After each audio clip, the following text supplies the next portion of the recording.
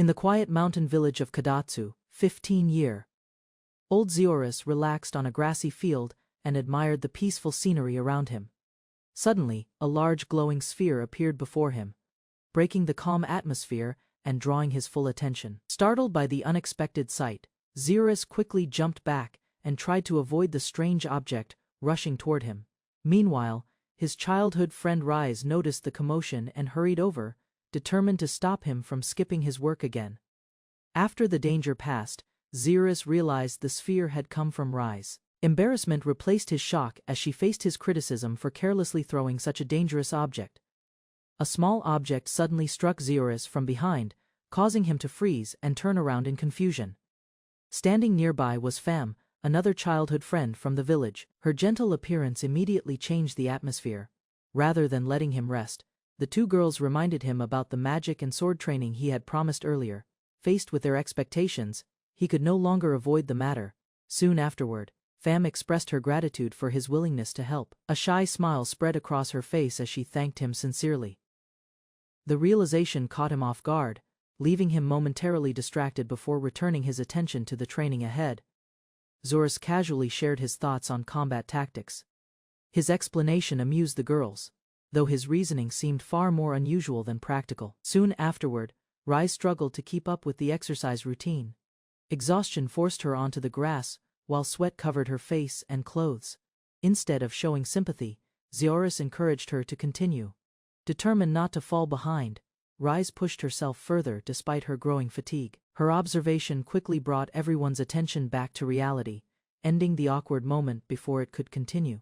Discussion shifted from training to the future, and Zeoris confirmed that he would soon leave the village to attend the vocational school in the nearby city. During the conversation, the girls explained more details about the vocational school in the capital. Curiosity soon turned toward Zeoris. While discussing graduation and future plans, Rise and Fam wondered what kind of title he would eventually obtain. Because of his exceptional talent with both magic and swordsmanship, the girls imagined many prestigious possibilities. Although they encouraged him to aim higher, he remained firm in his decision. A quiet life surrounded by nature mattered far more to him than fame or achievement. Even as the discussion continued, Zeoris casually shifted back to training advice. His unusual way of thinking left the girls speechless once again. While discussing his future, Zeoris revealed that he had secretly possessed magical talent since childhood. Rise reminded him that only a short time remained. Determined to make the most of it, she asked him to continue their training until he left. Confusion appeared on Zeoris's face as he struggled to understand the sudden change in mood. Moments later, Rise cheerfully asked him to send letters after settling into his new life. The suggestion lifted the atmosphere and gave everyone something to look forward to. 10 days later, Zeoris began his journey to the capital. After traveling for many days, he finally arrived in Julius and stared at the enormous city with amazement. After arriving in Julius, Zeoris walked through the crowded streets and observed the busy capital. While exploring the area, he noticed numerous slaves carrying goods and working under orders. Their presence was so common that it immediately caught his attention. As he searched for an inn, Zeoris reflected on how different life in the capital was from Kadatsu village. Everything seemed unfamiliar and overwhelming. Soon, a local man approached him and guessed he was heading to the vocational school. The stranger then suggested an unexpected profession. Hearing the recommendation, Zeoris laughed it off as a joke and continued on his way. That evening, Zeoris recalled the stranger's suggestion and learned more about the reputation of slave merchants. Despite the warning, he dismissed the idea completely and decided to rest. To him, becoming a slave merchant was too absurd to consider seriously.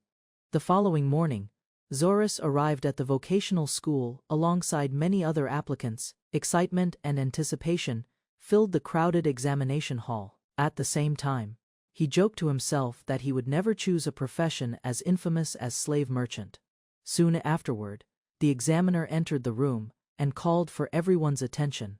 With the enrollment test about to begin, Zeoris prepared for the next stage of his journey. Examiner explained the rules of the enrollment test and assured the students that everyone would be treated equally. Next, she described how the identity cards worked. By touching a divine crystal with the card in hand, each student would receive a title that reflected their potential.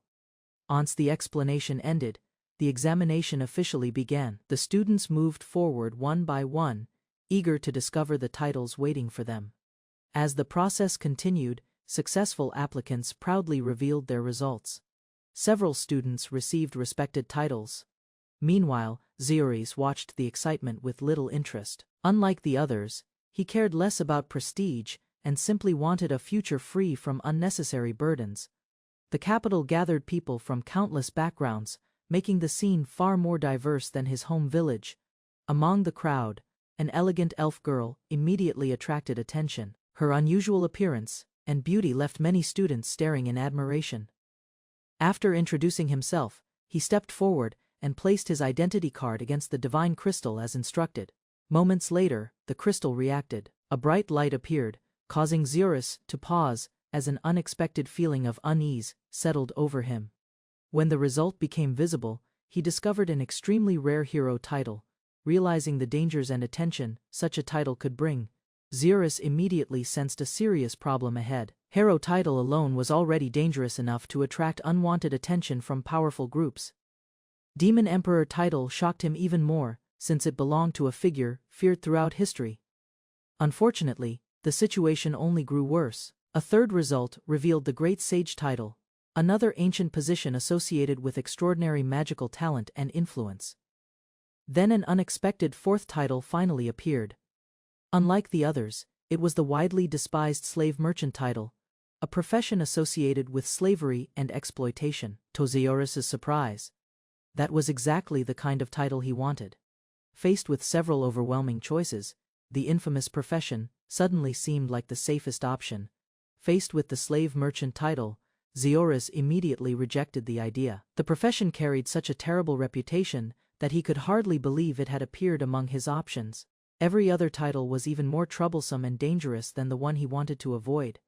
As he hesitated, an instructor reminded him that the selection process had already ended. All that remained was choosing a main title from the available options. Soon afterward, the staff urged him to make a decision because other students were waiting. Their patience began to wear thin as Zeoris continued delaying. Realizing every option would cause problems, he reluctantly prepared to choose the least troublesome one. Zeoris stood frozen while staring at the list of troublesome titles. Every option seemed destined to bring unwanted attention and complications into his life. Suddenly, the elf girl stepped forward and boldly selected the slave merchant title for herself. Her unexpected choice immediately shocked everyone nearby. He could not understand why someone like her would willingly choose such a notorious profession. Meanwhile, the elf remained completely determined. No matter how unpopular the title was, she showed no sign of reconsidering her decision. Seeing this, Zeoris became even more conflicted. He forced himself to think carefully, knowing that a careless choice could shape the rest of his future. After a long struggle with his decision, Zeoris finally selected the slave merchant title, believing it was the safest choice among the dangerous options. Zeolith entered the Golden Lion classroom, a place reserved for students with rare and prestigious titles.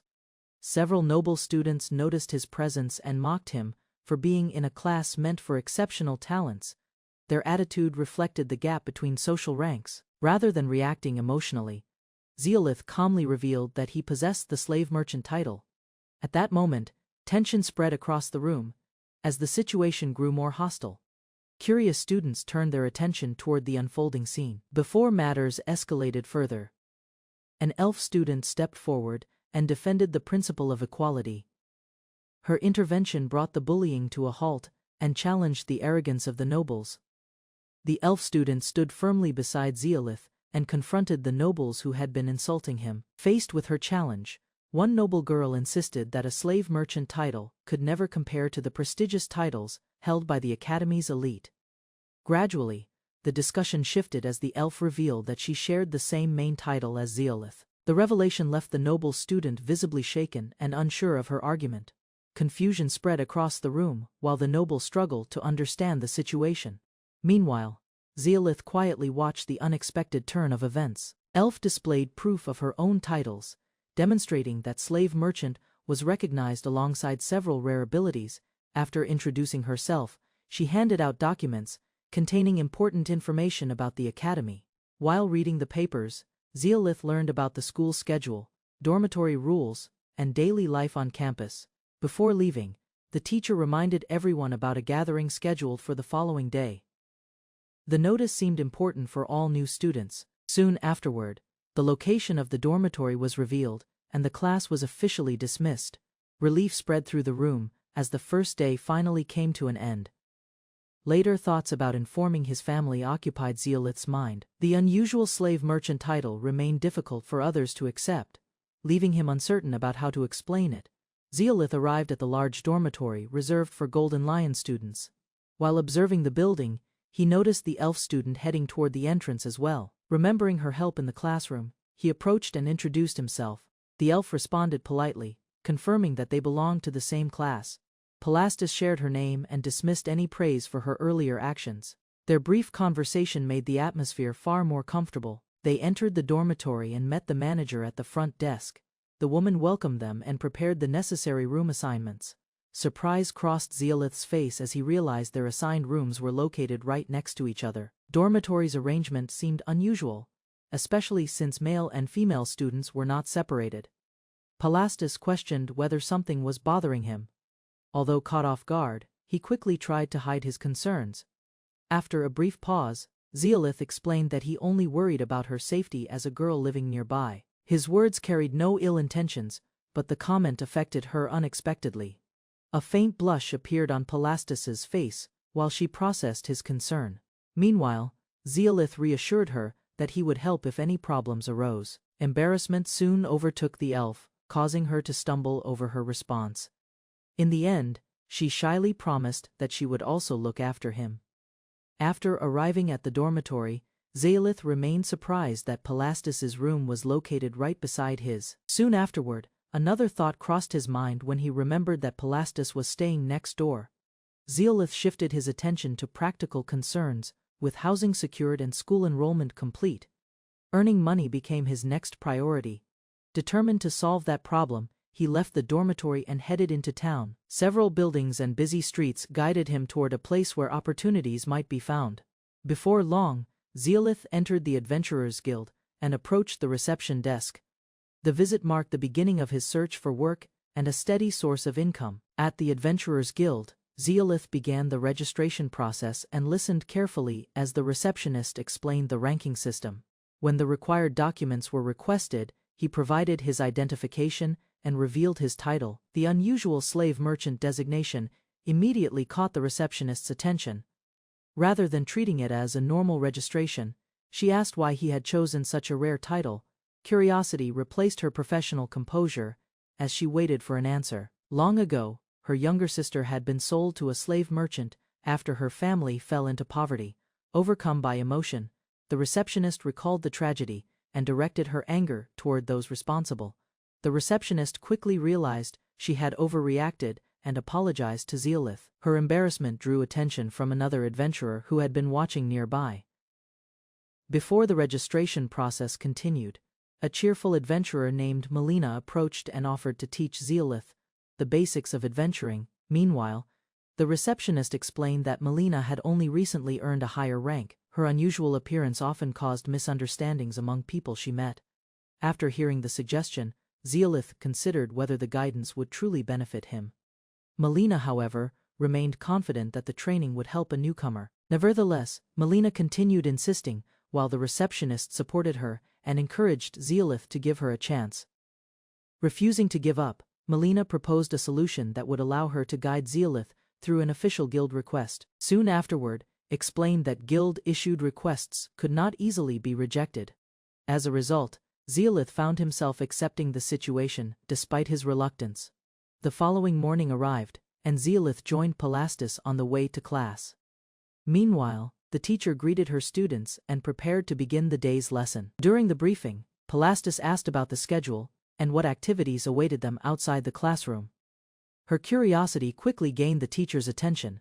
The course would provide real-world experience so students could better understand the responsibilities of a slave merchant. During the lesson, the teacher revealed that the class would visit a slave auction as part of their practical training, then relying on textbooks. The lesson would focus on observing the real environment firsthand. Additional warnings followed as the teacher described the strict rules surrounding the location. She also mentioned that students with enough money could legally purchase slaves there. To emphasize the importance of secrecy, the teacher outlined the severe consequences of leaking information. Without hesitation, she shifted back to her usual enthusiasm and prepared to leave for the auction. Meanwhile, Zeolith grew increasingly uneasy about the unusual field trip ahead. In a quiet neighborhood, the group located a hidden house hosting the secret slave auction. They approached cautiously. Nyrus led the group, knocking confidently while her companions watched in silence. A stern-looking man opened the door slightly, examining the visitors with suspicion and sharp attention. The man's gaze sharpened. Lucas grew wary, quietly wondering if this man was dangerous or hostile. Unexpectedly, the tension broke. He smiled warmly, recognizing Nyrus, then agreed to teach her 2 students. Lucas felt relieved. The man's demeanor quickly shifted, warmly inviting them inside without hesitation. The host revealed a hidden door behind the bookshelf, stunning Lucas with the secretive mechanism. Unable to follow them, the man assigned Nyrus to lead the students into the passage. Nyrus warned them of a trap an explosive failsafe might trigger if something went unexpectedly wrong. With steady confidence, Nyrus led them deeper underground, assuring they would reach the destination shortly. They entered the auction hall, clean and quiet, where Nyrus showed her ID at reception. A staff member handed them a catalog listing the day's slaves, prompting Lucas to read. Lucas flipped through the booklet, surprised to find 40 slaves registered for sale that day. Nyrus told them to observe the auction and ask questions freely if they felt uncertain. As the bell rang, staff called participants to prepare. The auction was about to officially begin. The first slave presented had killed his former master, shocking buyers with his criminal past. Despite the announcer's push, the audience stayed silent, unwilling to bid on someone so dangerous. Lucas wondered aloud. If unsold, the man might be condemned to the deadly mines. Nyrus explained harshly, unsold slaves are sent to labor underground, where survival is nearly impossible. Labeled a reject, the criminal slave was escorted away, unsold and condemned to die. A timid beast girl was presented for auction, her starting bid set at 500,000. To Lucas's surprise, bidding skyrocketed. Beast girls fetched high value due to their rarity and popularity. Marie, a masked woman, purchased the girl known for training slaves into staff, not reselling. The host introduced the main attraction, a young elf girl, starting at over 1 million gold. Though caught stealing repeatedly, her beauty sparked fierce bidding. Lucas noted everyone seemed deeply interested. As bidding reached 3.1 million gold, a shocking final bid of 4 million appeared. The winning bidder, an elegant elf girl named Palastis, calmly received congratulatory praise from staff. Lucas was stunned. A student bought a slave of her own race for huge money. Palastis revealed she bid to save the elf girl from slavery, not ownership purposes. She explained her mission: an order from her village chief to rescue unjustly enslaved elves. Palastis showed a list of kidnapped elves and explained why legal purchases were her strategy. She chose this region's school because its proximity to active slave markets aided her mission. The freed elf expressed deep gratitude. Lucas and Palastis gave her funds to return home. Class ended. Lucas realized slave merchants could save lives, not just profit. He felt newly inspired. Lucas dreamed of building Kadatsu Village, employing slaves temporarily, then freeing them. After 5 years, Lucas reflected on Kadatsu Village's expansion plans and realized he'd need more labor support immediately. To fund his goal, Lucas decided to take guild quests despite receiving only partial rewards. At the guild, he encountered a lively receptionist he had completely forgotten about earlier. She excitedly presented quest options, assuming he was ready, but Lucas appeared unimpressed and ungrateful. While she explained quest types, Lucas found one: an emergency mission in Kurebito Forest with reward. Lucas noticed something unusual in the documents and began searching more carefully through the pile. After digging through several sheets, he finally located the one he had remembered earlier. The selected quest involved collecting 10 konmi leaves from Sunshine Hill, near Kurebito Forest. The receptionist praised his choice. The leaves were rare, valuable, and useful for high potions. Lucas internally admitted his plan wasn't much smarter than foolish adventurers she often mocked. With confidence and energy, the receptionist confirmed his decision, encouraging him to begin immediately. Lucas declared his first quest. Though guilty toward Melina, he resolved to move forward decisively. Lucas and Melina arrived at Sunshine Hill, enjoying the calm breeze and peaceful grassy view. Lucas examined the conile leaves, realizing they only grew hidden from sunlight inside thick forest. Melina firmly rejected his suggestion to enter Kuribito Forest, warning it's too dangerous for beginners. Just then, they noticed smoke rising from the forest, something unusual for daytime in that region. Despite Melina's protests, Lucas insisted they investigate, hoping someone inside might need urgent help or rescue. Lucas proposed splitting tasks, but Melina objected strongly. She didn't trust him going alone. Lucas explained potential danger and revealed his hidden magic ability, hoping to convince her to agree. Melina was immediately impressed by Lucas's power and bravery, quickly shifting into full support mode. Enthusiastically, Melina decided to join him, offering backup despite earlier fears about forest danger. They reached the smoky forest edge, unknowingly collecting conile leaves while following the trail inward. Lucas parted the bushes and found a strange open area hidden deep within the woods. Through the leaves they spotted goblins cooking and gathering, clearly a hidden, fully active village. Startled, Lucas flinched, alerting the goblins. Melina peeked, confused, but quickly realized the growing threat. Melina recognized the signs: a goblin village, housing elite types that regular adventurers couldn't easily handle. Among them stood a powerful goblin queen. Melina panicked and rushed off to get help. Melina explained goblins had no magic resistance, though they were physically stronger than normal types. Lucas thanked her for the tip, calmly deciding on a plan that shocked Melina. He boldly declared he'd defeat them all, asking Melina to help gather magic stones afterward. Despite Melina's protest, Lucas urged silence and prepared for battle, asking her to stay back.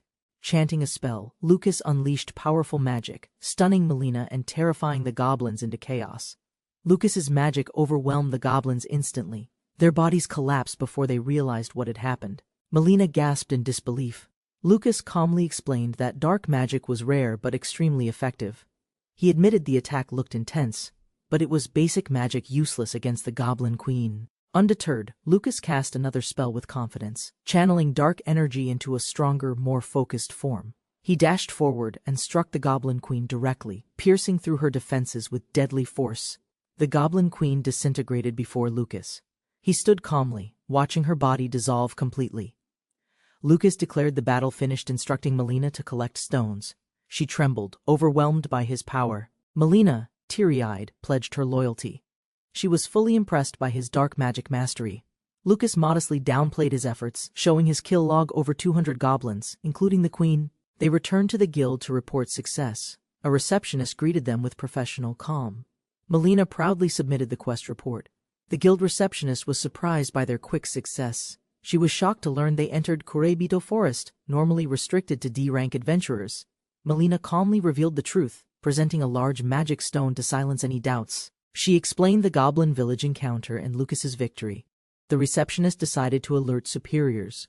The guildmaster, Blazer, appeared quickly, having already heard everything and ready to speak directly. Blazer requested proof of the loot. Melina nervously prepared to show the magic stones. Inspecting the stones, Blazer confirmed authenticity. The Queen's crystal proved their impossible claim was real. Blazer was stunned. He never expected such power from two novices against a full village. Lucas offered his guild card for proof. Melina admitted he handled everything on his own. The reward totaled 18 million gold. Despite his rank, Zioki earned a fortune through determination alone. Blazer confirmed the payout and asked if there were any complaints. Lucas quickly declined politely. With rewards in hand, they departed. Staff questioned it, but Blazer affirmed the rules clearly. Melina hesitated, feeling unworthy of payment. The amount exceeded a year's income for low ranks. Lucas reassured her. Her support and knowledge mattered. He wouldn't have succeeded without her presence. Melina, determined, vowed loyalty forever. Zioki blushed, asking her to lower her voice again. Zeoris wandered the quiet town, reflecting on 10 uneventful days since the Goblin Queen's defeat. Outside the guild, adventurers murmured about a gruesome incident involving a brutally dismembered corpse discovery. He overheard rumors confirming the victim was a young girl, found near the cheap Kaisente Inn. Troubled by the murder, Zeoris decided to warn Melina and exercise more caution himself. Before he could leave, a guild official called him in, her tone unusually serious and formal. Zeoris was introduced to Yubenta, the calm and formal vice-master of the Adventurers Guild. A senior guild officer explained there's an urgent situation, apologizing for the sudden summoning without notice. They questioned Zeoris about his whereabouts last night, suspecting him connected to the murdered adventurer case. Zeoris explained he stayed in the dormitory, Another vouched for his behavior over recent days. Still confused, Zeoris asked to leave, unaware of the implication that he might know something hidden. Zeoris froze in disbelief upon hearing that Melina, his friend, had been killed yesterday. Shocked and overwhelmed, Zeoris demanded clarity. Unable to process the devastating information just revealed, he staggered, struggling to remain calm as others urged him to sit and listen carefully. They explained Melina died near Kaisentei Inn around midnight, her body found in horrific condition. Due to recently giving Melina money, Zeoris had become one of the primary murder suspects. Zeoris ignored warnings and declared the killer might target him next, just like they did Melina. Determined and angry, Zeoris vowed to confront the killer head-on if they dared approach him. He rushed through empty alleys, hoping his magic could still work before time ran out. Upon reaching the Kaisentei alley, Zeoris located the dark bloodstain marking Melina's murder site. Clutching hope tightly, Zeoris cast revival magic Zeal Crystal, desperately trying to save Melina from death. The spell activated. Glowing softly, Zeoris watched, uncertain if anything had actually worked yet. Melina's body gradually reformed from light particles, her bandaged eyes closed, completely still but intact. Zeoris approached her cautiously and asked if she could speak, hoping for any response. Melina stirred and questioned reality, surprised to see Zeoris and unsure if she was alive. Realizing her transparency, Melina panicked. But Zeoris explained the magic was spirit type under dark classification. Melina explained the spell only let her soul stay briefly, only Zeoris could see her. Zeoris promised justice, asking for details. Melina remembered a man commanded by a mysterious female adventurer. Melina described her, a tan, crimson-haired woman in half-plate, unfamiliar to local adventurers. Realizing time was short, they agreed to find an information broker for reliable leads quickly. Zeoris reached the red light district where the broker operated, uncomfortable as hostesses approached flirtatiously. Zeoris entered the bar quietly, spotting the broker sitting alone, ready to approach for information. The broker criticized Zeoris's boldness but listened after seeing his determined eyes and confident demeanor. Zeoris offered a huge sum, requesting details about a specific woman involved in Melina's murder. The broker confirmed her identity, Nasha, a notorious woman matching Zeoris's description without any room for doubt. Nasha, called the Bloody Wicked Girl, was infamous for violence and ranked as B-class adventurer. The broker revealed Nasha often appeared at Quobar Arena. A major tournament was scheduled tomorrow. Zeoris thanked him, ignoring the broker's complaints, and decided to rest until the tournament began. The next day, Zeoris and Melina arrived at the large arena, scanning it with determination. Melina scolded Zeoris for not letting her stay over. He awkwardly defended his cautious decision. Since Nasha liked gambling, Zeoris suggested checking the bookmaker after the tournament to locate her. At the bookmaker, Zeoris scanned the crowd, hoping to spot Nasha or her followers. A man identified one thug as his attacker. The group tailed him into a narrow alley. Zeoris and Melina followed closely, tense and alert, as the situation escalated toward confrontation. Suddenly, Nasha appeared, flanked by her men, confident, imposing, and just as described by the broker. Zeoris finally faced her, eyes wide and resolute, uttering her name with clenched determination. Nasha. Nasha addressed Zeoris mockingly. Calm but direct, he confirmed he had unfinished business with her. Zeoris accused Nasha of murdering Melina near Kaisentei Inn, his eyes burning with unshakable resolve. Rumors of a murder near Kaisentei lead them to question the mysterious red-haired woman.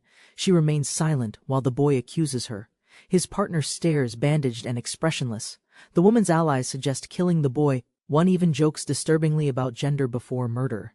The boy recalls the brutal dismemberment of a girl. The woman shows no remorse or concern. Demanding the truth, he accuses her of killing Melina. She confirms coldly, without hesitation or guilt. She confesses to killing Melina after seeing her deposit gold, casually treating it beneficial. The boy, furious and disbelieving, demands justification. Her nonchalant answer only enrages him further. Unleashing his ability, he invokes a spell with fierce determination. The woman finally shows concern. Her underlings prepare to intercept him. They laugh, underestimating his strength, calling him just a boy. One charges confidently to attack. The boy stands calm, silent, waiting for the right moment. One thug lunges in confidently, swinging his weapon and shouting, aiming directly for the boy. A sudden impact stops him. The boy retaliates fiercely, silencing the attacker with a brutal strike. Shock spreads among the remaining two.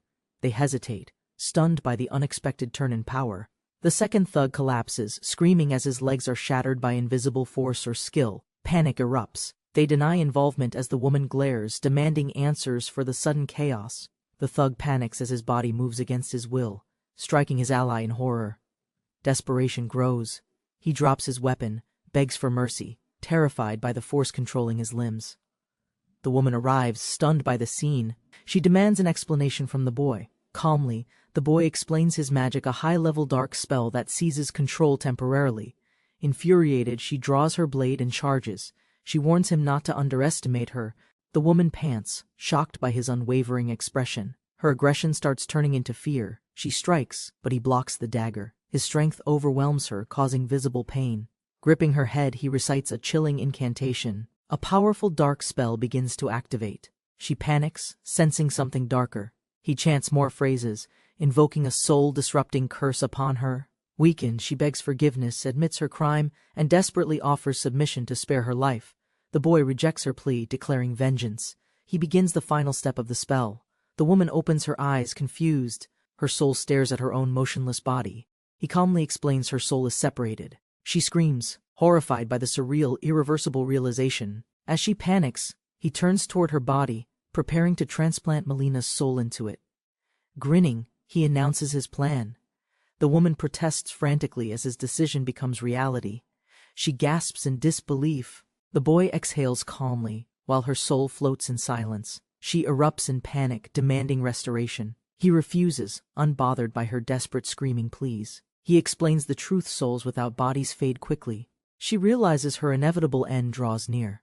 Just as he finishes, his expression changes. Pain strikes and he begins to collapse. Sweating and breathless, he falls. A faint light surrounds the girl's soul. Something unexpected is coming. The boy wakes in bed, dazed. He realizes he's somehow back in his room. Turning beside him, he sees a girl with beast ears peacefully sleeping next to him. A loud reaction follows. Shock explodes from inside the building, shaking the peaceful morning quiet. She awakens casually, confirming she's Melina in Nasha's body. She complains about the sudden ritual. She explains finding him unconscious and carried him. He questions her new animal-like appearance. She explains her transformation occurred when she removed a ring concealing Nasha's beastkin identity. Declaring herself Nasha now, she asks him to call her that and make her his slave. Shocked, he listens as she reasons that being his slave provides protection from future threats. She insists it's safer with him, fearing assassination if she works as an adventurer again. Blushing, she adds he's responsible. After all, he placed her soul in this beautiful body. Nasha makes a bold offer. If accepted as a slave, she'll serve him eagerly. Embarrassed and overwhelmed, he agrees reluctantly. Nasha beams with joy, satisfied with his flustered consent. She hugs him tightly, declaring lifelong loyalty. He panics, pleading for decency and composure immediately. Palastis lay quietly, recovering in bed. Zeoris was reminded to protect her if danger came. Hearing those words again, Palastis blushed and froze, uncertain about her feelings or what to do. She got up slowly, confused, thinking about Zeoris being pushed around by the bold Nasha. Palastis overheard Zeoris explain his goal: freeing slaves. After 5 years helping rebuild the village, motivated by Zeoris's dedication, Palastis decided to push herself harder and become truly helpful too. Nasha eagerly declared herself Zeoris's slave, dragging him toward a merchant to finalize the contract. Zeoris used magic to alter Nasha's speech, confusing her with unexpected cat-like phrases. Nasha confidently chose a spot for her slave seal. Zeoris placed it without hesitation. Zeoris explained dorm registration steps. Nasha agreed cheerfully, promising to follow after his class ended. Palastis quietly watched them together, clearly surprised by their sudden closeness and unusual behavior. Zeoris and Nasha encountered Palastis in the hallway. He knew the timing was terrible. Nasha introduced herself loudly as Zeoris's slave. Palastis reacted with confusion, shock, and rising frustration. Still confused, Palastis hesitated. Nasha's cheerful greeting didn't help her process the awkward situation. Palastis exploded with suspicion, demanding if Zeoris had done inappropriate things with Nasha in private. Angry and betrayed, Palastis accused Zeoris of lying about his village mission and personal intentions. Palastis drew her sword, furious. Zeoris panicked, insisting everything was simply a misunderstanding. Zeoris quickly explained the murder incident. He claimed Nasha was involved and needed protection. Nasha revealed memory loss from the attack and admitted causing trouble before she was saved. Palastis questioned Nasha's logic, suspicious that Zeoris offered more protection than an official adventurer guild. Unconvinced, Palastis prepared to test Nasha herself, demanding proof of her strength and intentions. She declared excuses pointless. He stood shocked, unprepared for the cold seriousness in her eyes. Without hesitation, she swung her blade down, launching a precise attack toward his lower body. He dodged narrowly. Stunned, she targeted him seriously. Her expression stayed calm and completely composed. She revealed her swordsmanship reputation, surprised he evaded the strike she believed would land cleanly. He realized she wasn't bluffing. Her words and attack both proved her skills were genuine. He pleaded for acknowledgement after proving his worth. She hesitated, her expression conflicted and unsure. She blushed and confronted him directly, confirming nothing shameful had occurred between him and others.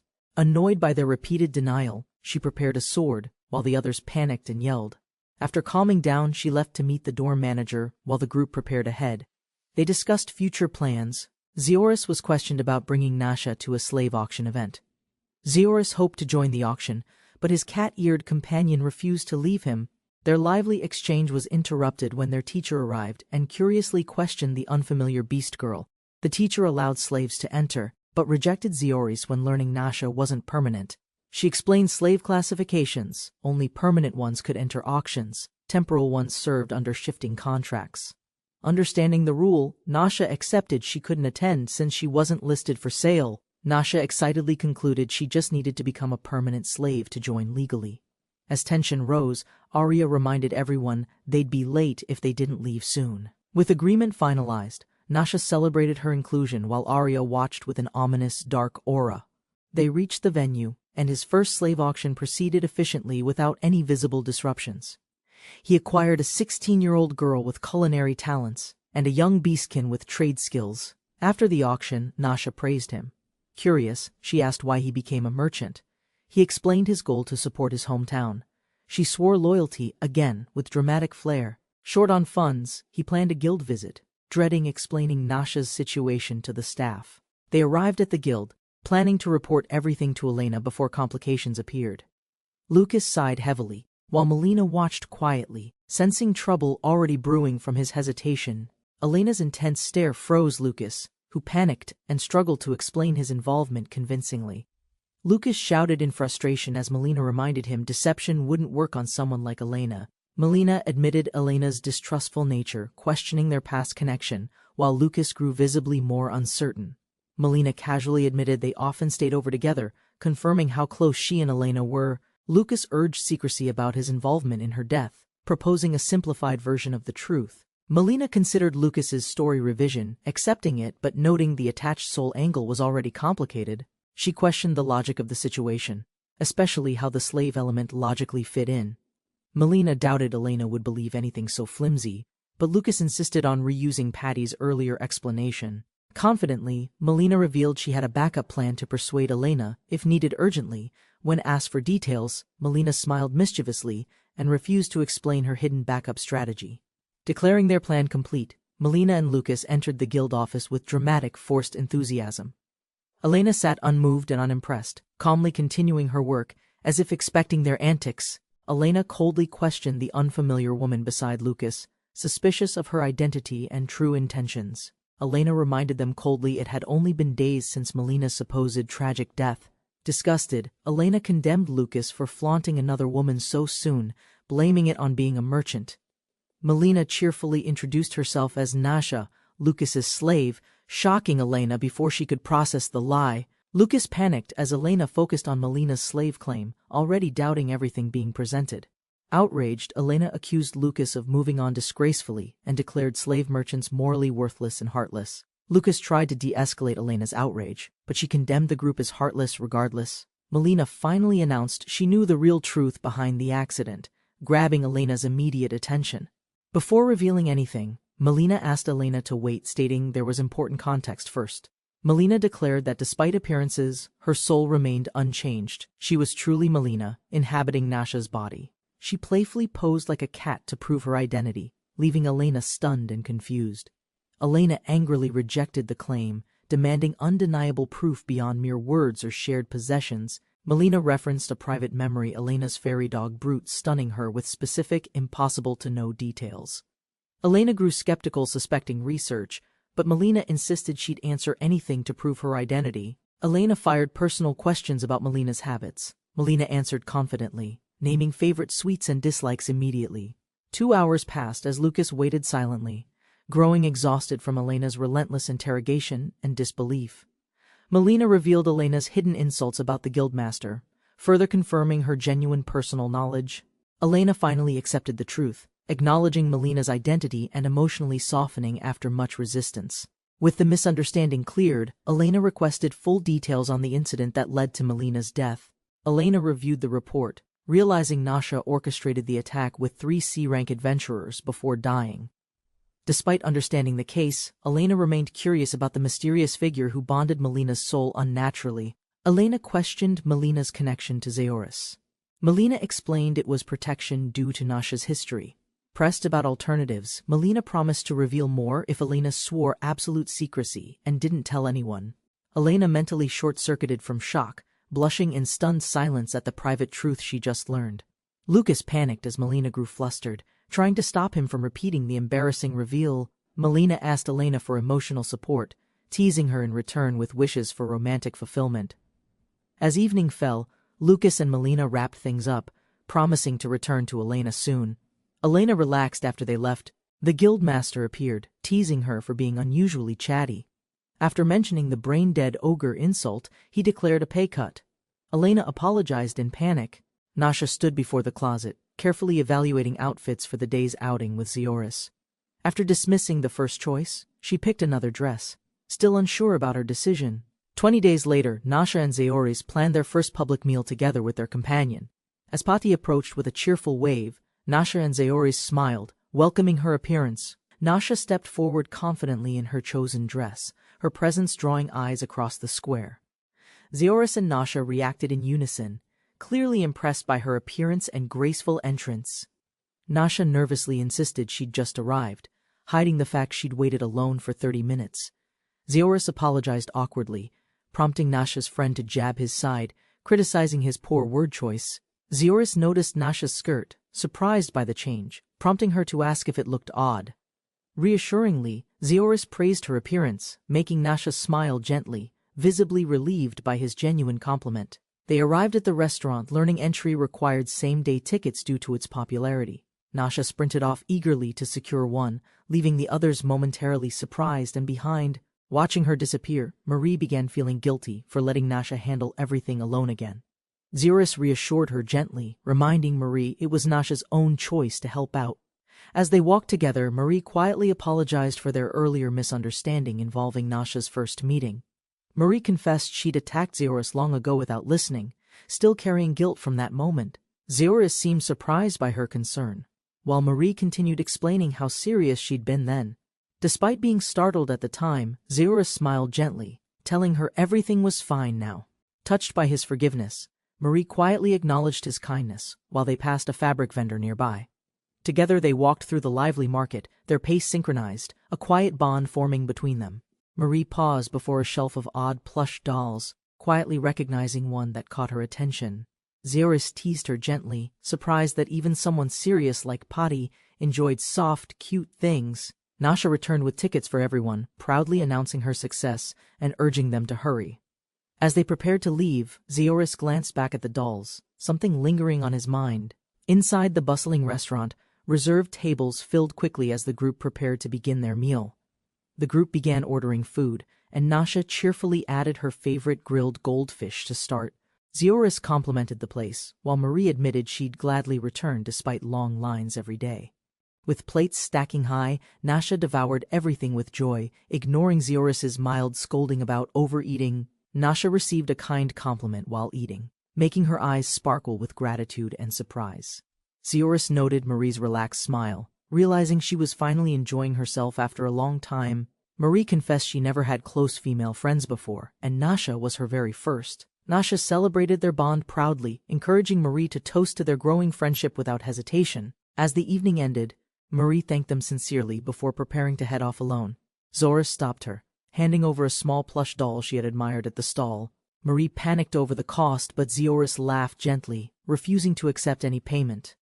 Zeorus admitted fault from earlier, asking her to accept the doll as repayment and apology. Marie, touched by his honesty and kindness, offered him a warm and grateful smile. Nasha grinned teasingly as Marie held the doll before someone urgently called out to Zeorus. A crowd appeared. People Zeorus had freed in the past, now gathered to express thanks.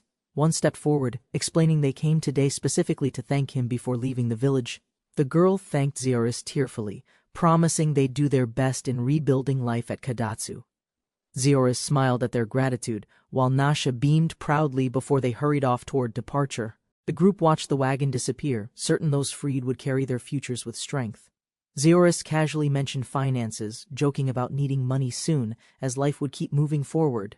Meanwhile, two unfamiliar girls approached, tough expressions, worn clothes and collars implying a new challenge was beginning. Zeorus panicked upon recognizing Rise and Fam, shocked by their sudden appearance and sharp question. Rise and Fam silently confront Zeo, their expressions serious, signaling an urgent, unresolved issue. Two women block Zeo's path, demanding answers and questioning why he has appeared unexpectedly. Zeo explains calmly, reminding them of a forgotten promise, causing tension among the group. Zeo admits he forgot to send a letter upon arriving in Gilas, guilt apparent. The women discuss Zeo's forgetfulness quietly, revealing their journey to Gilas happened weeks ago. Rise struggles with tears, explaining she waited too long for letters that never arrived. Zeo questions why his friends serve a beautiful stranger, suspicion growing between the group. Tensions rise as accusations fly. Zeo asks the women's identities, preparing for answers. Palastis Morty, a smiling friend from school, calmly introduces herself, easing the atmosphere. Childhood friends Fam and Rise are introduced, deepening Zeo's connection with the women present. Palastis Murdy reveals she studies slave trading, surprising Zeo and the group silently. Rise demands Zeo explain the slave merchant accusation. Shocked by his forgotten secret, Zeo hesitates, considering whether to reveal his title while his companions watch worriedly. Zeo asks Nasha for help, hoping she can make the explanation easier to handle. Nasha prepares to speak, while the group awaits the truth about Zeo's identity. Nasha proudly declares herself Zeorus' slave, living and serving him until death, confident and bold. Fam comforts a shaken Rise, while Zeo worries her words made the situation worse. Fam repeats the vow of living, sleeping, and dying together, deepening their emotional bond. Rise tries to walk away, but Zeo urgently stops her, explaining hidden circumstances. Fam sharply interrupts, condemning any perverted thoughts, demanding Zeo hear her explanation fully. Zeo refuses to chase after them, explaining they need time, they won't talk soon. Nasha smiles, offering to help Zeo when the time is right for reconciliation. Zeo and Nasha search but find no sign of the others in the town. Nasha questions Zeo's knowledge of their location, hinting at doubts about his certainty. Zeo reflects on town size and wonders why the group hasn't gone out to eat. Zeo wonders if they must visit an information broker again, unsure of next steps. A crowd gathers. Zeo asks about the disturbance, learning a fight broke out nearby. Zeo asks if anyone knows where the two girls went after causing the scene. A bystander explains a mediator took the girls away to calm the conflict. Nasha worries about the girls, learning mediators earn money by resolving local conflicts. Zeo decides paying mediators solves problems. He plans to earn more money quickly. He wants to avoid conflicts, acknowledging money's importance in resolving tense situations quietly. Zeo arrives at the mediator's headquarters, deciding not to bring Nasha inside for now. Zeo shouts for Rise and Fam's safety as he enters the building alone. Inside, Rise looks determined, facing the mediators who control the conflict's outcomes silently. Zeo notices something alarming as Fam and Rise call out to him urgently nearby. Fam and Rise shout Zeo's name, concerned, trying to get his attention inside. Two mediators question Fam and Rise's identities, suspicious of their unexpected presence inside. Two men confront Zeo, questioning his identity with suspicion, revealing tension in the room. A girl calls out urgently to Zeo, showing concern over a recent troubling event. Zeo clutches a bag of money, calmly addressing the consequences caused by some local girls. The man expresses surprise at Zeo's youth, questioning his role as a moneylender. The girls explain Zeo's attempt to lend money, causing confusion and fear among them. Zeo firmly denies the cruel terms, challenging the idea that bodies are the loan interest. He offers 300,000 gold to free the girls, demanding their immediate release from captivity. The men protest, accusing Zeo of meddling and denying any wrongdoing in the incident. One man suddenly grabs his side in pain, clearly injured during the confrontation. Zio notes the injury caused by a girl's jump, revealing the fight's physical toll. The man clutches his injured side as the suited man asks if he's alright. The suited man reveals the injury is serious, and the medical costs will be high. Zio senses something suspicious about the sudden injury and questions the men's honesty. The girl angrily accuses the men of fraud, pointing out the inflated medical fees. The men grow nervous, suspecting Zio and the suited man are conspiring against them. Zio offers to examine the injured arm, trying to assess the truth behind the pain. The man refuses, fearing more pain, but Zio understands and prepares to act regardless. Zio commands him to stay still, signaling a serious and confident approach to the injury. The men recognize the spell Zio casts, suspecting powerful attack magic is about to follow. Zio's magic explodes on the man, forcing him to cry out in sudden pain and shock. The girls warn Zio he went too far, but he insists on checking the injury. The injured man notices something unusual about his body, surprised by the sudden change. Zio points out the man's old back pain has vanished, showing the magic's effect. The suited man praises Zio's divine magic skill, amazed by healing without chanting spells. Zio offers the suited man a job with good pay, explaining he used healing magic. The suited man allows subtracting medical fees from the ransom now that the wound is healed. He suggests 400,000 gold for the ransom since no further treatment is necessary anymore. Zio realizes the medical fees should now only be 100,000 gold, much less than expected. The suited man agrees silently, seemingly conceding the lower medical fees without argument. Zio cancels the deal, demanding full payment to release the girls, defying their previous terms. Zio is asked why he took so long, greeted by a woman with animal ears. The men recognize the woman as a beast woman and accuse her of stealing money. The suited man mocks her bold return, promising to repay the debt with interest. Zio explains the beast woman is his slave and has amnesia, calming the worried companion. The men claim she stole 300,000 gold gambling, and they suffered great losses because of her. The suited man offers a discount if Zio hands over Nasha, but Zio firmly refuses. The man snaps his fingers, signaling he's disappointed but preparing to escalate the situation. A crowd with weapons approaches, surrounding Zio and his group, signaling imminent conflict. The suited man declares Zio must stay with them for now, ending the negotiation. A group confronts the protagonist, warning consequences await those who oppose their agency's authority. The agency's men prepare to teach the protagonist a harsh lesson, raising weapons aggressively. The protagonist and allies stand firm as the attackers fall unconscious around them suddenly. The agency leader watches in shock, acknowledging the protagonist's surprising power and skill silently. Another figure appears, challenging the protagonist and declaring the conflict is far from over. The protagonist notes reinforcements arriving, sensing a more serious opponent has now appeared nearby. The agency leader greets the newcomers, explaining their quick arrival was requested unexpectedly. The protagonist inspects the newcomers' weapons and magic item, analyzing their combat potential carefully. The newcomers mock the protagonist's previous victory, doubting his ability to defeat them alone. The lead challenger confidently promises to teach the protagonist the true meaning of a fight. The challenger embraces the fight, preparing to fully commit, drawing his sword with determination. He suggests moving outside, seeking a proper arena for the upcoming serious battle. The agency leader proposes a game, defeat 2 opponents to have the conflict forgotten. The prize involves 3 women, who appear nervous as the stakes of the game rise. The protagonist accepts the challenge, determined to win and prevent losing the 3 women. The challenger demands the fight start immediately, showing eagerness and confidence to the protagonist. The protagonist's allies cheer, urging him not to hold back against their formidable opponent. The challenger reminds that only the protagonist will actually fight, warning not to underestimate him. The agency leader confirms all are prepared and signals the official start of the battle. The muscular man charges aggressively, determined to strike quickly, showing fierce intensity in battle stance. The younger swordsman skillfully dodges and counters, shattering the opponent's weapon with precise strikes. The swordsman sharpens his blade using a magic chant, enhancing it silently for the next attack. The opponent recognizes the magic's holy nature, surprised that the swordsman can wield such power. A female ally recalls the 2 men as former elite adventurers, highlighting their unexpected strength. The muscular man smirks confidently, revealing he knows the younger swordsman and his companions. Both reveal their past as elite S-rank adventurers, explaining their intimidating presence and skills. The muscular one admits exile for killing a fellow S-rank, now serving as a bodyguard. He acknowledges the younger swordsman's unusual combination of magic and sword techniques as exceptional.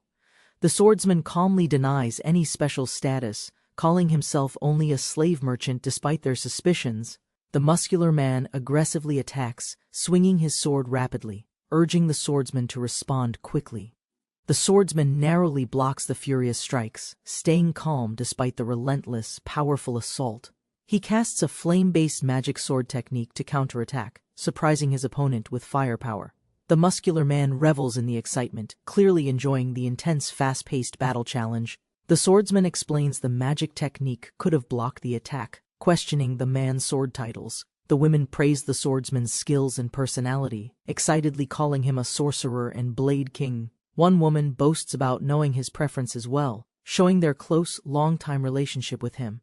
The swordsman, annoyed but determined, prepares his sword, readying for the next phase of battle. The muscular man shifts his fighting stance, signaling a powerful new strategy or attack incoming.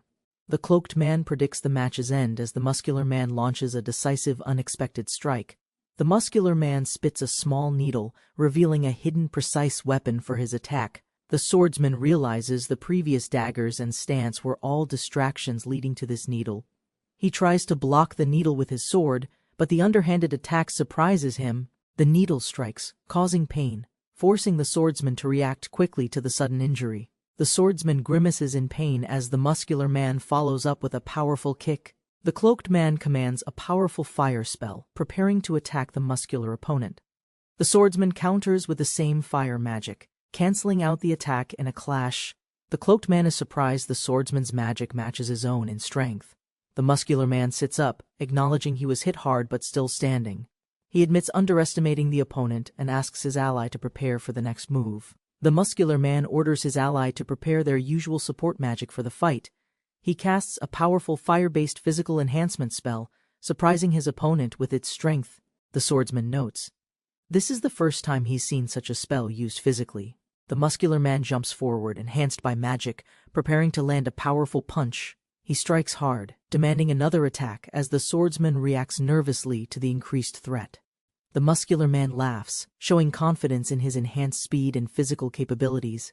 The swordsman calmly analyzes the simple spell enhancing physical attacks, assessing its effect.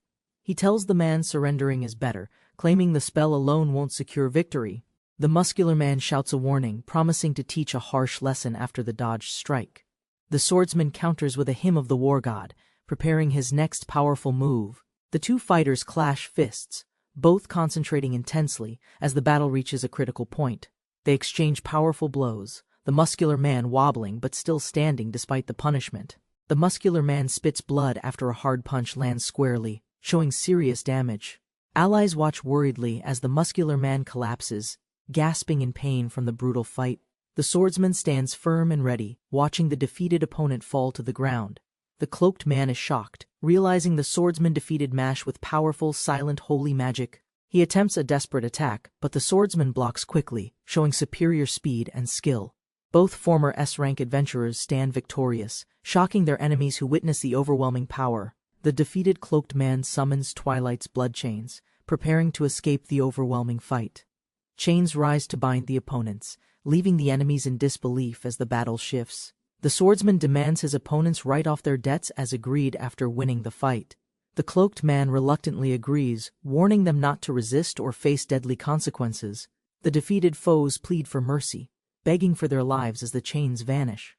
The swordsman forbids anyone from speaking about the fight or his abilities to outsiders. The cloaked man threatens punishment if the secret leaks, ordering the others to obey strictly. The group thanks Zio for saving them. The swordsman feels unsure about the true villain. One woman encourages Zio to share his story about Nasha and his slave merchant title. Zio feels pressured not to avoid the topic or trick them with incomplete answers. He quietly agrees to explain everything later, acknowledging the importance of honesty. The scene shifts to a calm setting, preparing for Zio's detailed story to begin. Zio explains Nasha's soul was attached to a new body. Her life remains in danger. The group listens intently, concerned about Nasha's risks and the need for constant protection. Zio apologizes for misunderstandings, promising to protect Nasha from harm with their help. The women question Zio further about his slave trader title, pressing for more details. Zio admits he can't hide the truth forever, but asks them not to react loudly. The women ask Zio about his true title, suggesting grand names like Magic Emperor or Great Sage. They admire Zio, overwhelmed by the possibility he holds multiple great titles at once.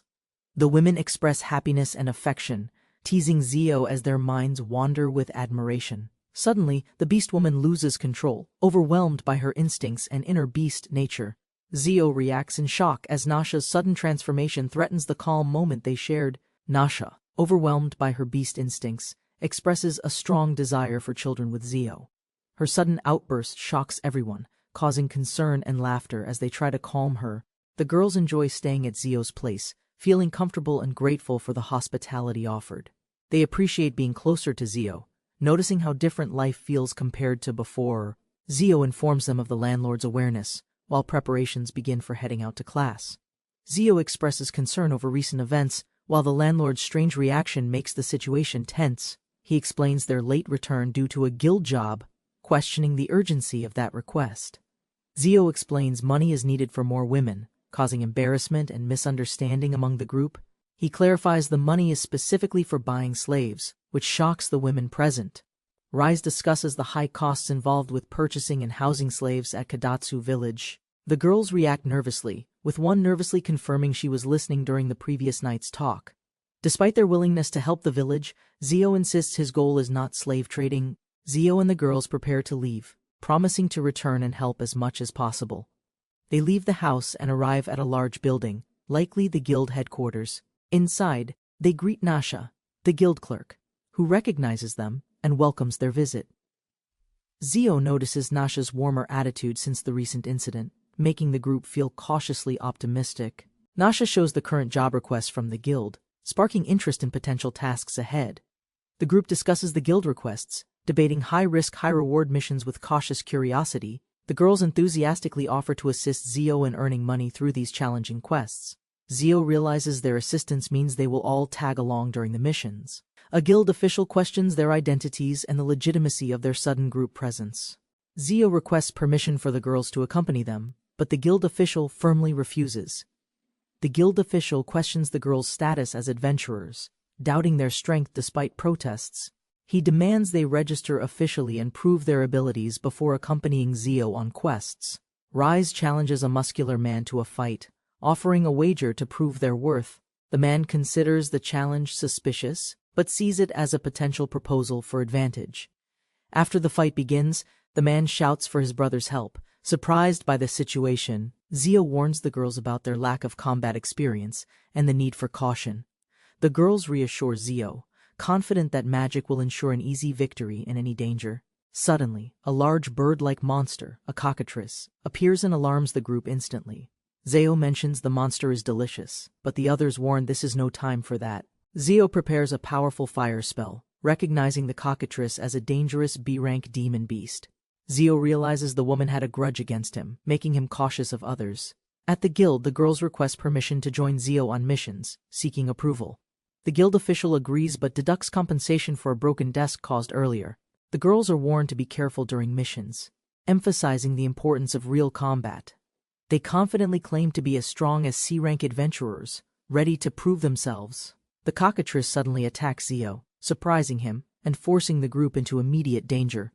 The girl runs away screaming, begging Zio to save her from the monster's attack. Zio urges everyone to keep running and not get caught, warning about the monster's danger. After the attack, Zio roasts the defeated cockatrice, praising his own combat skills. As they prepare to eat, Zio senses another creature lurking nearby, alerting the group. The group follows the smell deeper into the forest, searching for the source of the scent. Suddenly, a female warrior and her guards emerge, addressing the group formally as "my lady." They tracked the mysterious scent to this forest clearing, tension rising among the cautious group. A rough man accuses others of releasing a dangerous creature, sparking suspicion and defensive reactions. The armored woman commands restraint, warning against rash moves as she draws her sword decisively. Despite protests, she insists no innocents will be harmed, revealing her firm leadership over bandits. The young man observes quietly, noticing the woman's distinct clothes, wondering about the nature of these people. Altina introduces herself as the leader, apologizing for her comrades' rude behavior in the tense group. The young man questions their identity, noticing their large numbers and suspecting they aren't ordinary adventurers. Altina confidently declares them proud noble thieves, surprising everyone with her bold claim of status. A loud man aggressively denies their noble status, threatening violence, while another boasts about their group's strength. The young man debates their true nature, while Altina apologizes for their behavior, trying to calm tensions. Despite the tense situation, some bandits casually eat meat, leaving others frustrated and uneasy. The young man reluctantly accepts their claim of noble thieves, though others remain doubtful and hostile. Altina explains they only recently became noble thieves, hinting at a significant backstory behind the change. She reflects on her past as a struggling adventurer, uncertain about her future and progress. After defeating her attackers, she unexpectedly gained the title Bandit Leader on her guild card. Altina explains she never wanted to be a bandit but now tries to rehabilitate them. The young man questions what noble thieves actually do, puzzled by their forest gathering. Altina reveals they came to the forest to train and stock up on supplies. She vows to punish corrupt nobles, kidnappers, and slave merchants without mercy or humanity. Altina offers to share meat and help train the group, showing unexpected kindness and leadership. The group challenges the young man to fight after their leader was pushed aside forcefully. Altina steps in firmly, warning others not to harm or provoke the young man. The young man proposes a deal, demanding their promise not to hurt innocents in exchange for meat. Altina agrees enthusiastically, emphasizing their identity as noble thieves who won't harm innocents. The young man orders Nasha to cut the meat, surprising everyone by calling him master. The playful girl jokes about the young man being a fine slave merchant, teasing him. The bandits draw swords, accusing the group of using meat as a trap or distraction. Altina declares she will execute the slave merchant, showing her serious, commanding presence. The bandits charge toward Altina as the young man anticipates a tough battle ahead. Altina swiftly strikes down the attackers, displaying her lethal skill and control of the fight. The young man warns the fight will escalate and everyone could get seriously hurt soon. Altina doubts the young man's claim of being the strongest slave merchant alive. She vows to personally train him to reach the strength of a B-rank warrior. The young man dodges, preparing for the challenge despite Altina's sudden aggressive stance. Altina launches a powerful kick, overwhelming the bandits with her unexpected speed and skill. The young man disciplines Altina, showing the difference in their strengths during their training.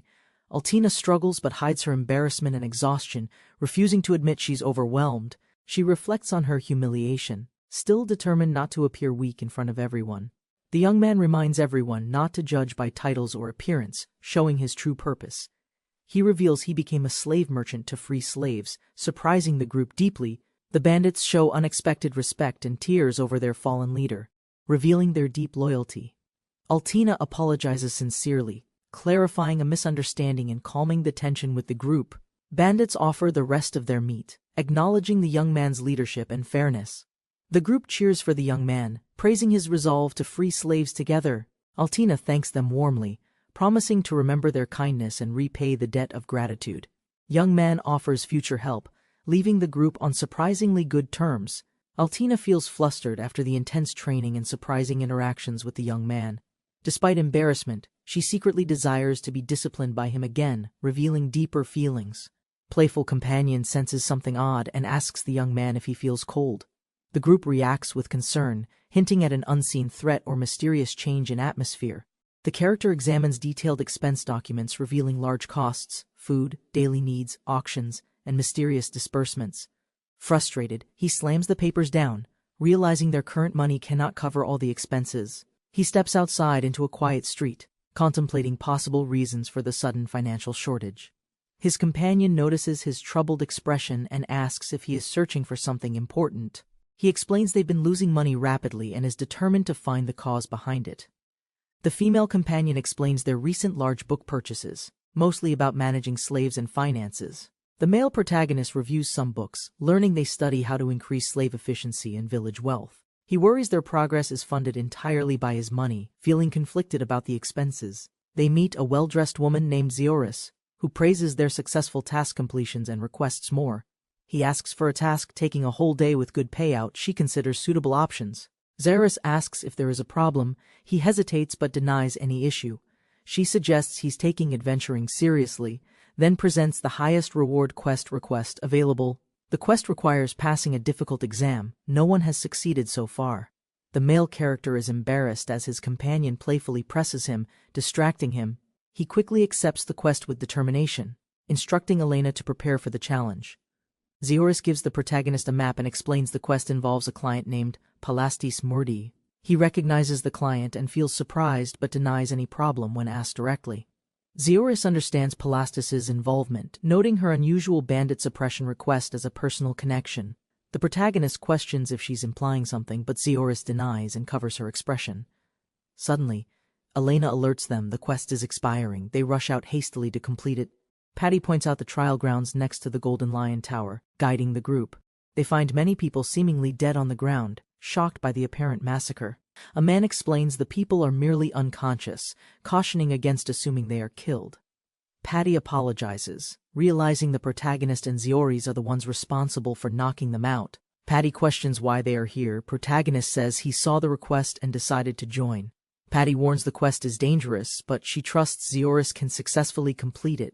The protagonist confidently boasts about his strength, believing he's more capable than inexperienced adventurers. Other fighters challenge him, questioning why he arrived late and demanding he take the trial. Patty defends him, arguing his strength negates the need for the trial test. The protagonist accepts the challenge, determined to prove he's worthy and grant Patty's wishes. Patty blushes deeply after the protagonist's confident declaration, visibly overwhelmed by his words and actions. Outside the castle, armed men demand the woman be handed over, claiming she is their property. The protagonist carries Patty protectively, asserting that only he is worthy of her loyalty. Patty shyly clings to him, acknowledging his protection and their growing bond. Patty reacts with shock as the protagonist announces completing the trial, impressing everyone nearby. The protagonist asks for detailed explanation of the quest's purpose and their reason for coming here. Patty reveals their mission: hunt human traders and slave merchants responsible for enslaving her tribe. The protagonist suggests government help, but Patty explains her hometown distrusts authorities completely. They confirm plans to depart tomorrow but admit lacking detailed knowledge about their targets or scale. The protagonist feels information is insufficient and wishes for someone knowledgeable about these groups to consult. A woman claims to know people familiar with bandit life, offering valuable insider information.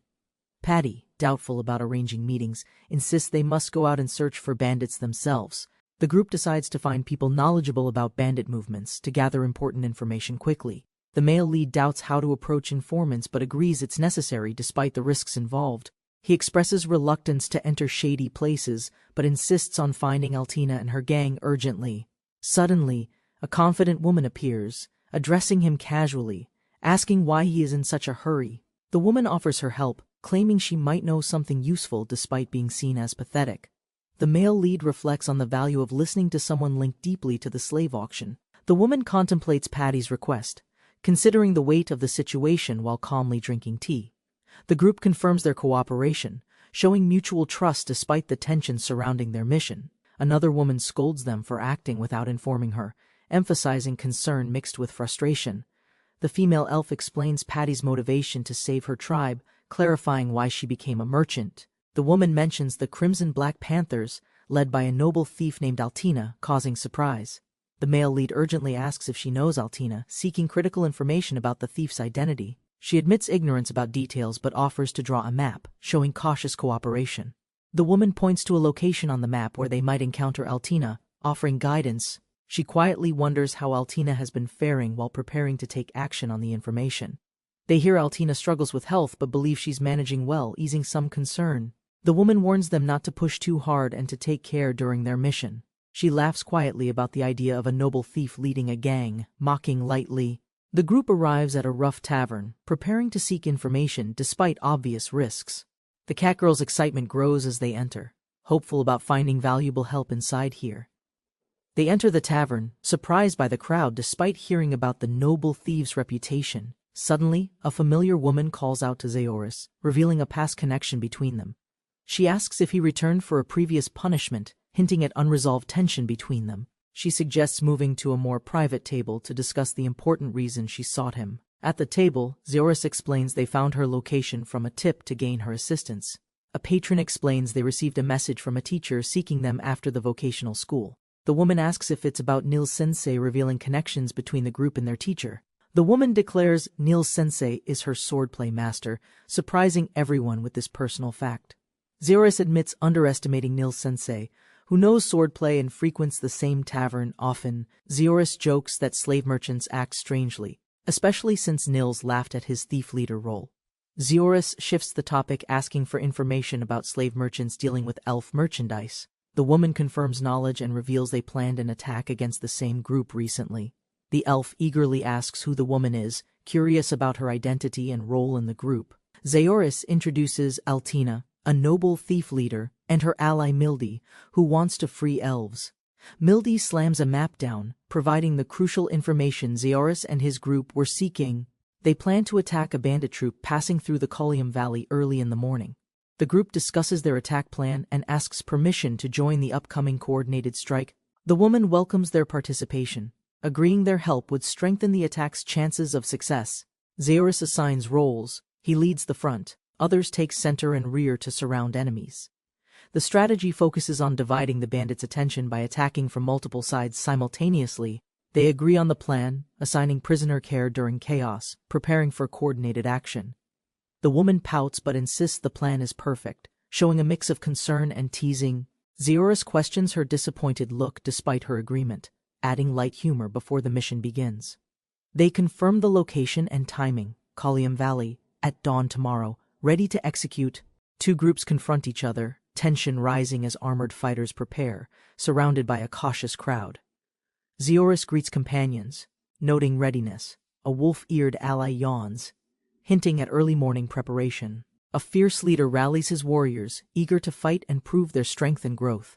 Zeoris discusses final preparations to board carriages. Patty has already arrived, signaling imminent departure. An elf named Nasha greets Zeoris, explaining the bandits' plan might unexpectedly save their kin.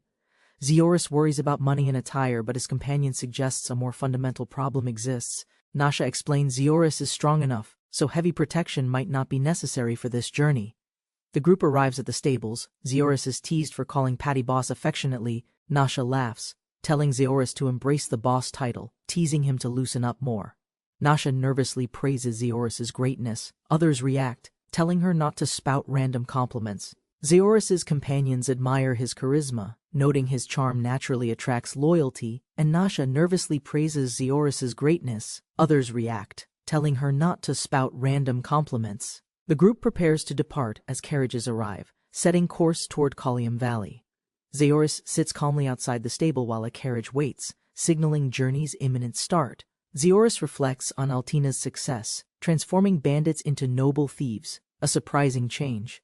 Nasha understands the noble thieves' goal. Their leader encourages them to live up to it. The leader invites Patty to join Crimson Black Panthers, but she politely declines the offer. They arrive at Collium Valley. Zeoris announces readiness to leave the carriages and begin. The group steps out as the carriage stops. The valley is wide and quiet. Zeoris instructs everyone to move to assigned positions and prepare to attack as planned. Patty nervously entrusts the mission's success to Zeoris, revealing her underlying concern and trust. Zeoris and Patty review the plan carefully, while Nasha and others prepare quietly nearby. Zeoris peeks nervously from hiding as enemy soldiers approach, tension rising in the foliage. The group reassures Zeoris they will protect him, though he doubts their ability to succeed.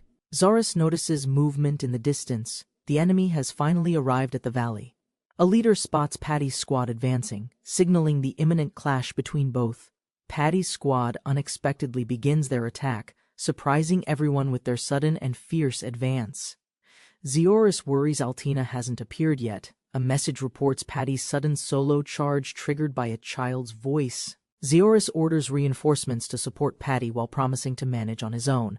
Bandits panic, wondering if their merchandise is the attack's target, and scramble desperately. Injured bandit reveals the boss is personally involved, showing the seriousness of their opponents. Zeoris approaches a bandit leader, who questions him. Zeoris ignores the threat and attacks decisively.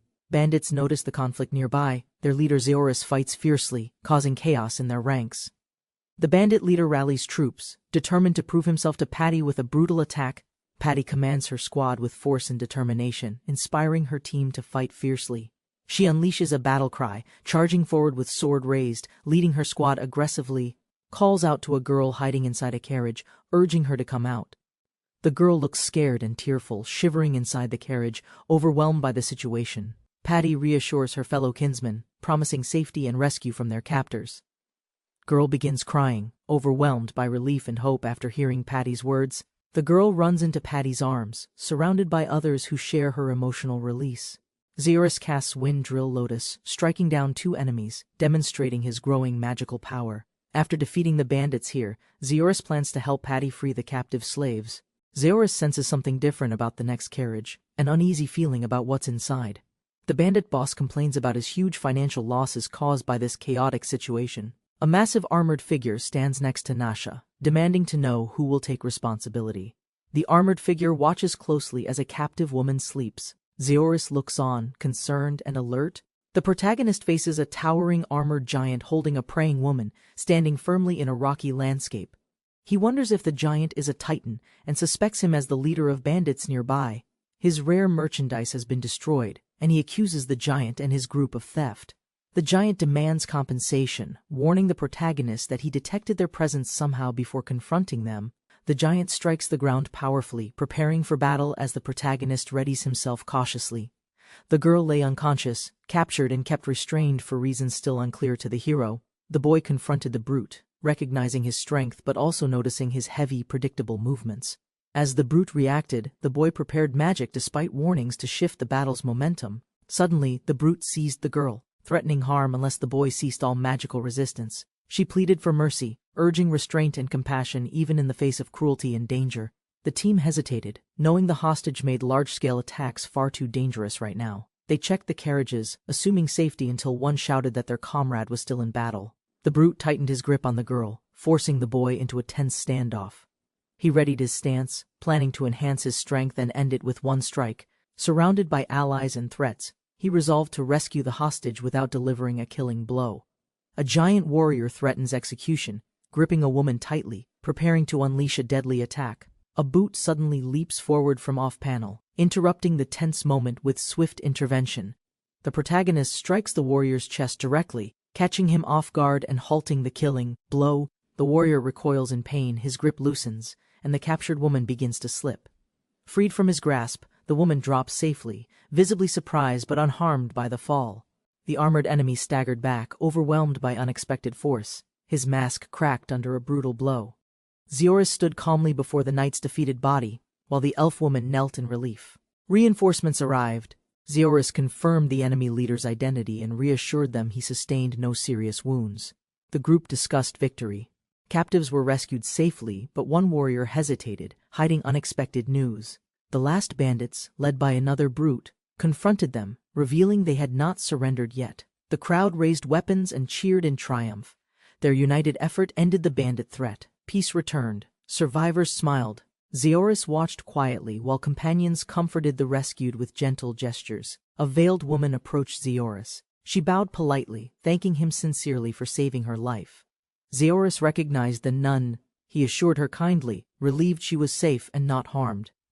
Zeorus introduced himself as a slave merchant. Ceolibus was surprised by his unexpected moral actions. Zeorus hesitantly asked about her vision. Surprised, C quietly listened as he stumbled nervously.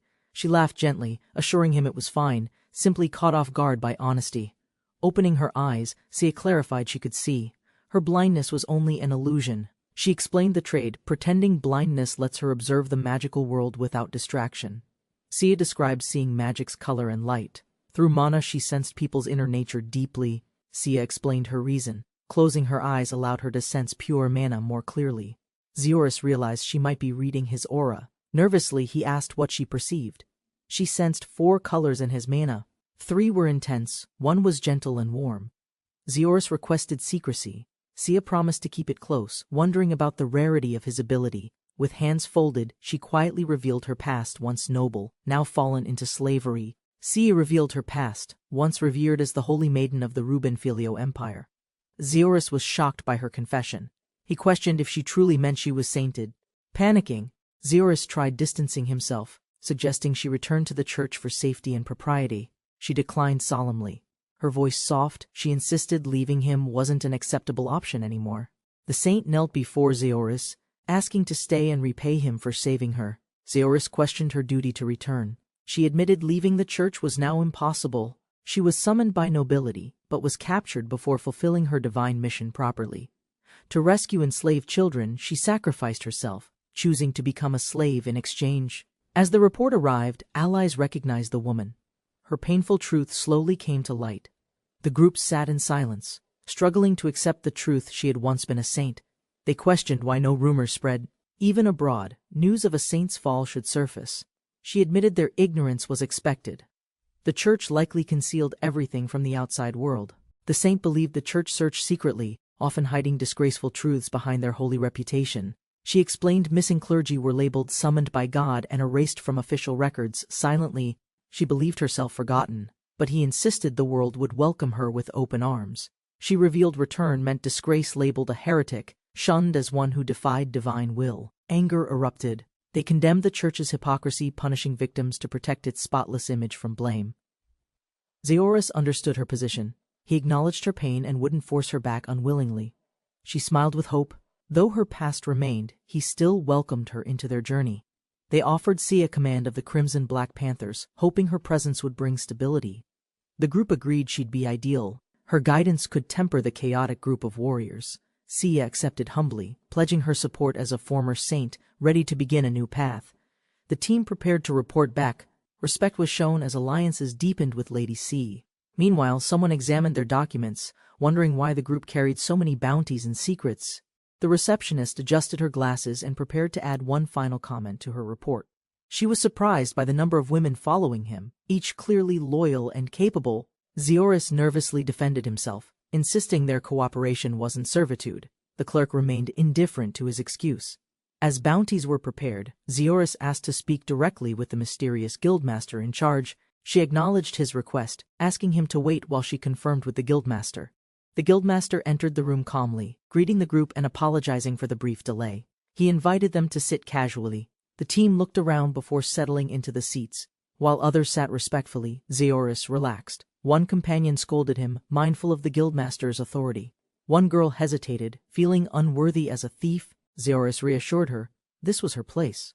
The guildmaster reviewed documents aloud, questioning prophets. Zeoris clarified noble thieves helped him rescue the captured elves. She recognized the armored woman, once a B-rank adventurer, now rumored among noble thieves. The boy explained they'd joined the Crimson Black Panthers, a group of feared former brigands. Their past crimes were known, but they'd recently helped. He requested amnesty for their actions. The guild official laughed coldly, amused by the request, but ultimately refused to grant forgiveness. He declared the world too harsh to erase criminal records, regardless of their current behavior. The boy insisted on their redemption, but the guildmaster dismissed it as unrealistic idealism. Challenged to take responsibility, the boy accepted full liability if they ever committed crimes again. The guildmaster noticed a mysterious girl and questioned her presence and unfamiliar adventurer-like appearance. She calmly introduced herself as Sia Lippis, a former saint of the Rubenfilo Empire. Suspicious, the guildmaster demanded identification and an explanation, trying to verify her identity and intentions. After confirming her identity, the mood shifted. The group apologized, surprised by his changed demeanor. He admitted the guild secretly relied on church support and required guildmasters to be followers. Sia humbly asked for support, revealing she hadn't realized the guild's condition had worsened this much. Moved by her plea, Blazer agreed to make an exception if she personally vouched for them.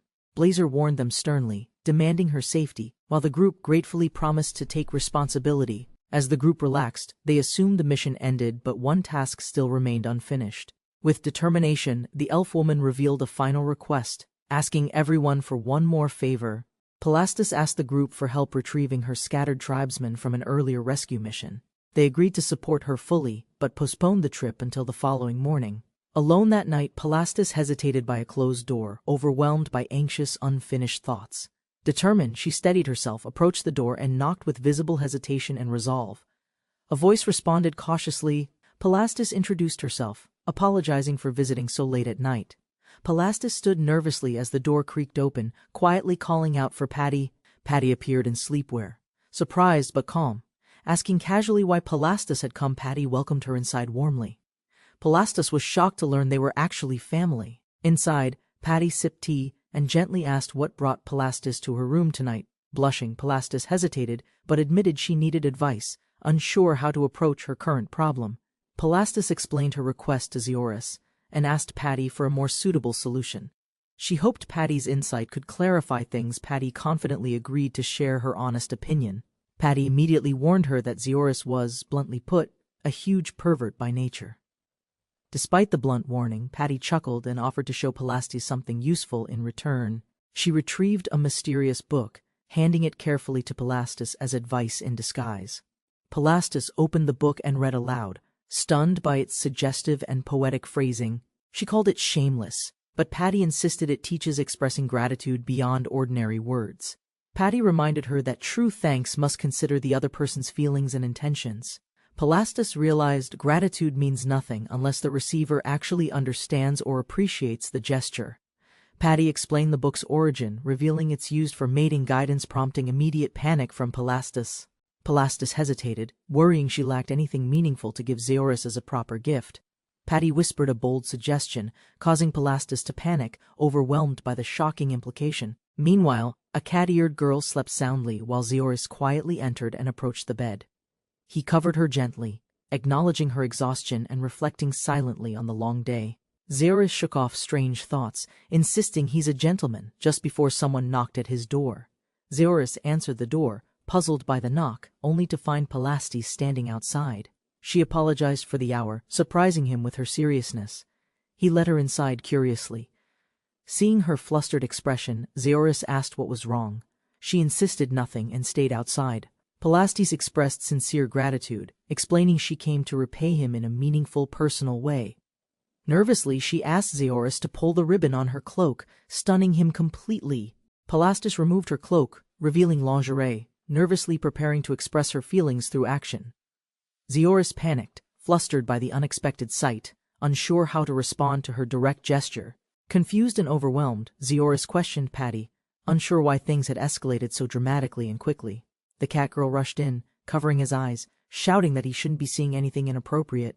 Pelastus admitted she misunderstood things, believing Zeoris would be pleased. The cat girl recognized her unease. As everyone stood stunned, Zeoris covered his eyes and demanded to know who caused this. He realized Fam orchestrated it. She explained Zeoris valued expression more than gifts or appearance. Pelastus's bashful expression was framed as the real reward, her sincerity moving everyone silently watching. Prompted to speak, Zeoris nervously struggled to find words, unsure how to express his gratitude. Pelastus blurted out her thanks instead, flustered but honest, calling the moment the absolute best. Overwhelmed by embarrassment, Pelastus fainted. Everyone panicked while Fam laughed, pleased by the entire outcome. The group walked through a quiet village road, heading toward a remote destination with purpose. They discussed their route, confirming the elves were nearby, searching for a familiar-looking abandoned building. He explained avoiding attention was necessary, as other races weren't welcome in larger populated towns. Despite visible fatigue, Thea reassured the group she recovered well after getting some proper rest. As tension faded, the group joked about appreciation, lightening the atmosphere before continuing their journey ahead. Zeoris casually forgot his companion's name. The man nervously reminded him, shouting it with embarrassment. The group laughed together. Thea teased them, recalling a meal they shared during a recent mission. Thea opened up. Compared to her past, their lightheartedness felt strange but deeply refreshing. She smiled with resolve, promising to adjust quickly and support Zeoris with everything she had. They approached a familiar building. 2 elf girls spotted them immediately and called out joyfully. Patty cheerfully greeted Zeoris at the entrance. Preparations were already complete before they arrived. Zeoris apologized for being late. The younger elf smiled, and Patty acknowledged his thanks politely. Pelastus grew nervous, remembering something awkward. She whispered Patty's name while clearly shaken by past memories. Blushing, Pelastus tried to bring up yesterday's incident, but quickly shifted focus to starting preparations. She invited everyone inside for dinner. Zeoris, distracted by hunger, eagerly followed her without hesitation. The group entered the hall. Young elves welcomed them warmly, showing appreciation with bright smiles. Zeoris noted their recovery and asked about returning home. A formal inquiry followed about the bodyguards. 3 stern elven officials appeared. Their expressions and posture radiated judgment and unfamiliarity toward the visitors. Zeoris asked about them. The elder explained they managed the facility and coordinated recovery efforts. One elf questioned trusting humans. Zeoris found their attitude cold, unlike what he had expected. The elves accused the group of deception. Zeoris tried to mediate before things escalated further. Palastis defended them firmly. She reminded everyone of their sacrifices and scolded the elder's prejudice. The elder acknowledged her unexpected strength. He apologized, explaining lingering distrust from past trauma with slavers. Zeoris understood their caution. He explained their mismatched gear and awkward appearance led to misunderstanding. The men reassured the elves. They reminded them their group was recognized and guild-approved as trustworthy. The elder promised cooperation. Zeoris's group stood proudly, as their sincerity began gaining visible acceptance. Palastis vouched for them. The elder apologized for misjudging, admitting their reaction was overly harsh. The atmosphere softened. Zeoris's allies helped ease tension, joking about appearances and miscommunication among the groups. Zeoris felt guilty for dragging them into problems. Thea reassured him of their trust. Thea expressed gratitude and affection, but Patty suddenly burst in, flustered and interrupting the moment loudly. Patty grew flustered, accusing Thea of seduction and declaring her own chances hopelessly diminished. Frustrated but determined, Patty was gently patted an unexpected moment that slightly broke her intense focus. She confessed love for Nasha too. Thea responded with wisdom, embracing love without exclusivity or ownership. Patty admitted confusion but held on to hope. The elves redirected attention toward sharing a proper meal. Zeoris smiled, leading the way. He suggested they check Nasha's cooking together and enjoy dinner. Far north in Garuda, a lush garden surrounded the royal castle where someone was missing. Repeated calls echoed in the garden. A man emerged calmly, annoyed at the loud disturbance. A woman arrived behind him, realizing he had been hidden there all along. Undisturbed, she called out, revealing she had come with a clear purpose and serious expression. Varaya met him outside the courtyard, admitting she'd stayed away like he instructed before. She scolded him gently for disturbing her plants, while he mentioned urgent, confidential news arriving. Uninterested, Varaya brushed him off, saying she couldn't handle more pointless talk at the moment. He insisted the situation was serious this time, unlike his usual vague and dramatic warnings. Reluctantly, she agreed to listen, warning him not to waste her time again unnecessarily.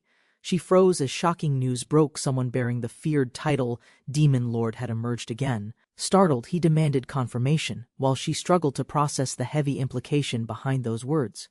She warned him sternly, assuming it was a joke, but he confirmed the location seriously. He explained others appeared too: hero and great sage, all within the same human kingdom of Baltio. She revealed a painful truth: the previous demon lord was her brother, proof of their bloodline. She revealed the title vanished after her brother's death, making this return deeply unsettling news. He presented classified documents to prove it, while she summoned her advisor and read it. With growing concern, she trusted their elite magic-based intelligence network, doubting any possibility of false information. Though hesitant about involving elites, she agreed to mobilize the Repulsion Corps in cautious response. With urgency in her voice, she commanded every monster available to be sent to Baltio. He warned her of war's return, but she welcomed it with an unsettling calmness. She gave full authorization, allowing him to use their strongest forces however he deemed necessary. Confidently, she claimed even their most powerful troops could easily handle this supposed demon lord. He accepted her command, began preparations, while she remained focused, expecting swift and decisive results.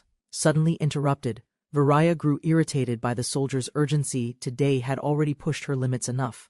A soldier rushed in. Panicked, Omar Regan breached the gate and was heading straight inside.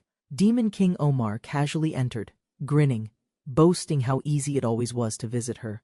Varaya scolded him sternly, reminding him of the non-aggression treaty he continued violating without permission. She rejected his proposal coldly, citing strength, while he deflected playfully, asking her to marry. The aide warned Omar to leave. Tension grew. Something dangerous involving Rui was clearly approaching. A violent impact shook the ground as a horned demon woman marched in with power. Rui, the demon king of Gudido, arrived, furious with Omar's repeated treaty violations again. She scolded him harshly for making her intervene constantly and disrupting the political balance recklessly. Omar deflected responsibility, suggesting marriage would end it all. Rui glared, clearly not amused by that. Magic flared. Chaos spread. She exploded in anger as everyone feared for Varaya's precious garden. Varaya's flower garden lay in ruins. Both demon kings awkwardly tried to downplay the destruction. They began blaming each other. Rui insisted Omar caused everything while he hurled insults in return. With rising anger, Varaya questioned them coldly. Her presence silenced everyone as tension filled the courtyard. Both rulers immediately retreated, pretending urgent business. Their fear of Varaya outweighed any excuse they had. She sighed, unimpressed by the chaos. All this destruction just for another childish marriage dispute? Varaya stood in silence, lamenting her ruined garden, recalling peaceful days with her brother. She declared the new demon lord irrelevant. None could rival her brother's strength or authority. Realizing her thoughts escalated, she calmed herself, deciding that conflict might at least bring entertainment. Her aide watched her destruction silently, hoping the demon lord wasn't hostile toward their nation. Determined, he clenched his fist, vowing to complete the mission and protect Varaya's fragile peace. In the kingdom of Baltio, the profession school building loomed over the cityscape silently. Inside, a girl lay defeated atop papers, exhausted after reviewing every document without answers. Sinking deeper into despair, she whispered doubts about herself and the situation, nearly giving up. Suddenly, she noticed something, an overlooked detail. A spark of hope returned to her eyes. Zeolus and the beastkin girl enter a cluttered room, greeted by a woman holding documents. They stare in confusion at the messy floor. Papers are everywhere. The woman looks unfazed. She urgently presents a document, ignoring the mess. Zeolus questions if it's a competition sign-up. Zeolus refuses, realizing signing forces participation. The woman calmly pushes him, awaiting his decision without concern. She smiles, expressing desire for Zeolus to join. He and the girl demand her reasoning. The beastkin girl inspects scattered papers. The teacher hesitates, blaming vague reasons for everything. Zeolus and the girl uncover truth documents, reveal large gambling debts. Shock and disbelief fill the room. Despite their reactions, the teacher laughs. She confesses carelessly losing all her money through gambling.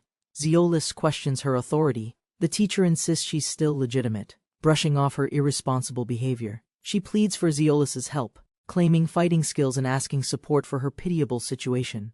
The teacher explains her plan. Since Zeolus is weak-ranked, no one would bet on him.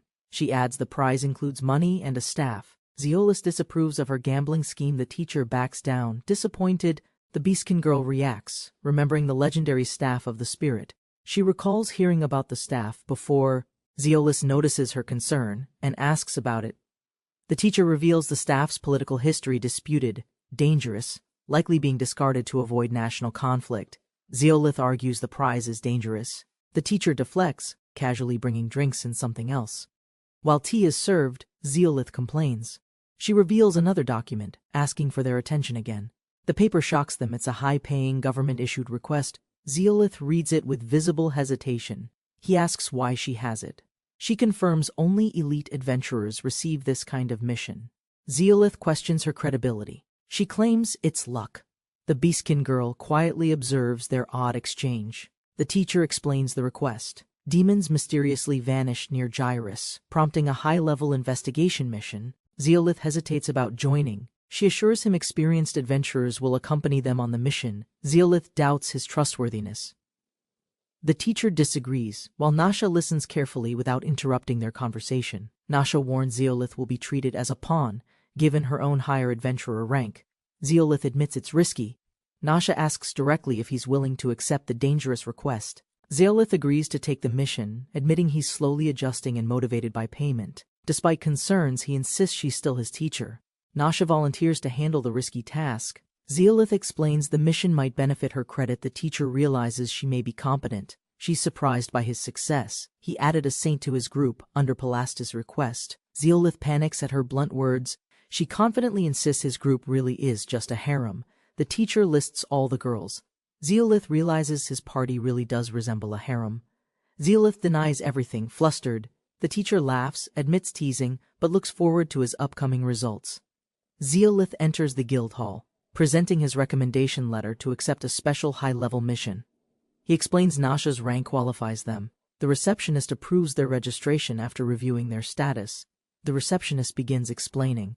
Nasha suddenly yells, denying feelings and claiming Zeolith is just her pawn. The guild outlines details: dangerous terrain, uncertain threats, and 10 adventurers gathered for the coming survey. They're warned of monsters. If one appears, they must handle it alone, even if difficult. Despite Nasha's panic, Zeolith signs confidently. She protests, saying they're being treated like sacrifices. Zeolith responds with determination. He claims heroes are needed now, ready to face what's ahead. Nasha melts with admiration. Zeolith thanks the clerk. The receptionist notes he manages her surprisingly well. Zeoris reviews a mission document, while townspeople prepare a wagon for the upcoming merchant journey. Nasha yawns beside Zeoris, both showing signs of fatigue after preparing for the day's travel. Zeoris introduces Nasha as today's lead. A merchant approaches, confirming their names for the trip. The merchant advises them about luggage. Zeoris explains they're traveling light, carrying almost no supplies. With a final check, the merchant signals departure. Zeoris reassures Nasha about using magic if needed. Zeoris is shocked as a massive travel bag is dropped, revealing extreme over-preparation inside. The mage calmly explains that true preparation means thinking ahead, especially for unpredictable situations and combat. The armored man justifies the enormous bag, mentioning accidents, water, food, and future survival needs. Tools, weapons, and medical supplies spill out. Zeoris admits magic usually solved things more easily. The girl scolds her grandfather's overpacking habit, pointing out how it burdens the group constantly. The armored man is impressed to learn the quiet mage girl is a skilled B rank. They begin suspecting Zeoris is secretly powerful, though surprised when his card shows F rank status. Other adventurers whisper about Zeoris, confused why someone of such low rank is even present. Zeoris admits he's only tagging along. Nasha joins him, pulling open the curtain with curiosity. Their carriage nears rocky terrain. The veteran suggests preparing to disembark. After a long journey, the mage notes they're the only female adventurers, encouraging teamwork for the upcoming mission. Nasha cheers enthusiastically, determined to contribute. Meanwhile, preparations outside the wagon begin in earnest. Zeoris scans the barren land, puzzled by the lack of visible signs or landmarks. Nasha explains the wasteland once housed magical creatures, impressing Zeoris with her environmental knowledge. Proudly, Nasha claims confidence. The older adventurer praises her, placing responsibility on her B-rank experience. The supervisor commands everyone to search the area for any signs of the demon's disappearance. Zeoris searches among rocks, doubting they'll find anything useful in such a desolate, scattered terrain. Nasha suggests checking for footprints. Zeoris detects faint magic far away.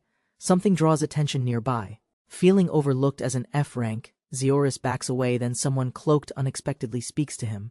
A mysterious, grinning man in a tattered cloak mocks Zeoris, his presence suspicious and unsettling. Zeoris questions the cloaked man's identity as he's mocked for being an impatient F-ranker.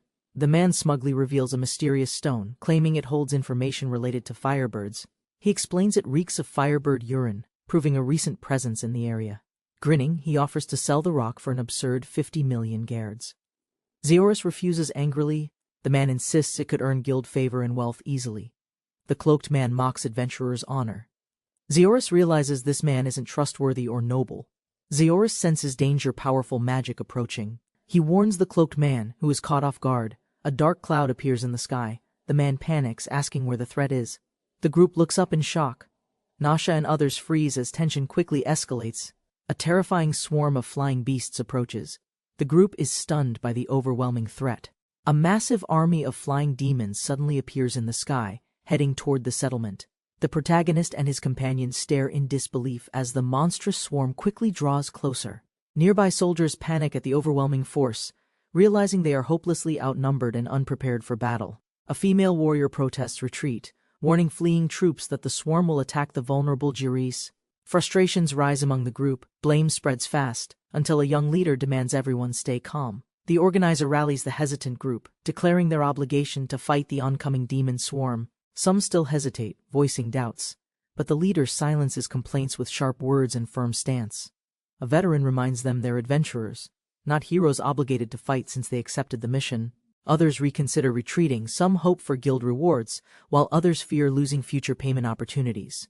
The female mage steps forward with urgency, calling everyone's attention as tension still hangs overhead. The group regathers with urgency, sensing danger. One urges retreat, but others stay calm and steady. The veteran insists they fight here, standing firm. Others, though shocked, begin to accept his resolve. Lucas acknowledges the situation's danger. The cat girl asks his plan. While demons loom in the distance, he assesses terrain limitations, considers using magic, but worries about harming allies gathered too closely nearby. Lucas hides his strength, fearing attention. As an F-ranker, no one respects his voice anyway. Lucas realizes something, then responds decisively. Naasha is confused and tries to understand his intent. He grabs her shoulders firmly, preparing to act. She's startled and unsure what's happening. Lucas declares his plan to make her a hero, shocking Nasha with the unexpected statement. Overwhelmed, Nasha panics, shouting that she's incapable and clearly frightened by the pressure. Lucas calmly explains the plan. He'll defeat the demons, but let her take the credit. Lucas reassures Nasha she'll be praised as Jairus' savior if the plan succeeds. Encouraged by his words, Nasha softens, deciding maybe the idea isn't so terrible after all. Lucas publicly praises her abilities, pushing the plan forward while others start believing in her power. The surrounding adventurers cheer Nasha's bravery, unaware it's a bluff. She panics under the growing attention. Everyone pledges to follow Nasha's lead, trusting her strength. She reluctantly agrees, still blushing with doubt. Nasha panics again, shouting that fear is natural. The crowd stares at her, confused. Lucas grabs her shoulders, encouraging bravery. He insists she'll become a hero starting right now. As demons approach fast, allies beg for orders. Nasha freezes, then realizes there's no time left. Yelling with resolve, Nasha commands everyone to retreat. Lucas smiles, letting her take the spotlight. Nasha chants dramatic, improvised fire magic while Lucas prepares secretly behind her to finish the spell. Nasha shouts her spell dramatically. A huge flame rocket explodes forward, amplified secretly by Lucas. The blazing attack hits the demon horde directly, setting the battlefield ablaze with overwhelming magical fire. Smoke fills the air. The impact spreads far, blanketing everything in a thick, explosive cloud. Nasha surprises everyone by refusing to stop. She casts the fire spell again 10 more times. Multiple flame blasts detonate across the field. The entire area shakes under Nasha's sudden magical assault. The battlefield quiets. The horde is obliterated. Even the warriors question if fighting is necessary. Nasha approaches Lucas with a dazed smile, softly celebrating. She actually pulled it off. Everyone praises Nasha's incredible firepower, believing it's her own. She's overwhelmed, while Lucas plays it cool. The mage girl begs Nasha to become her teacher. Nasha nervously protests but doesn't reject her. Far away, a mysterious figure named Mudu watches the horizon, foreshadowing a greater threat ahead. The commander asks for a status report. His subordinate reveals troubling news about Jairus' situation. The demon swarm was destroyed instantly by an unknown force, possibly someone titled the Demon Emperor. Despite the shocking report, the officer stays calm. He delegates the matter, believing demons are inferior. A new group of armored scouts is summoned, an elite unit prepared to investigate and confront. Jairus arrives at the office, accompanied by a beast girl. The receptionist greets him politely. They discuss a recent event. The receptionist is relieved, while Jairus downplays his role humbly. A loud noise interrupts. Everyone turns. The receptionist grows anxious as armed men enter the building. Jairus senses tension and attempts to leave. Someone grabs his arm, halting his casual departure instantly. The receptionist stops him urgently. She suspects his involvement is necessary for the trouble ahead. Jairus tries leaving, but Elena stops him, insisting the guild's atmosphere still feels wrong. Elena reveals a secret deal with the guild leader to recall Jairus if danger struck. Suddenly, Elena announces a direct summons. The guildmaster specifically requested to meet Jairus alone. The crowd reacts with suspicion and confusion. Elena confirms it's an official summon and assigns Nasha. Realizing the situation's seriousness, Jairus follows instructions, heading to meet the guildmaster in private. Jairus and Nasha sit silently. The guildmaster expresses surprise at their arrival during chaos. The guildmaster orders both Jairus and Nasha to accept the summon despite their uncertainty. Jairus objects, revealing Nasha's low skill level and his own F-rank status, challenging the decision. Another officer mentions Nasha's magic use.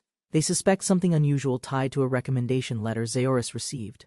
The officer confronts Nasha's power, implying deception. The guildmaster questions Jairus about her sudden strength. The guildmaster decides to include Jairus in the matter, assigning him to assist directly. Suspicious, Jairus questions everything.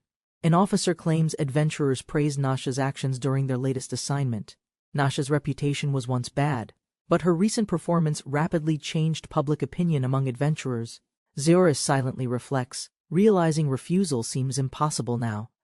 A black dragon was seen near North Fort. The black dragon, with a massive demon swarm, caused serious destruction to the North Fort. The demons attacked Jairus, but the black dragon vanished. Jairus suspects it changed direction suddenly. Jairus agrees to the mission. The guild accepts, but a mysterious condition is introduced unexpectedly. Outside, Nasha questions the strange condition. Jairus recalls the guild leader's reaction to his request. Nasha is shocked by Jairus' demand they go alone. He tries to calm her reaction. Zeus explains his hidden magic ability and says he acted to protect her reputation strategically.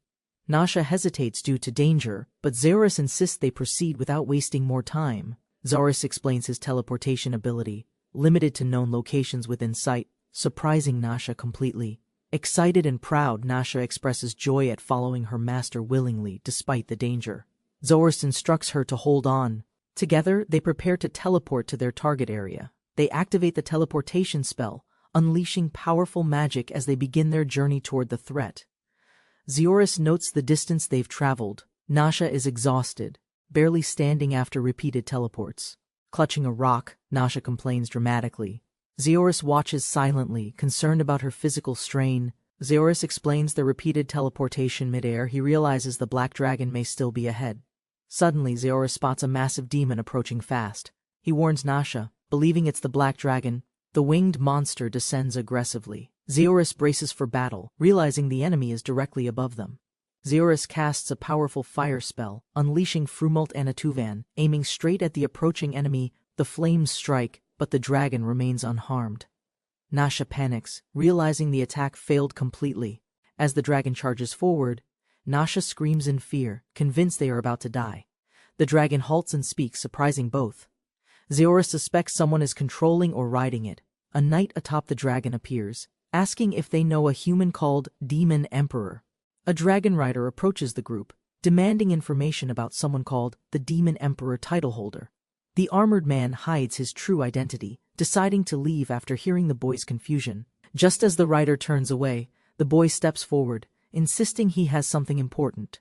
He boldly declares his mission to slay the massive dragon standing calmly beside its armored master. Amused, the man praises his courage, revealing the dragon's fearsome reputation across the kingdom of Garda. A second dragon suddenly appears, prompting the armored man to demand the boy's true identity. The boy notices more dragons have gathered, realizing this confrontation won't be simple or one-on-one. An elder recognizes the dragons as ancient warriors. The cat girl explains Garda is ruled by demons. A magic beam attack forces the boy to protect the cat girl as tensions rapidly escalate. Kneeling on the ground, he clarifies they're not invaders, only a scouting party sent ahead. The armored man misinterprets their purpose and prepares to execute them for suspected hostile intent. The boy assesses their overwhelming enemy forces, realizing he desperately needs a weapon to survive. He asks Nasha for her sword, planning to exploit the dragon's vulnerability to physical attacks.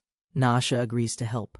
He focuses, preparing himself mentally while she readies to hand over. In a chaotic mistake, he grabs her chest instead of the sword strapped behind her. Nasha teases him to draw it himself. The elder decides to eliminate the human quickly. Armed with the sword, the boy faces the roaring dragon as it charges without hesitation. He begins chanting a powerful ability, grabbing Nasha protectively as she shouts in surprise mid-spell. The dragon reacts to the sudden magical attack, but the boy's assault slices with surprising force. He carries Nasha to safety. For now, the area is momentarily secure from further threats. The dragon regains footing. The boy's evasion technique surprises everyone, showing enhanced physical abilities. Enraged, the knight commands the dragon to attack. He prepares to finish the bold intruder. Determined, the boy charges forward with sword in hand while the dragon roars and counters fiercely. The knight watches in disbelief as the boy sprints head-on, closing distance with fearless precision. He leaps upward with sword raised, aiming for a critical strike against the dragon's exposed head. His blade strikes true, piercing the dragon's head with precise, overwhelming force and stunning impact. The dragon collapses from deep wounds. The boy stands ready as energy surges around him. The knight realizes the boy struck a weak point almost instantly. Shocked at the sudden reversal, both unleash magic simultaneously. Lightning beams collide and explode, shaking the ground with blinding destructive power. The knight crashes to the ground, stunned by the blast and unable to rise immediately. The knight questions the boy's power, confused how a human could wield demon-based magic effectively. Without answering, the boy knocks him out cold with a clean, decisive spinning kick to helmet. The knight crashes again. The battle clearly ends with the boy in total control now. The boy reveals a secret. The demon emperor they've been searching for is already present. Facing the stunned group, he boldly declares that the demon emperor they seek is himself. One knight urges retreat, fearing the boy's strength. Elderma rejects weakness and scorns their hesitation. Elderma strikes a knight mercilessly, calling him useless. The others watch in horror at his cruelty.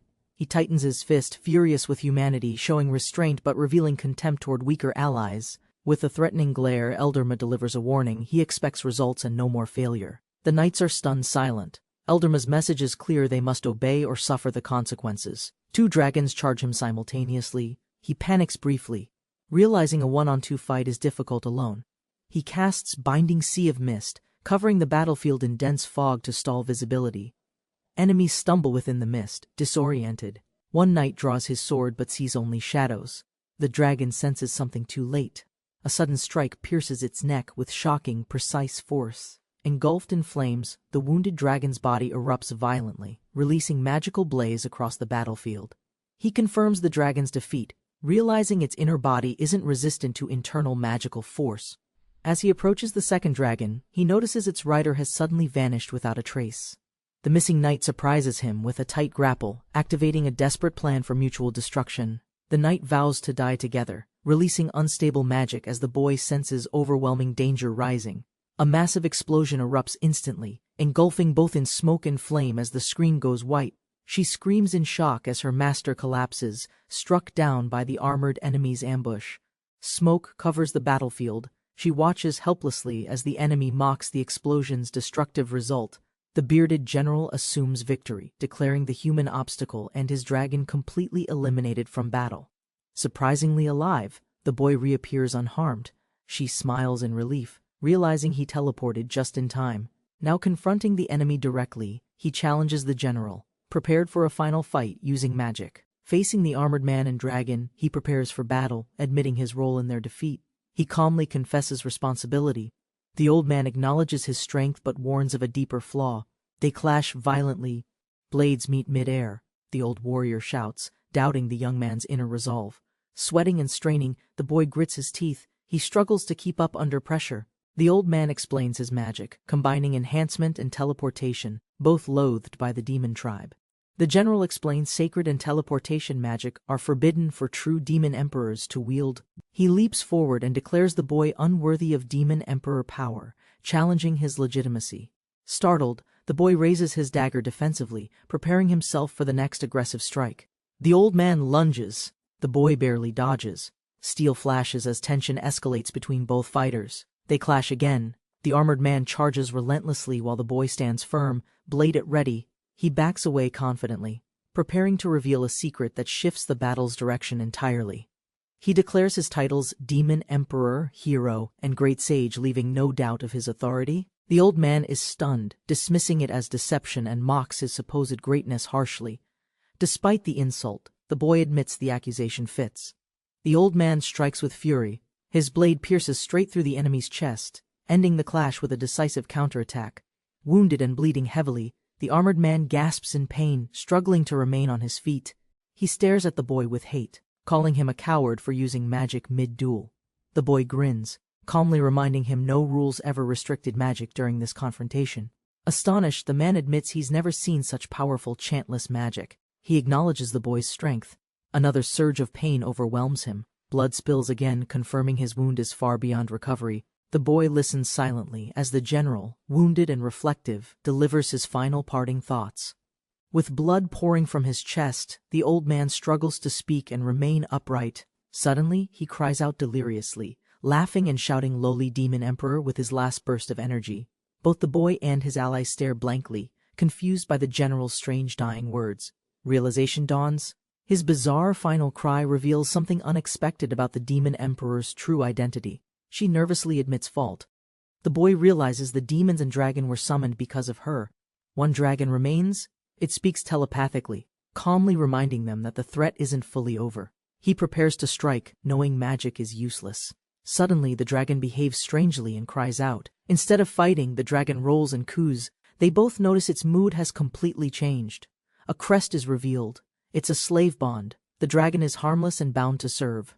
The dragon silently requests the crest's removal. The boy complies, breaking its magical seal gently. Even without the crest, the dragon stays. They realize it now follows them by choice. The boy suggests she form a pact instead. He's worried about attention from bringing it. She agrees, confused by his reasoning. He claims she'll get time alone without his presence. She panics, thinking he'll abandon her. She threatens to tell everyone if he pushes her away. The girl affectionately greets the dragon, naming it Coke. The boy prepares to leave again. She explains the name comes from its black color. The dragon joyfully accepts its new name. With everything settled, they plan their next destination, riding Coke to the city of Girus. A dragon descends into a tense market crowd, where armored officials prepare for confrontation. The crowd spots a rider on the dragon's back, causing confusion and rising suspicion. The rider is Zeoris, a two-blade wielder, rumored ally of the powerful guildmaster.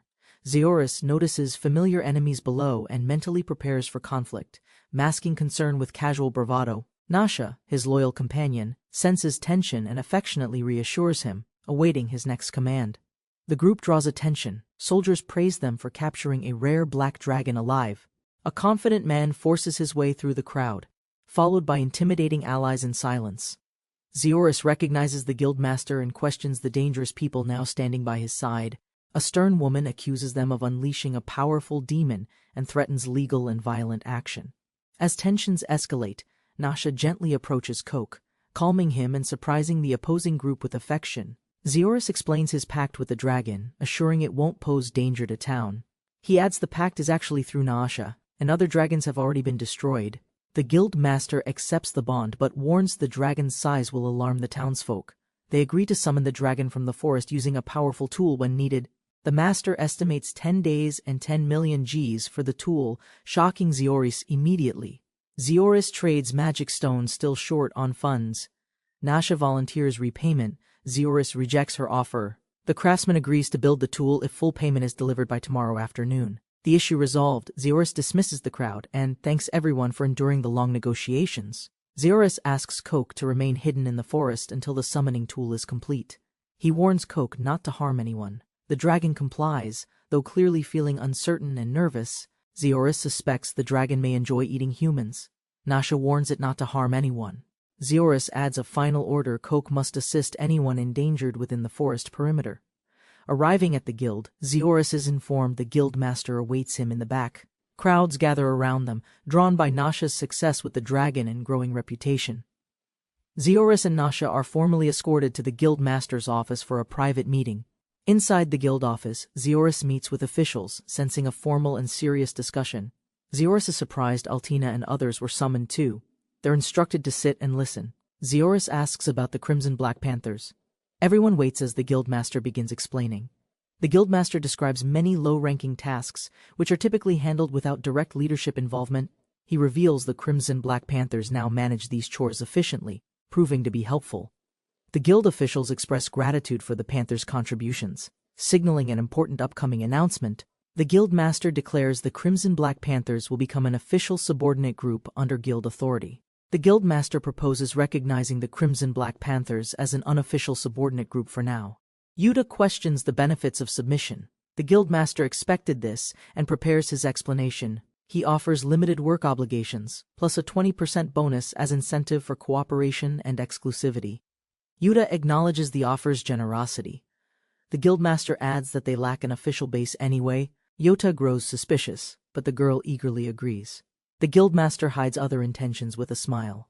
Saint Seiya is startled when the guildmaster implies her divine presence supports the current plan. He explains Saint Seiya's involvement raises credibility, assuring secrecy and trust from the upper management. This experiment, if successful, will become a model for future subordinate guild structures everywhere else. The guildmaster proposes they reform criminals. Saint Seiya accepts enthusiastically, viewing it as noble work. Yuta expresses concern, but the guildmaster celebrates Saint Seiya's support, ignoring the potential risks entirely. Yoda raises concerns about the guild's reputation due to the group's criminal past. To counter criticism, they agree to change the group's name when joining the guild formally. Yota agrees to proceed. He checks with Nasha to confirm her support and participation. Nasha accepts the deal cheerfully. Everyone agrees, and the guildmaster concludes the meeting for today. As the group prepares to leave, Yoda calls out to Saint Seiya hesitantly. Saint Seiya politely declines further discussion, stating she must leave and postpone Crimson Black Panthers matters. The guildmaster accepts her decision, hiding disappointment. He prepares to address another matter with Yuta. Yuta confirms the red dragons were slain. The guildmaster's concern is settled with clear relief. While exiting, the female knight apologizes for earlier trouble. Yuta seems surprised by her sudden formality. she reassures him kindly. Yoda admits personal interest in the Crimson Black Panther's actions and future. The armored woman blames herself, declaring she should have handled everything without needing Zeorus's help. She insists on punishment, oddly enthusiastic. Zeorus grows confused at her oddly cheerful, intense behavior. Ignoring protest, she demands harsh discipline. Zeorus realizes she won't move unless he complies somehow. Zeorus reluctantly agrees. She happily urges him to begin, seemingly thrilled by the dramatic situation. She misreads the moment as teasing. Zeorus plays along, unsure how serious she actually is. Zeorus reluctantly delivers a smack. The knight reacts dramatically, overwhelmed yet oddly pleased by it. Trembling from the impact, she pants. Zeorus pulls back his hand, puzzled by the situation. She collapses on the floor, dazed. Zeorus urges her to recover before someone sees. The next scene shifts to Altina's new base, located near a district with few women. Altina's team arrives at the base. Trainees halt practice, recognizing them as returning senior members. The muscular men cheerfully welcome everyone to the guild-arranged new base of operations. Fam walks forward and insults the men's hygiene. Yuta follows her, slightly confused. The men defend themselves, joking about their sweat. Fam challenges their laziness with serious accusations. Fam states she'll discipline them herself. The men panic, realizing she misunderstood their words. Ignoring protests, Fam declares she'll fight anyone. Yoda looks worried as tension suddenly rises. Seritz introduces himself confidently and draws his sword. His female opponent silently prepares for battle. A bald referee signals the start. The two fighters face off, each ready to strike first. She throws a surprise attack, catching Seritz off guard. Wind lifts her dress, momentarily distracting him. Seritz blocks the first strike but quickly loses sight of her. She disappears behind his back. Before reacting, Seritz is hit hard in the stomach. The blow forces him to stagger backward. Seritz lies defeated on the ground. The woman calmly observes as others gather around him. She bluntly reveals the group's frustration comes from sexual tension. The men are visibly shocked.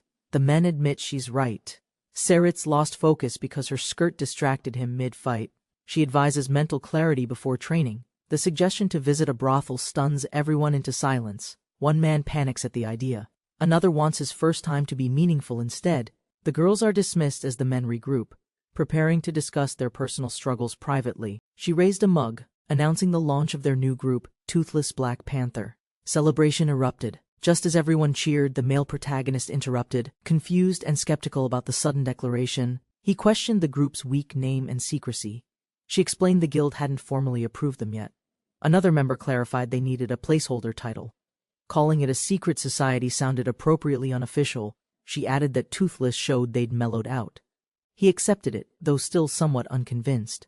Ortina panicked, thinking he disapproved of the name. She accepted responsibility and asked for punishment. Despite her dramatic reaction, he forgave her, trusting her judgment. Meanwhile, dinner was prepared and served. The group offered prayers before eating. Everyone joined in, appreciating the meal as a shared blessing. After prayer, they relaxed. The priestess showed calm devotion, while others praised Ortina's restraint during waiting. Ortina defended herself, claiming she could handle waiting. The others doubted she truly understood their mindset. Nasha justified her gluttony by saying she only splurged when Zio was treating everyone. The others joked Zio was just their wallet. Ortina reluctantly agreed with a deadpan comment. When Nasha mentioned living with Zio, Ortina misunderstood and panicked, thinking he was secretly training her. Meanwhile, the priestess noticed Zio's unstable mana and offered food, claiming it would soothe his condition. She gently fed him in front of everyone. Zio panicked, realizing how awkward things appeared. The girls scolded Zio for monopolizing C. They accused him of getting spoiled unfairly. Despite her calm demeanor, Sia's charm stirred jealousy. Even the others silently admired her presence. Sia calmly declared her love was divine and shared. Zio panicked, overwhelmed by her honesty. Ortina fiercely denied loving Zio, calling him unreadable and perverted. Her face betrayed mixed emotions.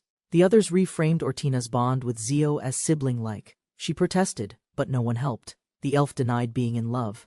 Nasha stayed silent, unwilling to clarify her real feelings. Sia calmly urged them to love Zeolith more. The elf reconsidered and reflected on kindness. Each girl offered their own support. Nasha bragged about massages, while Lise just chose fun. Ortina realized even Fam had switched sides. Stunned, she called out her betrayal in disbelief. The party resumed around Zio. He barely processed it all before someone else called his name. Sia thanked Zio for coming. He praised her food, insisting she deserved the gratitude instead. She asked about Ortina, revealing concern about the girl's unusual behavior and fluctuating magical state. Sia described Ortina's suffering and magic instability.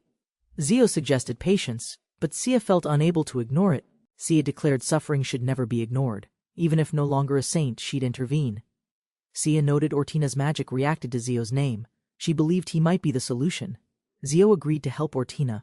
Just then, a panicked man ran toward him shouting. Panting heavily, the man reported shocking news. Saritz had done something unexpected involving Pham. Everyone froze when they heard it. Saritz had boldly confessed his love to Pham. Pham read his letter aloud and rejected him. The reaction from onlookers was mixed. Another man dragged Zio away. Apparently, training had gone too far and caused real injuries.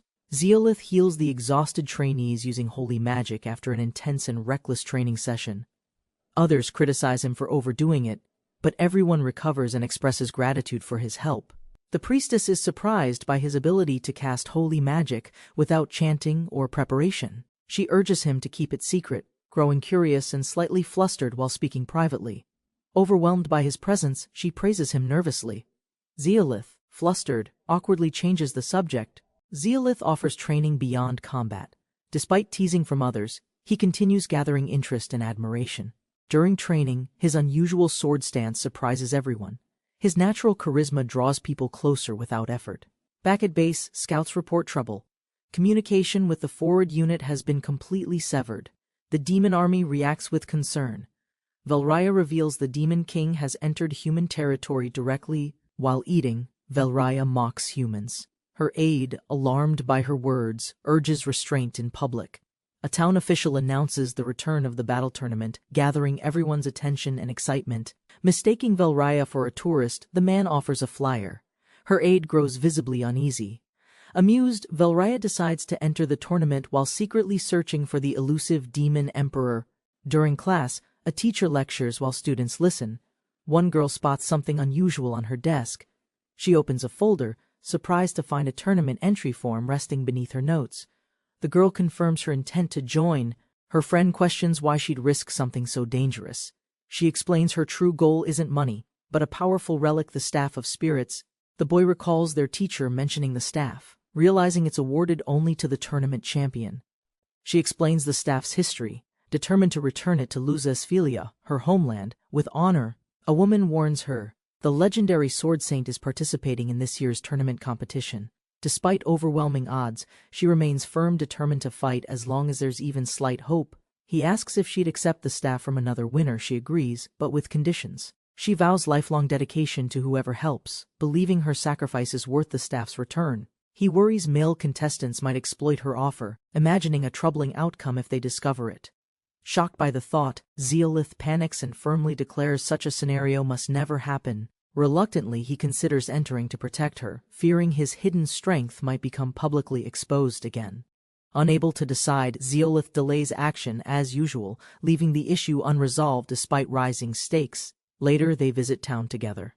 Daily life continues as Zeolith weighs his choices more seriously. Two girls attempt to haggle for a strange magic item while the seller looks uncertain. Flattery works. The shopkeeper's ego inflates as they compliment his looks and stroke his confidence. Impressed and swayed, he agrees to sell the item for half price. Feeling appreciated, the girls present the item to Zeolith as a cheerful gift, calling it heartfelt support. Zeolith examines the item with doubt, confused by its appearance, quietly questioning if it's garbage.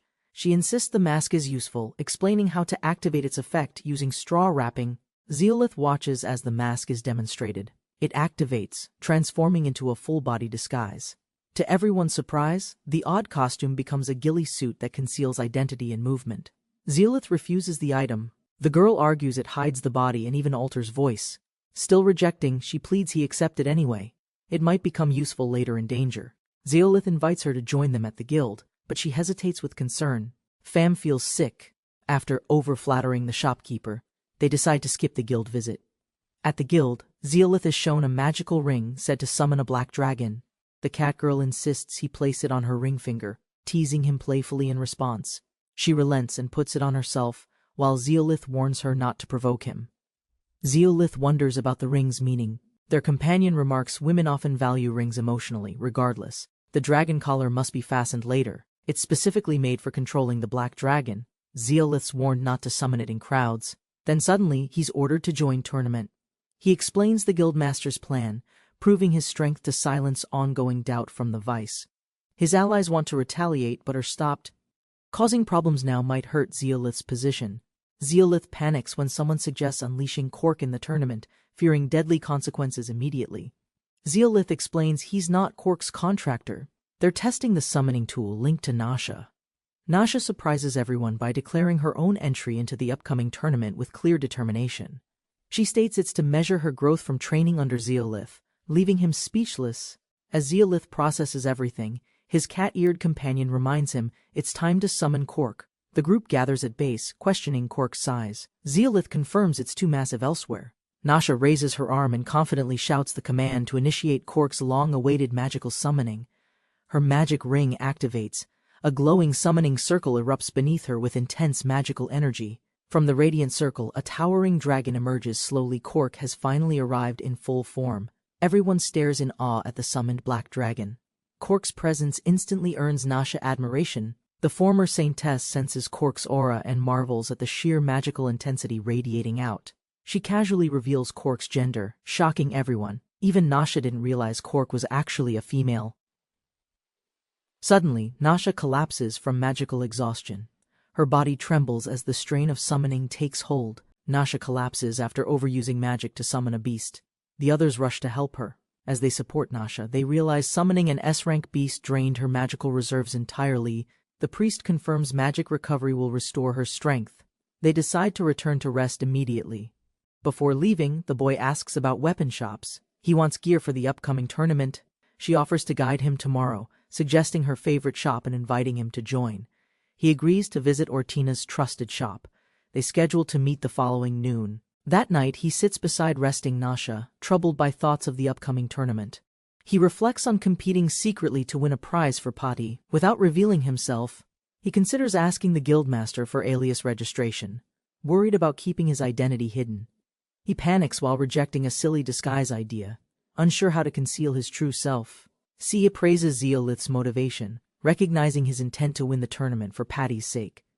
Ortina questions his hidden identity plan. Zeolith hesitates, hiding his embarrassing disguise idea from everyone. Sia joins unexpectedly, revealing she also loves Zeolith and wants to support him like Ortina. Nasha stays behind to cook as thanks, though she clearly wanted to come along too.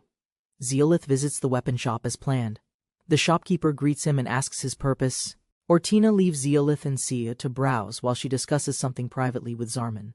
Zeolith quietly inspects gear with Sia, who happily follows without saying much, simply observing him. He wonders if she's bored. Sia reassures him, but her magic-sensing presence makes him nervous. Sia detects his unsettled state and gently asks if something is troubling his mind or heart. Zeolith offers to share his worries, but Sia abruptly refuses, flustered by the emotional pressure. Zeolith reassures Sia she understands his magic. He encourages her to stop closing her eyes.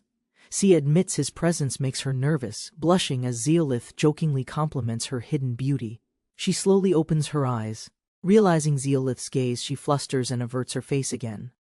Ortina returns and asks Zeolith to check something privately. Sia panics, overwhelmed by the situation. Zarman presents several quality daggers for Zeolith. Impressed, Zeolith begins testing them for the tournament. Zeolith tests the weapons but finds them too elegant for raw, close-quarters tournament combat.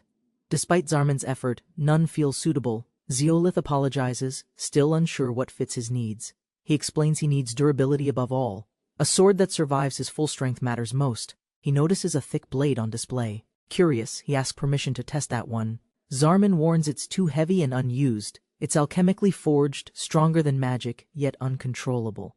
Zeolith chooses the heavy sword. Ortina worries about its low price and possible downsides. Despite concerns, Zeolith insists it fits perfectly.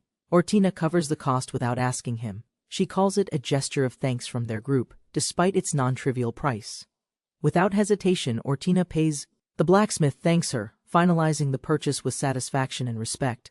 Zeolith apologizes for the cost. Ortina says everyone agreed this still wasn't thanks enough for him. Ortina confirms her tournament entry. Sia offers support, letting the protagonist rest on her lap. The protagonist promises to train Ortina seriously, aiming to help her succeed in the tournament. Ortina misinterprets his intense training promise, blushing as she imagines an exhausting but intimate situation. Meanwhile, Velraya decides to enter the tournament, believing it will draw out powerful key figures. Velraya eagerly demands registration.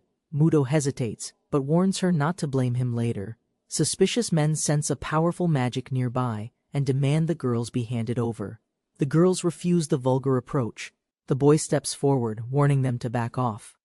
With swift strikes, he knocks both attackers unconscious. The girls casually discuss healing their injuries. They prepare potions for the defeated. The boy is quietly revealed to be someone exceptional. The tournament begins inside a vast arena. Friends gather, offering support to their nervous contestants. The participant waits in a tunnel. Spectators and nobles observe silently, curious about the masked figure. Covered in a strange costume, the contestant feels judged, relying on disguise to avoid recognition. Inside the staging area, contestants gather. Some seem weak, but armored warriors and mages stand out. Among powerful auras, one unfamiliar presence draws attention. Its strange, unreadable magic makes everyone feel uneasy. A confident female warrior appears. Her presence shocks others, and the masked contestant quietly watches. Though calm outside, her hidden fiery magic is alarming. Observers recognize she's no ordinary participant. With all contestants gathered, organizers announce the start. A sudden magical shift interrupts the moment. A brilliant light flashes across the arena. The masked contestant reacts as the floor glows. Contestants realize they've been grouped by colored light. The masked one ends up in red. The red group will begin the battle royale. Only 2 contestants may advance from each. The masked contestant prepares. Friends are in other groups, and top fighters aren't present yet. A blonde warrior confronts the masked one, mocking the outfit but clearly intrigued and amused. She recognizes strong magic within the masked figure. Their odd exchange hides rising mutual curiosity. Thrilled by the challenge, the blonde woman smiles, excited for the clash about to come. Before the match starts, lively commentators Misty and Luke energize the crowd with introductions. Luke analyzes the red group. He predicts a balanced fight due to average magic levels. The crowd roars as the first match begins. A female fighter targets the masked contestant. Several men surround the masked one. Their stares and postures reveal hostility and shallow intentions. Instead of strategy, the men argue about attention. The masked contestant grows uncomfortable and confused. The crowd mocks the masked contestant. The blonde laughs, amused by the chaos and insults. Suddenly, she appoints the masked contestant as her guardian, shocking everyone with her bold decision. Realizing the situation, the masked fighter accepts the role and challenges others to come forward. The angry men demand the girl be surrendered. She scolds them while chaos escalates quickly. A mysterious hooded man attacks. The masked fighter reacts fast, revealing mechanical enhancements beneath their disguise. The masked contestant activates a wind-based technique, launching hidden knives in a circular formation. The surrounding enemies freeze, confused by the suspended blades, unaware of the incoming attack's timing. Blades suddenly fly toward the group. Panic erupts as multiple opponents are struck and collapse. A cloud of dust clears, revealing the masked contestant standing alone in a massive crater. Commentators are stunned. No one understands the masked fighter's technique, who casually catches a returning blade. The blonde warrior, thrilled by challenge, declares a deathmatch with the masked contestant immediately. The masked one calmly rejects her, declaring the match finished with only them left standing. He proposes they fight in the finals instead. She hesitates, considering the other strong contenders. She's reminded that reckless action risks disqualification. The masked one warns her to act carefully. Disappointed but convinced, she agrees to wait. Still, she wants more than just a final. She proposes a high-stakes duel. Unmask, obey, and surrender if the masked one loses. Unshaken, the masked contestant refuses her terms, confident of victory despite the obvious disadvantage. Amused by his boldness, the girl offers a reward if he manages to win. Before the tournament finals, the noblewoman boldly declares a reward if her opponent wins. Amused by her confidence, the masked warrior laughs, while she hints at future indulgent rewards. She escalates things, proposing he become her consort, leaving both men stunned by her boldness. With a confident grin, she vows victory, misreading his silence as admiration and stunned delight.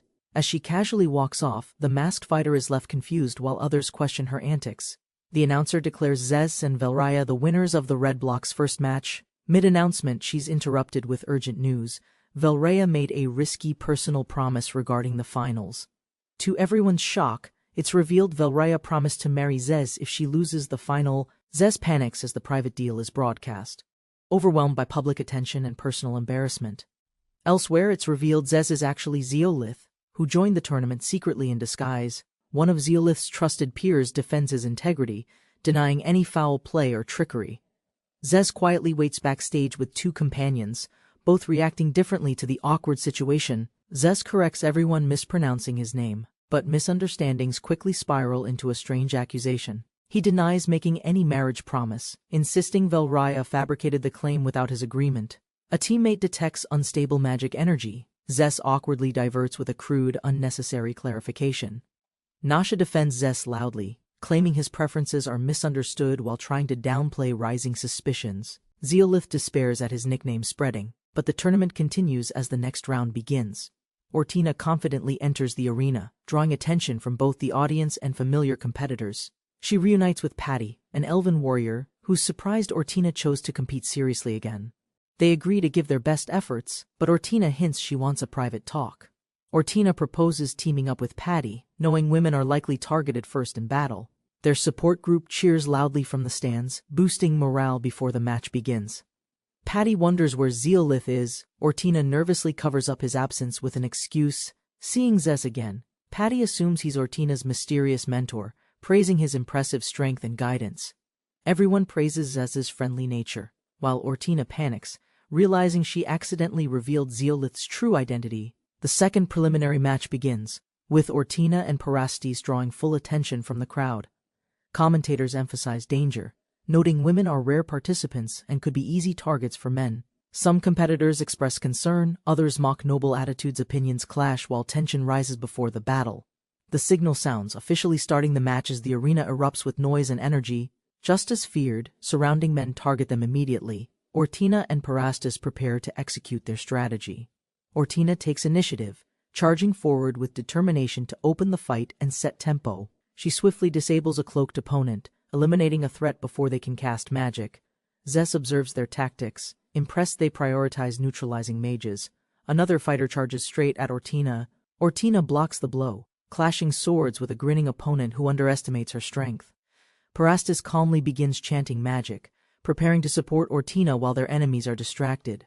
Parastes completes her incantation and fires a divine magic blast directly at the enemy group.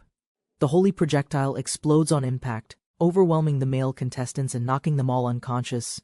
Ortina thanks Parastes for the timely rescue, relieved the delayed spell arrived just in time. Spectators react with amazement, praising the duo's overwhelming victory and coordination despite limited prior teamwork. Defeated male contestants regroup backstage, frustrated and cautious, after witnessing the pair's unexpected magical firepower.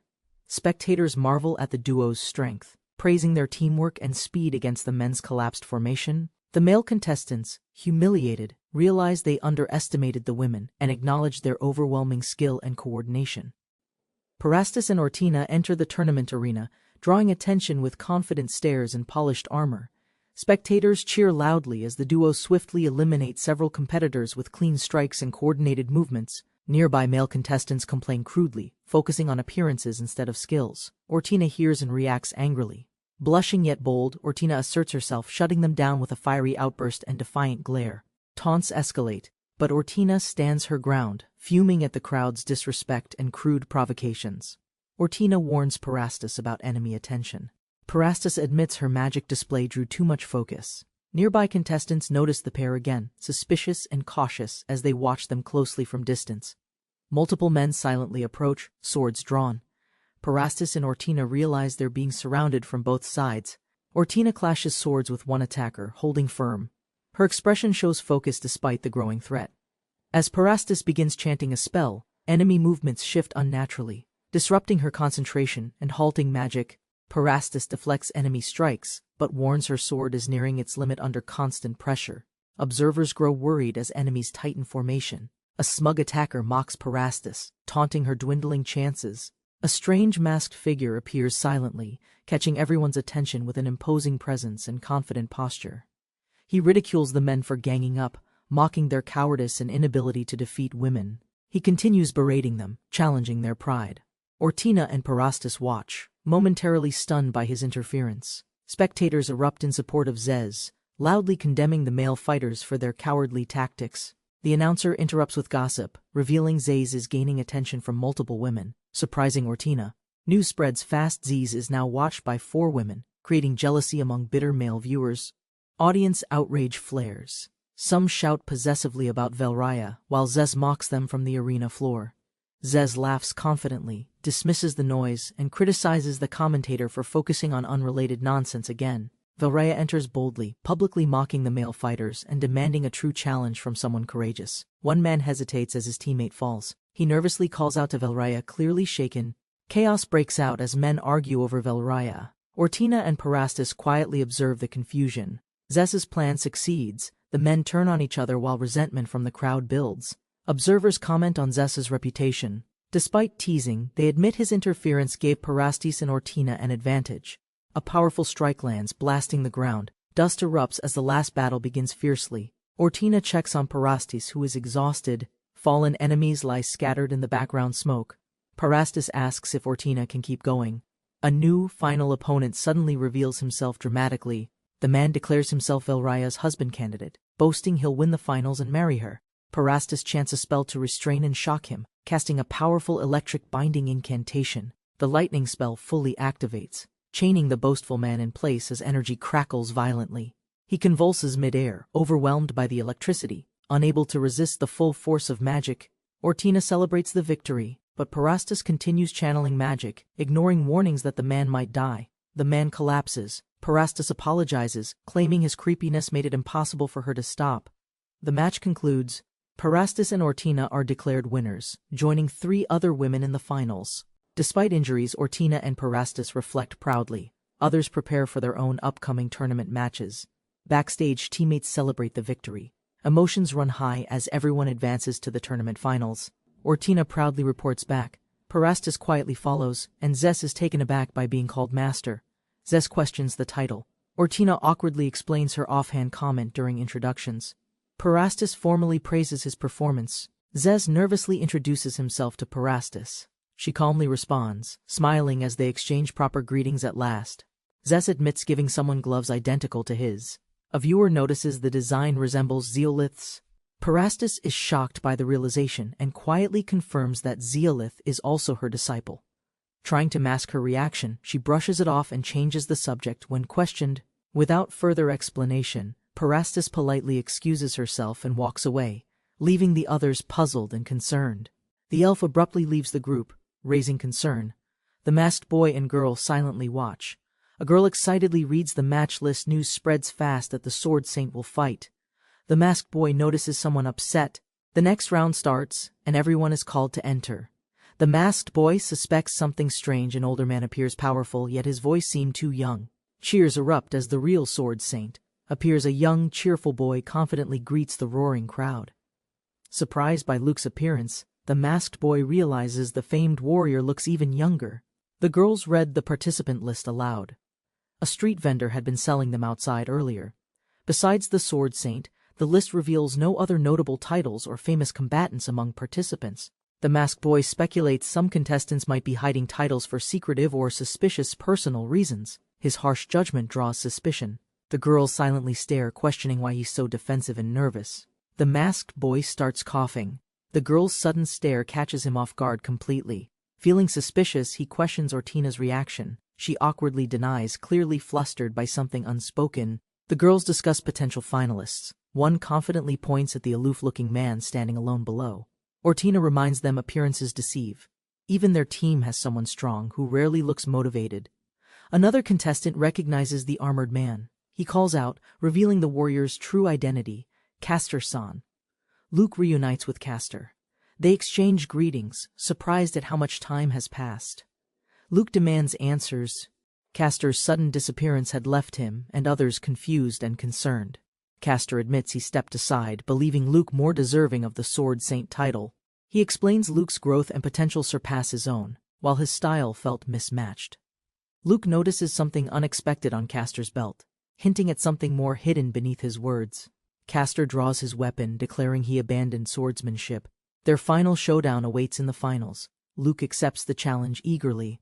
The third preliminary match begins, tension rising as competitors prepare to clash. The third preliminary match starts, contestants entering the arena, crowd roaring with anticipation for battles.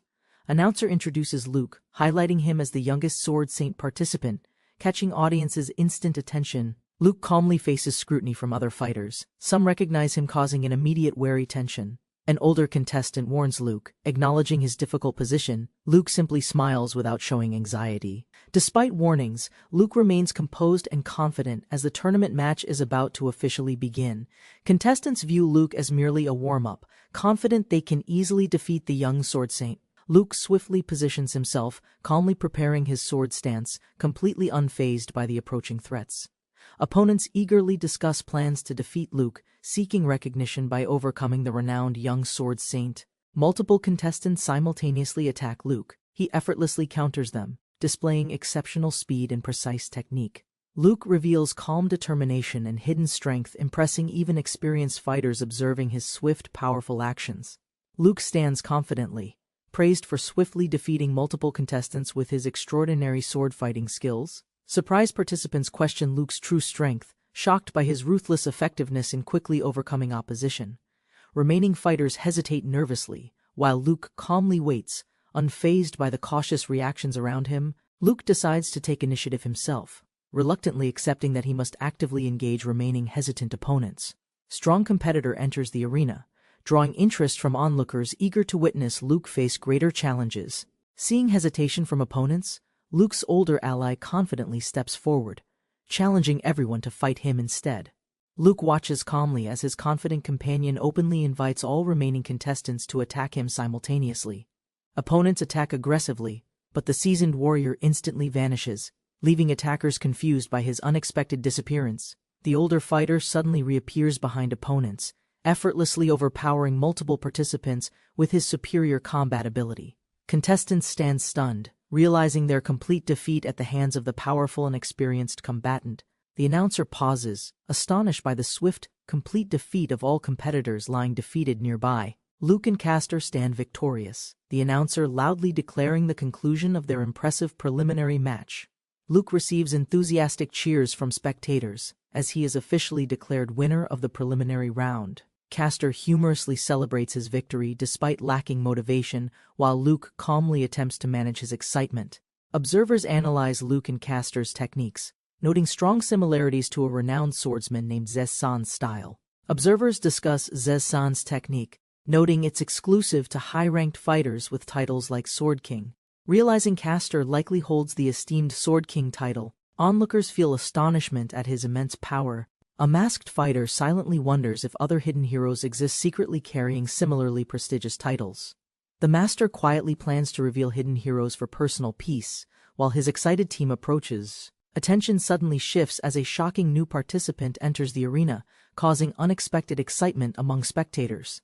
A powerful fighter named Hero Hao fiercely dominates, easily winning the fourth match within mere seconds. Hero Hao stands intimidatingly fierce, breathing heavily, leaving no doubt about his overwhelming physical strength.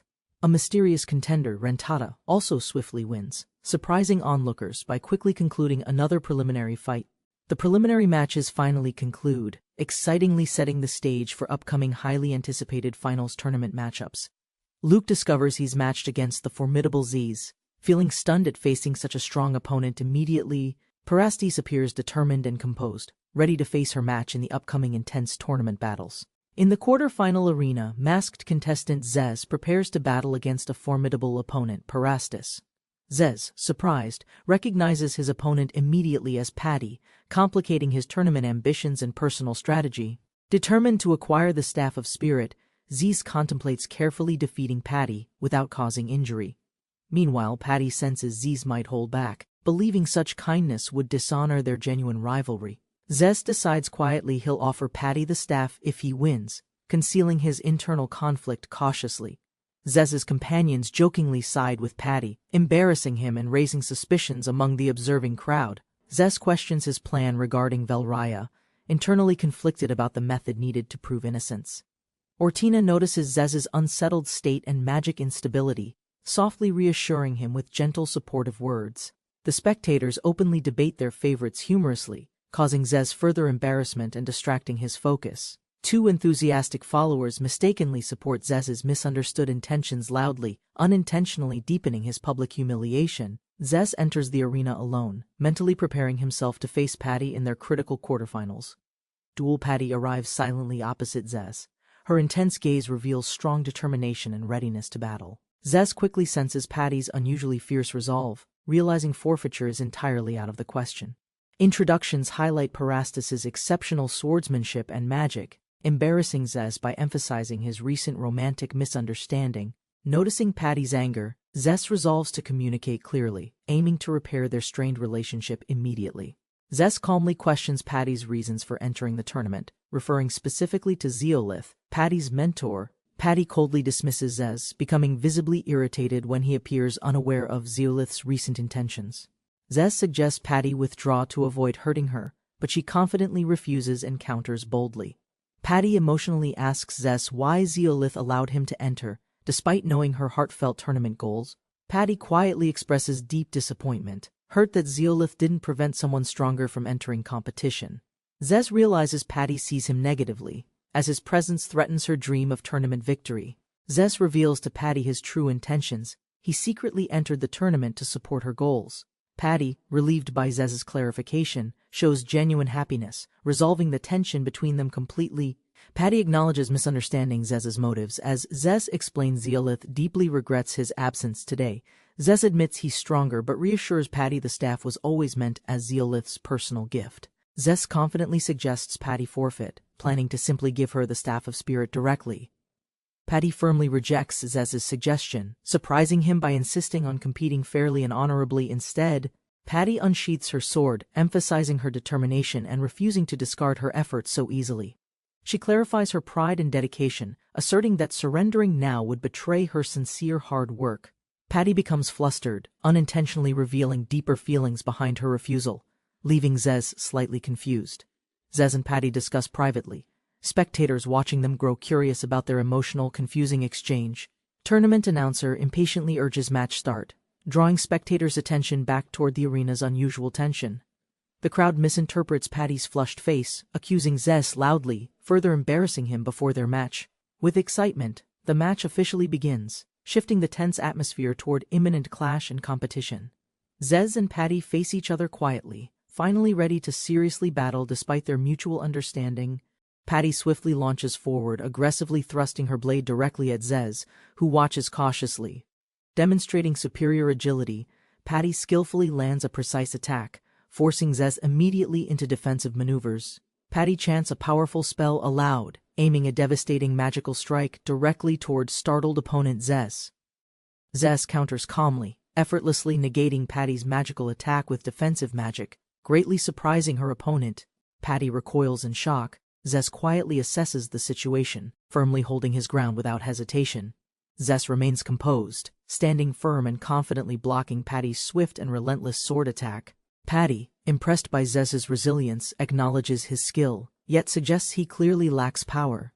Zez cautiously suspects Patty is hiding a powerful move. Despite appearing relaxed about the battle, Patty suddenly prepares her hidden technique, chanting as her blade charges dramatically with electrical energy. Patty activates her strongest spell, summoning a lightning-charged blade to launch a decisive finishing attack. Her opponent remains calm, acknowledging the spell, but warns it's not enough to defeat him. Determined to break through, Patty charges head-on with twin blades, aiming directly for his defense. She lands a blow, striking hard. The masked fighter's weapon breaks, forcing him momentarily on defense. Unshaken, he readies another sword. Patty's eyes narrow, realizing the real fight hasn't ended yet. Patty casts a powerful binding spell, aiming to trap her opponent within a growing electric field. Her spell activates fully, generating 5 massive lightning pillars around her, stunning the entire arena. The masked fighter senses danger as the magic circle's energy surges, realizing this spell is serious. Spectators recognize the formation as a lightning seal, amazed by its size and destructive potential. Despite warnings, Patty declares her resolve, willing to sacrifice herself to end the match decisively. Patty declares a challenge, vowing to endure longer for her clan's pride and honor. She readies herself cautiously, sensing danger as her masked opponent silently draws a hidden weapon. He instantly appears behind her, catching her off guard before she can react or defend herself. A gentle strike disables her magic, Patty weakens and stumbles. Shocked by the sudden pressure, the masked fighter carries her calmly, revealing that magic has no effect on his strange body. The crowd watches in confusion as Patty collapses, unconscious, with the match abruptly declared over. Spectators erupt in outrage, misjudging the masked fighter's intentions as he calmly carries Patty from battle. He glances at her bruised face, surprised by how far she pushed herself despite everything. Touched by her resolve, he quietly respects her effort, sensing how meaningful the fight truly was. His mask shatters unexpectedly. He realizes she actually injured him earlier. Her lightning had a delayed effect. Patty is brought into the medical room, prompting concern from someone examining her condition. The doctor finds no injuries. Castor stands nearby, silently watching her with visible relief. He explains she's only asleep from magic. The doctor agrees to let her safely rest. Outside, Castor is greeted by a knight surprised by Patty's loss and Castor's unexpected participation. The knight recalls Castor's past. Castor corrects him firmly, revealing his name with new confidence. Castor casually deflects questions about his motives, saying only he's the last one remaining. He avoids explaining further, teasing a deeper reason. Before leaving, he adds one last comment. The knight scolds him about ogling women, embarrassing Castor, who reacts defensively despite the mask. Castor returns to the arena. Teammates cheer his arrival while others observe him silently from above. He confirms Patty's safe recovery. The group expresses relief, praising his strength and effort during battle. Sia kindly offers her lap. Castor hesitates, overwhelmed by memories of past humiliations and hardship. He collapses gratefully onto her lap, overwhelmed by comfort. Observers declare his spirit completely broken. Others misinterpret the moment as shameless. Castor insists it's emotional healing, not perversion, while clinging tightly. Castor contemplates surrendering fully to comfort, considering burying himself deeper, unaware of Sia's growing silent reaction. Sia looks down at him, blushing but speechless, unsure how to respond to his behavior. The girls stare silently, stunned by Zez's behavior as he melts into Sia's lap. Sia defends Zez tearfully, revealing he's been deeply worried about Patty beyond what anyone had realized. One girl senses his unstable magic. Zez panics, blaming emotional overload from receiving a lap pillow. Arguments erupt over fairness. Others jokingly offer their knees, while Zez trembles under growing absurd pressure. Zez shouts a firm rejection, refusing male lap offers. Meanwhile, the match result is officially announced. The second quarterfinal match begins. Hao and Castor step into the arena, drawing everyone's attention. Their glares meet. Hao radiates fury and aggression, while Castor remains calm, unreadable, and battle-hardened. Despite Hao's powerful strike, Castor stands unfazed. He counters with a swift, overwhelming single-arm blow. Hao collapses instantly. Castor is declared the winner, having disabled his opponent in one clean hit. The crowd erupts. Some cheer, others rage at lost bets. Castor's strength shocks even the skeptics. While the crowd discusses bets, Zez notices the tension rising and silently agrees with the concern. The group realizes Ortina left early. Despite confidence, her visible nervousness begins to worry her friends. They acknowledge Ortina's strength, but fear her next opponent's power will be far beyond her capabilities. Learning her next opponent is the Sword Saint, Zez volunteers to check on Ortina himself. Zez heads toward the waiting area as gamblers brag about profits, unaware of Ortina's inner struggle. As Zez walks by, gamblers discuss betting on Ortina. Zez notes the persistent gambling culture. Meanwhile, Ortina reflects on her teacher, trying to distract herself from the pressure she feels. Zez senses someone nearby. He cautiously approaches the waiting room door, expecting to find Ortina inside. Ortina stands silently outside the waiting room, isolated and tense, her back turned to the door. Zez greets her casually. Startled, Ortina screams, clearly nervous and unprepared for the sudden confrontation. Zez explains he came to check on her. Ortina admits she was deeply distracted inside. Relieved, Ortina regains confidence. She thanks him, convinced the surprise helped reset her mental focus. Zez offers advice. Ortina excitedly assumes he has a plan, but he immediately denies having one. He hints there's still a chance. Ortina listens carefully, intrigued by any potential hope against Sword Saint. Ortina agrees to hear him out, determined to test her strength no matter the outcome. Zez warns Ortina that the Sword Saint has raw power but little control. She agrees confidently. Ortina enters the arena. Her opponent, Sword Saint, casually remarks about the difficulty of fighting women. Ortina insists on being treated as a warrior. He apologizes and accepts her serious challenge. The third quarterfinal match begins. Sword Saint draws his blade with full intent to fight seriously. Ortina lunges forward immediately, slashing with precision and force, taking the offensive before he can react. Ortina follows her teacher's strategy, rushing Sword Saint aggressively. He's surprised by her fearless advance. She maintains pressure using disciplined forms. He struggles to defend, realizing brute strength won't suffice.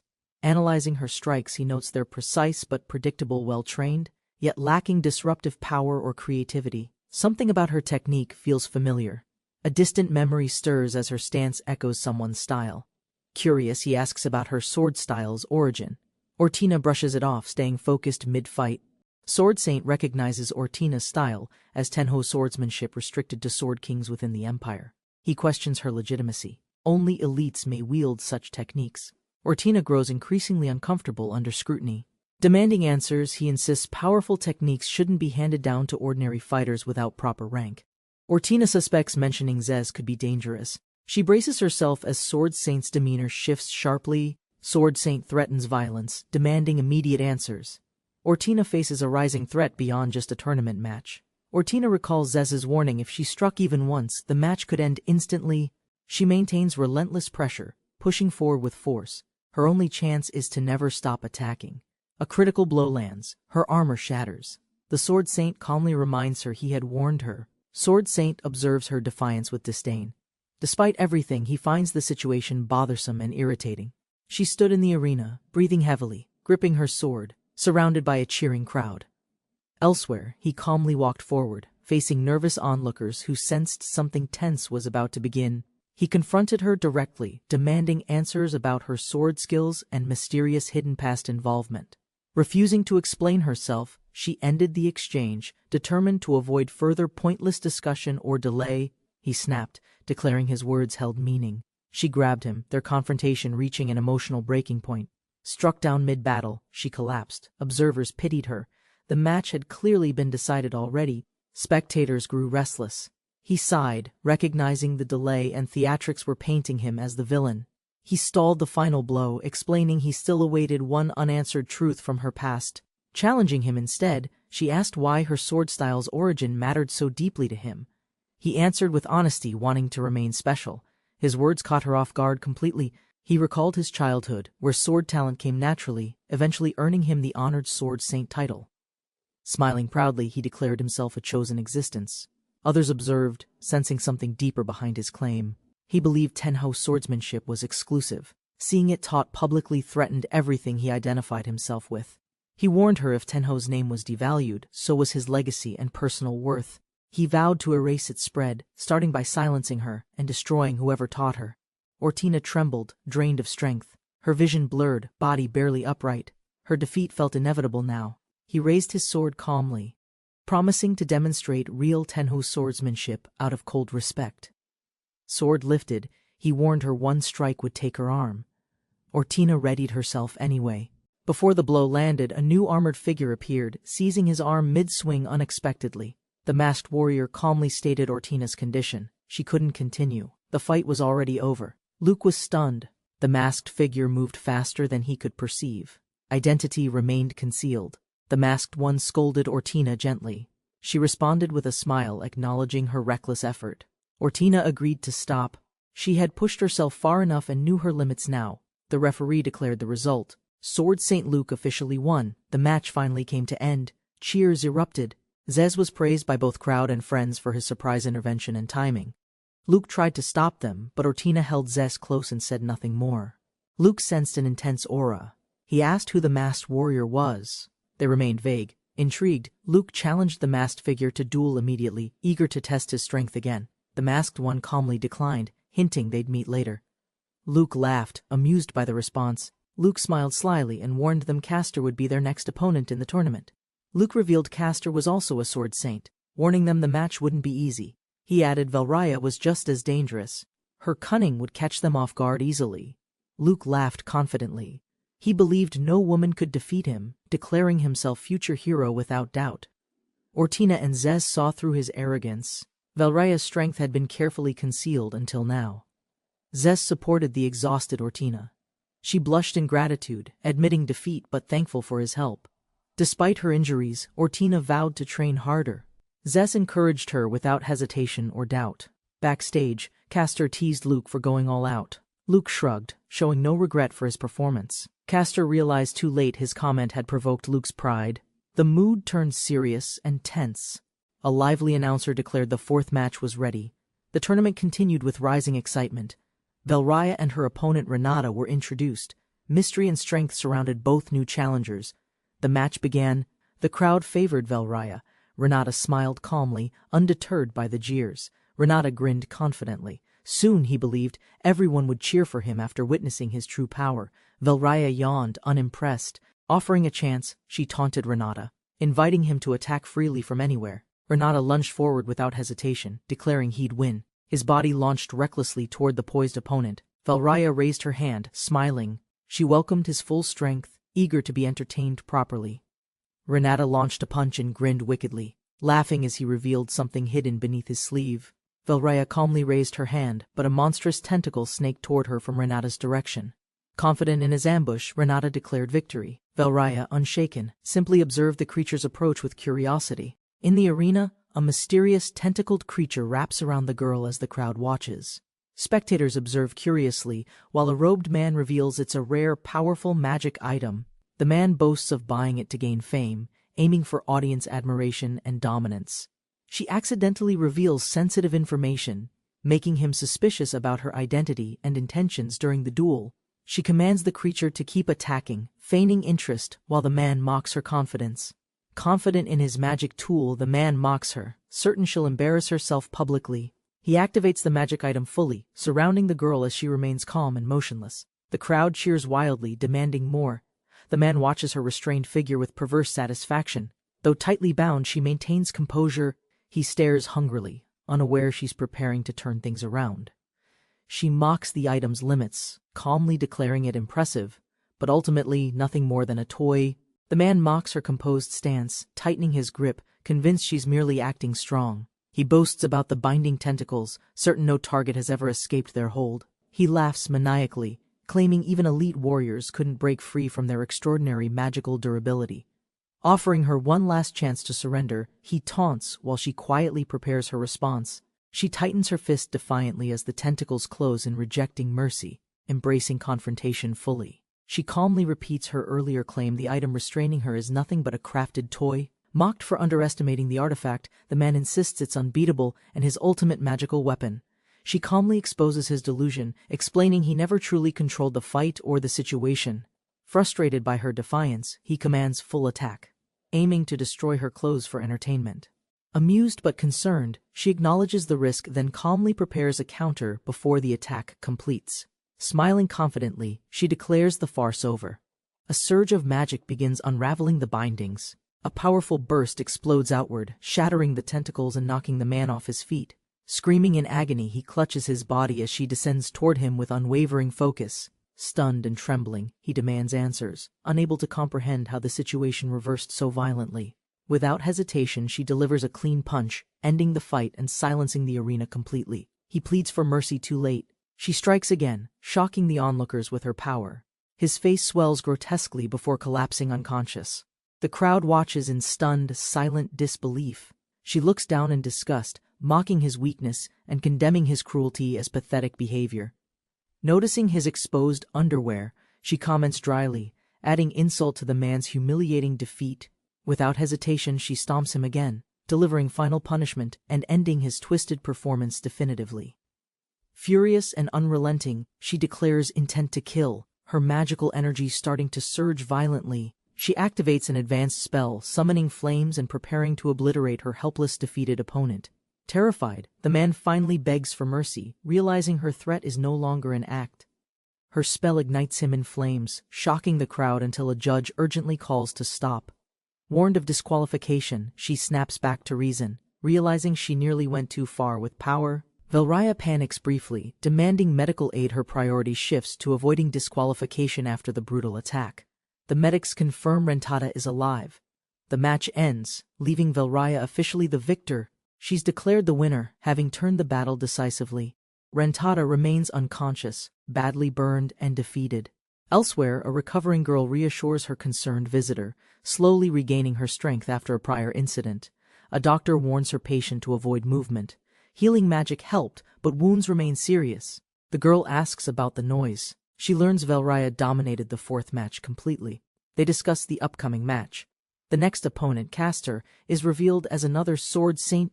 They worry Castor's strength might exceed expectations, but the armored figure insists he'll manage just fine. She promises to cheer during the finals. He readies himself, expecting to be summoned soon. Backstage, Velraya gives a confident smile. Her comrade reassures her before stepping into his own battle. Velraya and the masked fighter declare victory at once, each fully confident in their overwhelming strength. Spectators discuss their bets, with growing interest in Luke, Velraya, and the masked contender. Blazer reveals his unwavering confidence, having secretly placed his wager on the masked fighter Zez. Zez enters the semifinals, facing Castor, an armored warrior infamous for defeating a legendary hero. Zez gains loud support from cheering girls, while Castor mocks his popularity mid-arena confrontation. Castor taunts Zez's friendships, then prepares seriously, eager to fight someone with personal stakes.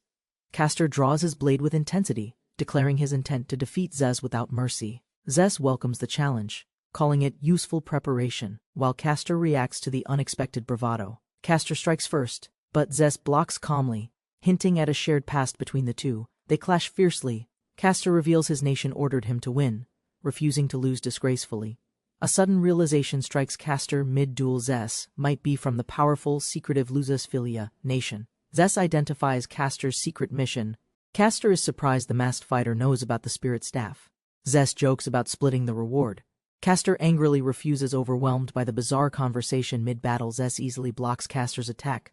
Castor, shocked, questions the quality of the sword used against him.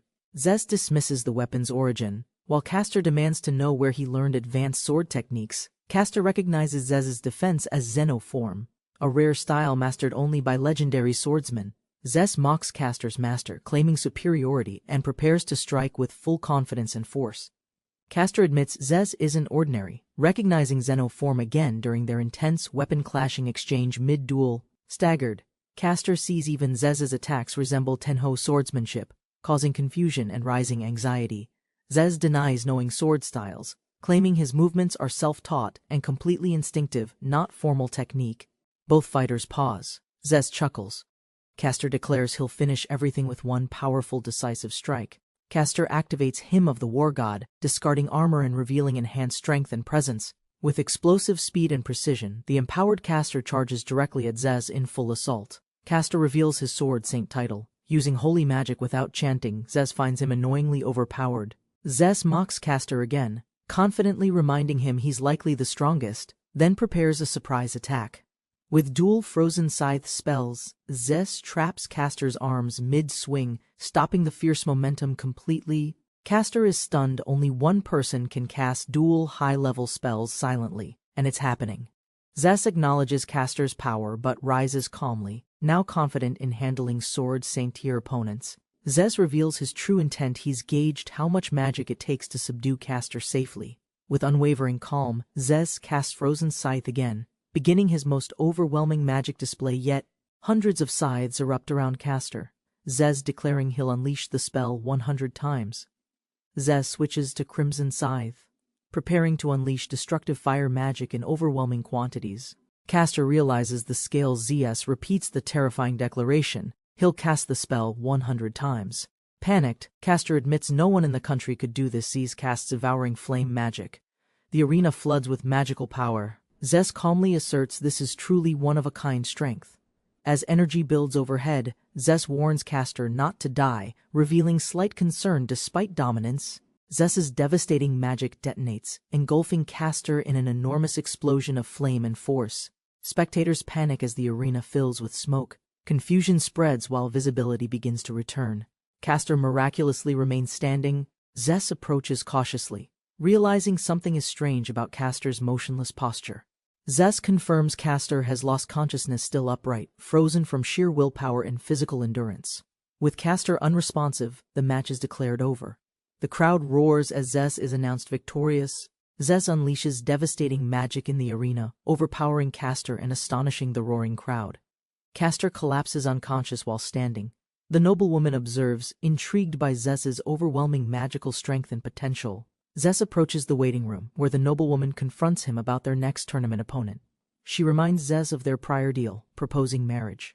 Zess awkwardly declines, clearly flustered and uncomfortable. She leans closer, insisting on rewarding him. Zess remains conflicted, unsure how to handle her persistence.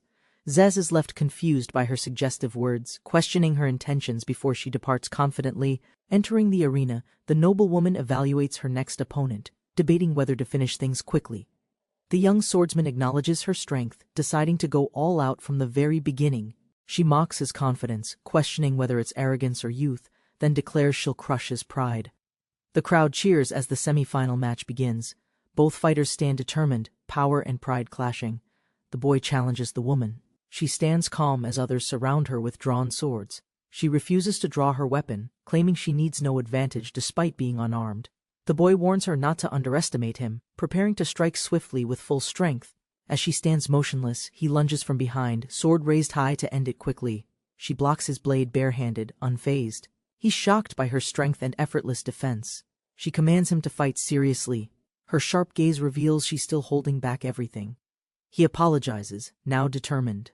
Her swift move stuns him, forcing him to question her speed. She blocks and counters easily, commenting on his slight progress while maintaining perfect control and posture. He attacks furiously. She laughs, amused by his intensity, pushing him to release more effort.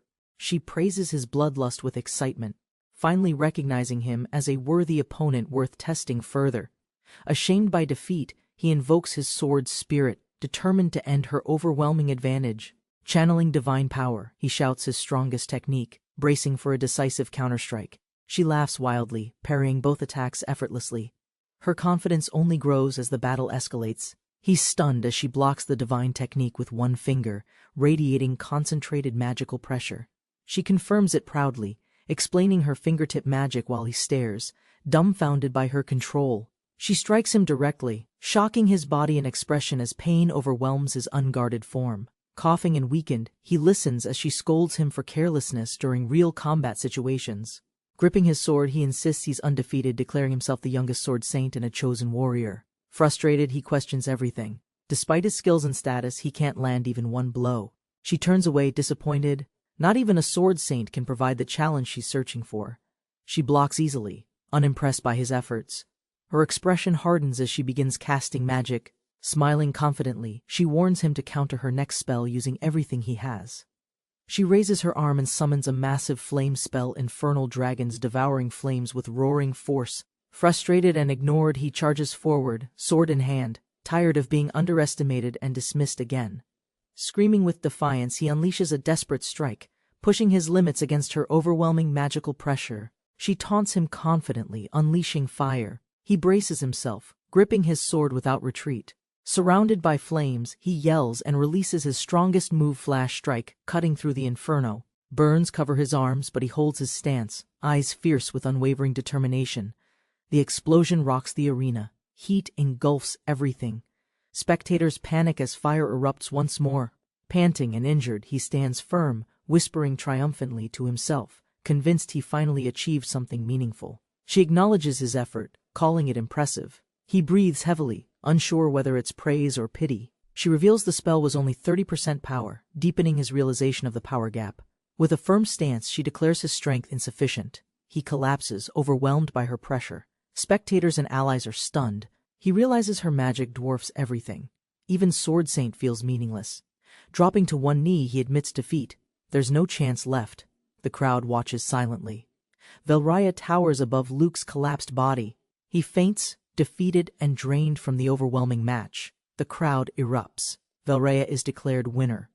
Luke's defeat stuns everyone, including the announcer and spectators. A masked figure reflects quietly her spell was the same, yet far stronger than his version.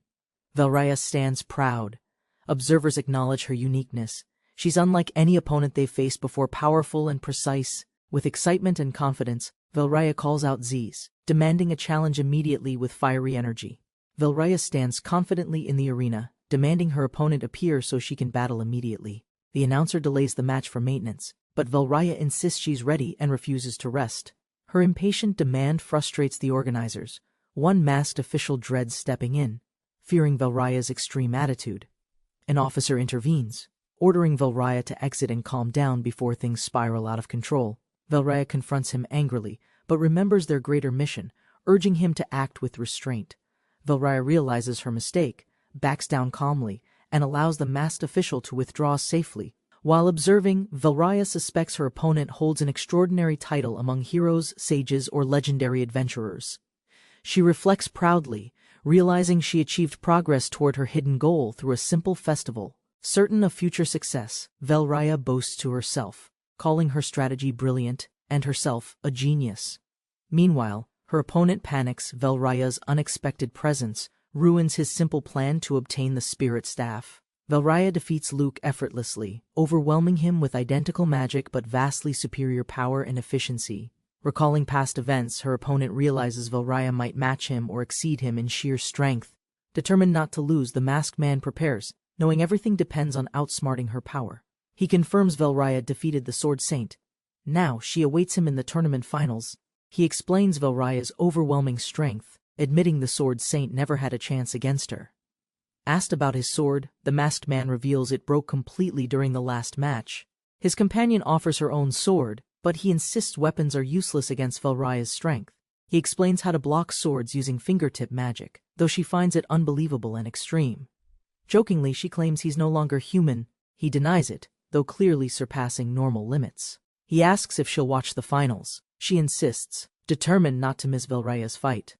Ortina begins changing clothes, while her master awkwardly looks away, unsure how to react properly. He realizes it's his first time seeing Ortina without armor, surprised by her appearance.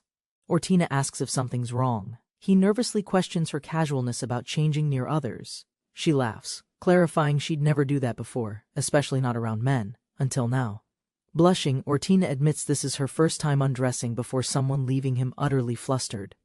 Ortina notices her master acting nervous. He awkwardly denies it, clearly overwhelmed by her presence. She suggests discipline to calm nerves, teasingly turning serious. He's left baffled by her sudden energy. He politely declines, explaining tension helps focus.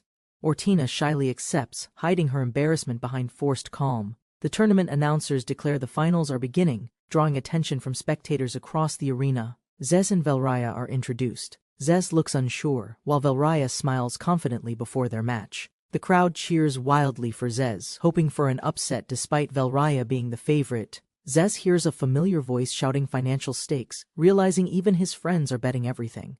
Valraya welcomes the finals with excitement. Zez calmly replies, aiming to end it quickly. She admits uncertainty about his strength and prefers avoiding drawn-out combat based on pure stamina. Smiling confidently, Valraya senses potential fun ahead, expecting a challenging and exciting fight from Zez. Valraya assumes a battle stance, brimming with confidence and ready to launch the first attack. She hurls a powerful strike. Zez calmly observes as it smashes into the arena floor. Valraya declares she'll unmask Zez during battle, vowing to reveal his true identity publicly. The crowd roared as Zez entered the Colosseum. His companions cheered with anxious excitement. Inside the arena, Zez faced his armored opponent. The announcer declared the final battle had begun. Zez hesitated, analyzing his enemy's strength. A thrown pebble shattered the wall, revealing terrifying raw power. Clenching his fists, Zez steadied his stance. Despite nerves, he prepared himself for brutal close combat. With a deep breath, Zez charged. His punch clashed with the enemy's blade mid-air violently. Zez's punch collides with the enemy's blade. She smiles, calmly deflecting the powerful blow. She grabs his arm mid-fight, commenting on his restraint, then demands to see his full strength. Though surprised, Zez admits he's already trying. Still, he agrees to go all out now. Activating his special technique, Zez radiates divine energy. The arena trembles under him of the war god. Zez charges with overwhelming speed and force. The enemy braces, weapon drawn, as impact becomes inevitable. Zez launched forward, but she countered instantly. Their clashing hands sparked with raw physical energy. Surprised by her aggressive pressure, Zez hesitated. A glance below revealed her unexpected grappling technique. Knocked back, Zez regrouped. Her monstrous strength impressed him. She laughed, thrilled by the escalating intensity. Despite his efforts, she demanded more. To push her limits, Zez had to go further. Zez activated a stronger technique, Raging Flame Barrage. Energy burst outward as he prepared to strike. She observed Zez calmly, Noting his shift to magic, she prepared her next countermeasure. Zez unleashed Raging Flame Barrage, creating a violent explosion that shook the arena's stone floor. She retaliated instantly with Frozen Glaive. Their spells collided midair, causing another huge elemental blast. Zez noticed her copying his spell type. He switched strategies and summoned Dark Elemental Magic. The ground cracked beneath them. She praised his chantless casting and growing unpredictability during the fight. Zez sensed something unusual. Her strength and tactics didn't match what he had predicted earlier. He questioned her identity, suspecting she might be the true holder of the hero title. She doubted his claim, noting his excessive power exceeded even legendary mages. Her suspicion deepened. Zez realized she was targeting heroes specifically. Others like her had appeared before, seeking confrontation. To distract her, Zez joked about her being a scout. She responded, clearly confused and annoyed. Zez realized she commanded the scout team. Her strength suggested leadership or possibly something even greater. He wondered if she was a demon. She questioned how he knew their identity. She confirmed his role in their defeat, but didn't mind. The weak deserved elimination anyway. With a confident smirk, she declared it was time to reveal her true magic. She unleashed flesh-devouring draconic arc, summoning a massive beast with jaws wide open in midair. Though unfamiliar, Zez replicated her unique spell, stunning the arena with another devastating draconic arc. She recoiled in shock. In response, she cast Frozen Spirit Binding Tree with immediate counterattack precision. Zez copied it again. Ice shards burst around them, locking both in freezing magical conflict. Explosions erupted as their spells collided. She was launched backward, surprised by his perfect replication skill. Spectators marveled at the fierce exchange. She panicked. He wielded magic normally exclusive to powerful demons. She demanded to know his title, intrigued by his power and curious about his identity. Dark energy engulfed her body. Her form changed, unleashing a deeper, more ominous power. Zez noticed glowing marks on her skin. He suspected a forbidden physical enhancement technique activated. She charged with terrifying speed. Zez struggled to react as her strength and agility skyrocketed. She invoked Seal of the Unbreakable Forbidden Spell. The arena darkened, filled with ominous pressure. Zez panicked. His spell wouldn't activate. Her forbidden magic seemed to suppress all casting completely. She struck with brutal force, landing a clean hit to his chest, eyes wild with power. The impact sent shockwaves across the arena. His allies watched in stunned silence, fearing the worst. Grinning confidently, she called his name. Zez remained standing, but the situation had drastically turned. A masked fighter stares ahead as a noblewoman confronts him about Zez's unexpected defeat. Tension rises. The woman watches as the masked fighter prepares his next move without speaking. The woman is shocked by his survival. He confirms barely escaping a dangerous magical attack. She demands answers, recognizing his magic. He reveals identical demonic flame powers, shocking her further. She growls in frustration. He calmly explains his success came from skill, not bloodline or fate. The woman unleashes powerful magic from her hand, forcing the masked man to retreat defensively. She stands ready in the arena. Spectators observe the masked fighter's successful block in silence. The masked man questions the spell. One girl recalls Zez mentioning similar unknown magic earlier. They recall Zez claiming magic can be mimicked if its attribute and effects are understood. The masked man walks away. Observers worry about the danger of such unstable, overwhelming magical power. She stepped into the arena, declaring she'd unleash her full strength without hesitation today. Her opponent analyzed her power, realizing it wasn't magic but an unnatural physical transformation beyond divine limits. With steady hands, she summoned glowing energy, offering condensed fragments of life as fuel for invocation. Fire erupted around her as she called upon the feared entity, the demon princess of purgatory. A towering fiery figure emerged behind her, silent and imposing, as the arena shook with power. The masked man stared in shock as the giant spirit's flaming hand reached toward him. Despite his talent, he couldn't comprehend or imitate the summoning. Her power felt unnaturally overwhelming. With the spirit roaring, she declared the end. Her strongest attack was ready to launch. Panicking, he searched for magic to counter the spell. Blocking it seemed the only option. The summoner gave the command. The flaming spirit opened its mouth, charging up the final blast. He made a desperate charge, preparing a risky spell with both hands outstretched toward her. The forbidden sealing spell struck the spirit's core, halting the attack before it could release. The summoner gasped in disbelief as her connection with the spirit began rapidly unraveling. The summoned entity screamed, its body dissolving into smoke as magical flames dispersed across the arena. She stood frozen as he appeared behind her, victorious, leaving her stunned and questioning everything. He restrained her arms, shocking her. She demanded answers about the forbidden sealing spell's origin. She raged in disbelief, declaring the spell unused for centuries and beyond human reach. The truth revealed, she created the spell herself after losing her brother, its only wielder. Held tightly, she argued while struggling. He calmly reminded her big magic needed distance to activate. Realizing defeat, she blushed and surrendered, offering herself to him under the duel's agreed terms. Zes blinked in confusion, not realizing the match was officially over with his last move. The crowd cheered wildly. Announcers declared Zes the winner for subduing Velraya with a hug. Velraya acknowledged defeat without protest, admitting she was properly subdued and had no further complaints. Zes finally released her. She scolded him lightly, while he reflected on completing his mission. With the crowd cheering, Zes raised his arm high, proudly celebrating his unexpected and overwhelming victory. From the audience, his friends reacted poorly, criticizing the victory and suspecting indecent motives behind it. Confused and flustered by the reactions, Zes questioned why everyone treated him like a villain. Later, Zes wandered into the wrong room, where Velraya calmly questioned his unexpected presence. Velraya insisted they were now partners, justifying her presence, while Zes awkwardly denied any such bond. After a fierce match, the two challengers greet the victors, smiling despite their defeat. Ashamed of losing, the older man reflects bitterly, while the girl calmly defends her strength. They announce their departure, choosing to resume training but wish to remember the victor's face. He declares a future rematch. The girl doubts him, yet he insists on redeeming his loss. The girl proudly acknowledges her ally, warning challengers that defeating him again won't be so easy. The group parts ways peacefully. Though rivals, they exchange respectful farewells, hinting at future battles. Both sides acknowledge each other's strength, agreeing fate will likely lead them to clash again. The girl expresses curiosity, eager to witness the Sword Saint's growth after their recent defeat. She mocks his effort, claiming training won't help, challenging his identity as hero with fierce confidence. He dodges her question awkwardly. She laughs it off, accepting her loss at least for now. As the award ceremony begins, the victors stand before royalty and gathered spectators in silence. The masked champion and his companions speculate about the king's identity, showing mixed interest and ignorance. The king praises Zez's strength and offers the staff, acknowledging him as the rightful tournament champion. Zez calmly takes the staff. The king seems surprised at his directness and quiet demeanor.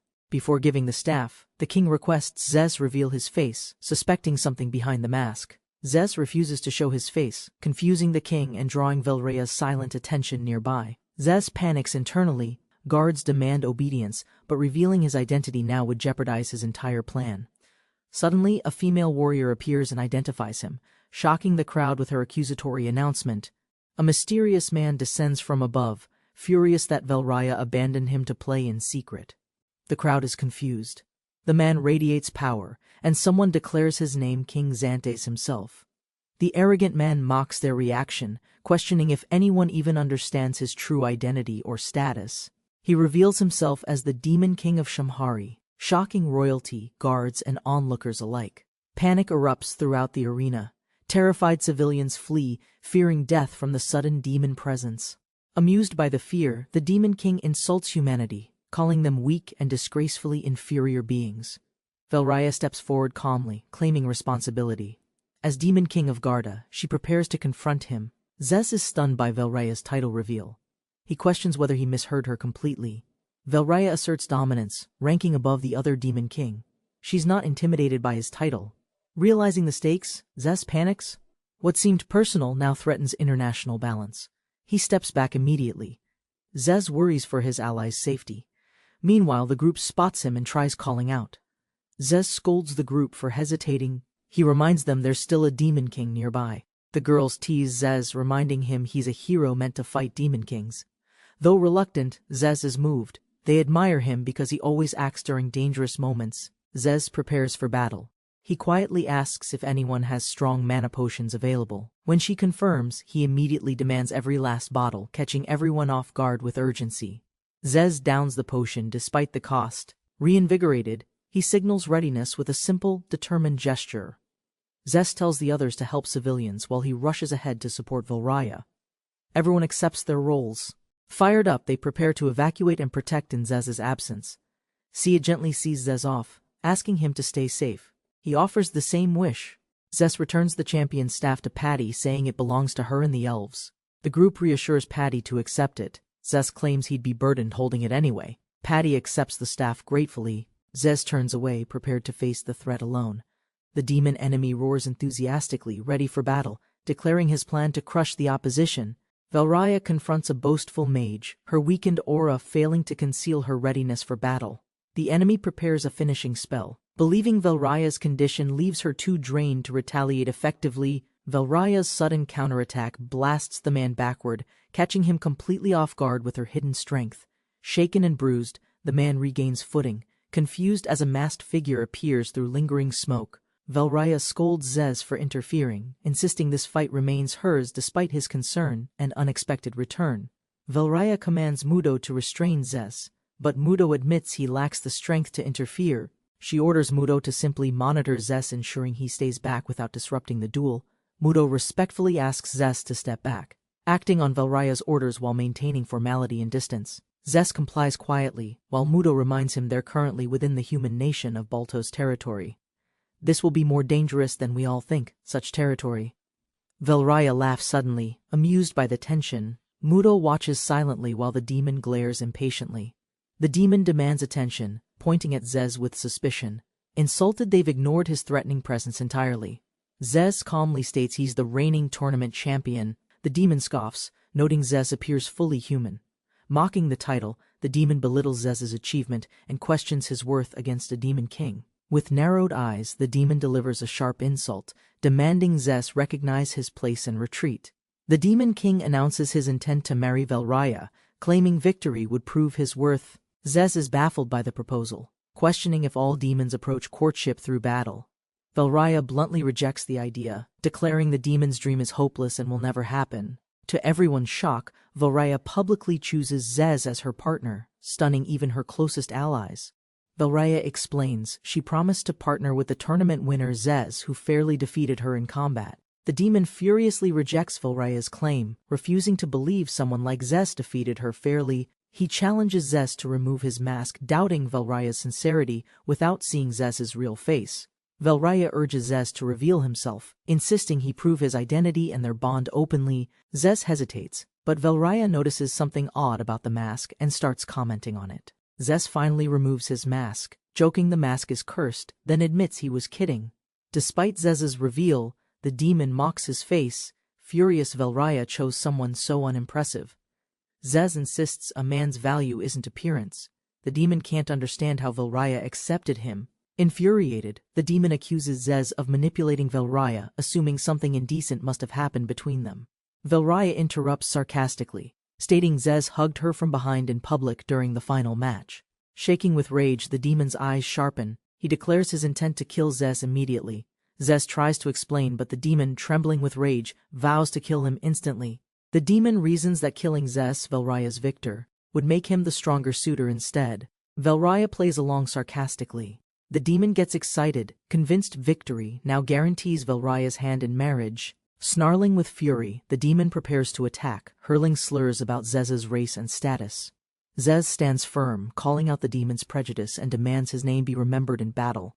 Zez finally reveals his true identity, Zeolith, a slave merchant, declaring it with pride and fierce resolve. The demon's expression twists into a grin, clearly eager to crush Zeolith in open combat. She cheerfully enters the hall, clutching winnings, but laments they'll vanish, repaying old debt. Noticing a crowd outside, she investigates. A shouting man rushes past, warning of approaching danger. The situation escalates. Demons have invaded. She listens blankly as news of the Demon King spreads. Panic erupts around her. A fleeing man urges her to run or risk being killed. Seeing the chaos and unguarded money booth, she grins slyly. Perfect moment to steal and vanish. Torn between greed and morality, she freezes, overwhelmed by temptation near the abandoned treasure booth. While others flee, she fights inner urges. A bystander's yelling briefly snaps her from scheming. Elsewhere, a noble mocks the protagonist's title. He steps forward, calm but ready to fight. The noble casts a deadly forbidden spell.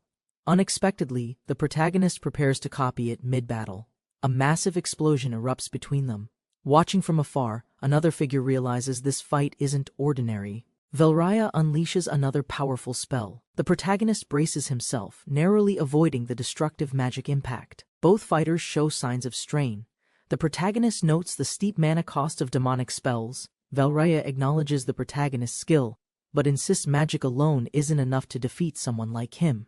He begins casting 2 devastating spells simultaneously, summoning lightning and fire in a dramatic show of power. Amazed, the protagonist recognizes both as extreme magic but notes they're weaker than Velraya's original spellwork. Lightning explodes violently as Velraya completes his incantation, flooding the entire arena with destructive force. The protagonist counters with identical gestures. Both figures stand firm as magical pressure crackles between them. Velraya is shocked. His opponent duplicated the exact spells without chanting and cast both simultaneously with ease. The protagonist asserts confidence under pressure. Velraya smirks, preparing an even greater technique in response. To Velraya's disbelief, the protagonist casually identifies his secret spell Demonic Flame Inscription mid-cast without hesitation. Velraya's ally panics, suspecting the boy was exposed to forbidden magic by Velraya himself. Unsure of the boy's origin, he wonders if this terrifying strength belongs to a hidden demon. Realizing the imbalance, he clenches his fist and chooses to hold back only for now. The boy activates holy magic, stunning his enemy. The light confirms his humanity beyond any doubt.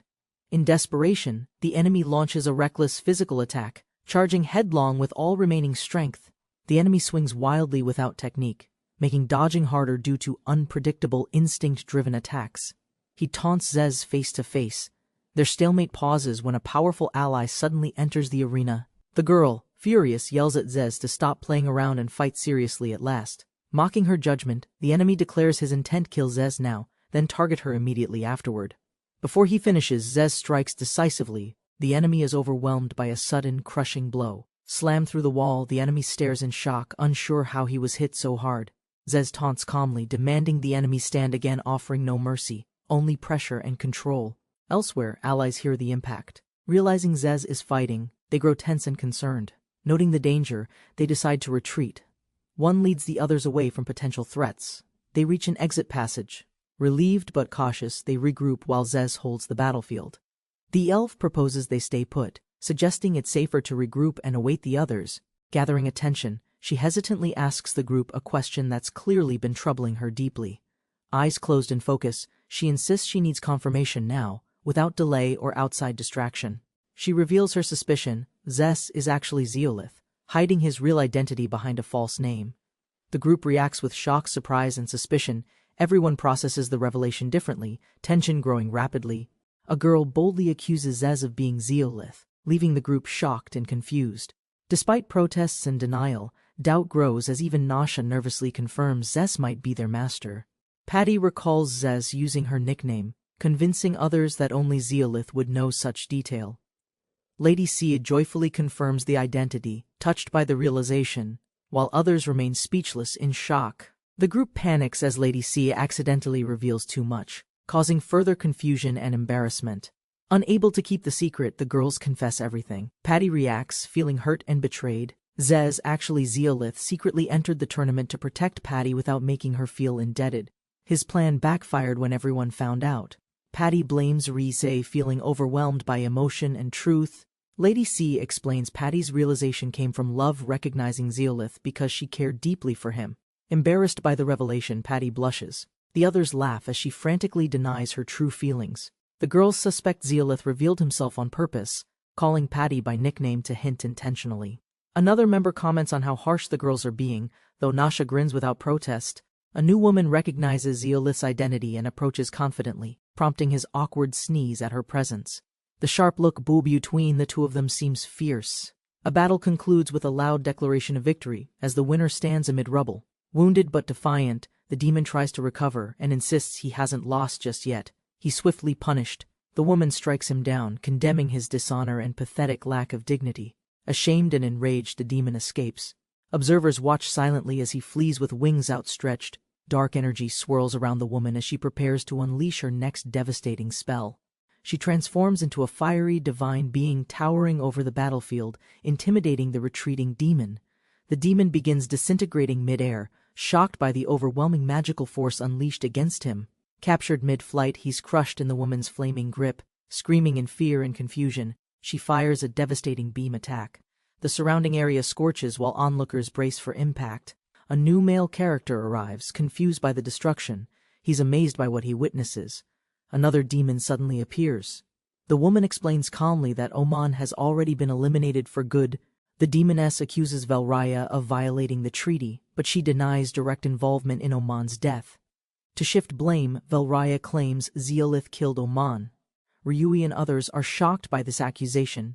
Caught off guard, Ryui nervously glances away, pretending innocence while clearly distracted by her revealing outfit. The demoness is disgusted. Valraya declares Zeolith her chosen consort, though he clearly wants no part. Stunned by Valraya's claim, the demoness scoffs at the idea, finding it absurd and ridiculous. Valraya mocks the demoness for being jealous, prompting angry accusations about childish romantic preferences. The demoness shifts focus, threatening political consequences by reporting Oman's death to Shamahari's kingdom authorities. She demands Valraya return to Galda and explain. Valraya refuses and quietly calls for Mudu. Mudu agrees to return alone, expecting this outcome, and is tasked with handling the situation diplomatically. He warns Zeolith that any misstep could ignite a catastrophic war between demons and humans. Mudu gives Zeolith a serious warning, urging him to remember the consequences of his decisions. The demoness departs through magic, promising to report Oman's death. Mudu prepares to leave too. Valraya receives a contact orb, instructing them not to call her during nighttime hours. Zeolith hesitates when asked where they're going. Valraya confidently insists it should be obvious to him. She declares they're heading to their love nest, while Zeolith loudly denies its existence. Embarrassed, Zeolith senses incoming soldiers. After the battle, a large armored unit marches toward their location. Worried about being recognized, Zeolith decides to teleport away before the soldiers can identify him. Unsure of where to go, he activates a teleportation spell with a reckless incantation. Darkness surrounds them. An unknown voice reacts, hinting they've landed somewhere unexpected and possibly dangerous. Valraya sits on top of Zeolith, amused by the awkward result of their sudden teleport. They land in Zeolith's room. Valraya teases him, assuming he brought her there intentionally. Zeolith panics, denying her assumption. Valraya smirks and boldly offers herself, deepening his misunderstanding and embarrassment. Overwhelmed by pressure, Zeolith breaks down dramatically, shouting incoherently as Valraya watches in confusion. Suddenly, something goes wrong. Zeolith collapses or vanishes, and Valraya screams his name in panic twice. Zeolith hears a distant voice echoing through darkness, slowly awakening with confusion clouding his senses. He finds himself in an unfamiliar void, unable to recall how he ended up here. A glowing presence addresses him urgently, warning that time is short and questions must wait. The voice reveals Zeolith's soul is deteriorating from overusing dangerous magic, putting his life at risk. Before disappearing, the voice confesses a shocking truth. It shares the exact same soul as Zeolith. As the presence fades, it leaves Zeolith with a request: protect someone named Seventh. Zeolith awakens in bed, surrounded by familiar faces, relieved to see him conscious again. He questions what happened during his collapse, learning others stayed behind to monitor him. More girls appear, excited he's awake. They had waited nearby with permission from the dorm. Zeolith is shocked to learn he's been unconscious for 3 days, leaving everyone extremely concerned. Zeolith questions the strange gathering. His friends admit befriending the Demon King while he slept. Valraya secretly lies, claiming she saved Zeolith, diffusing suspicion and easing the others' trust. The girls reveal another truth. Patty discovered Zeolith and Zez are the same person. Zeolith despairs that his efforts to hide Zez's identity have failed, and Patty knows everything. The girls shift focus, warning him that sleeping 3 days straight could indicate something dangerous. Zeolith says he's fine, but confesses to repeatedly dreaming about a strange voice calling him.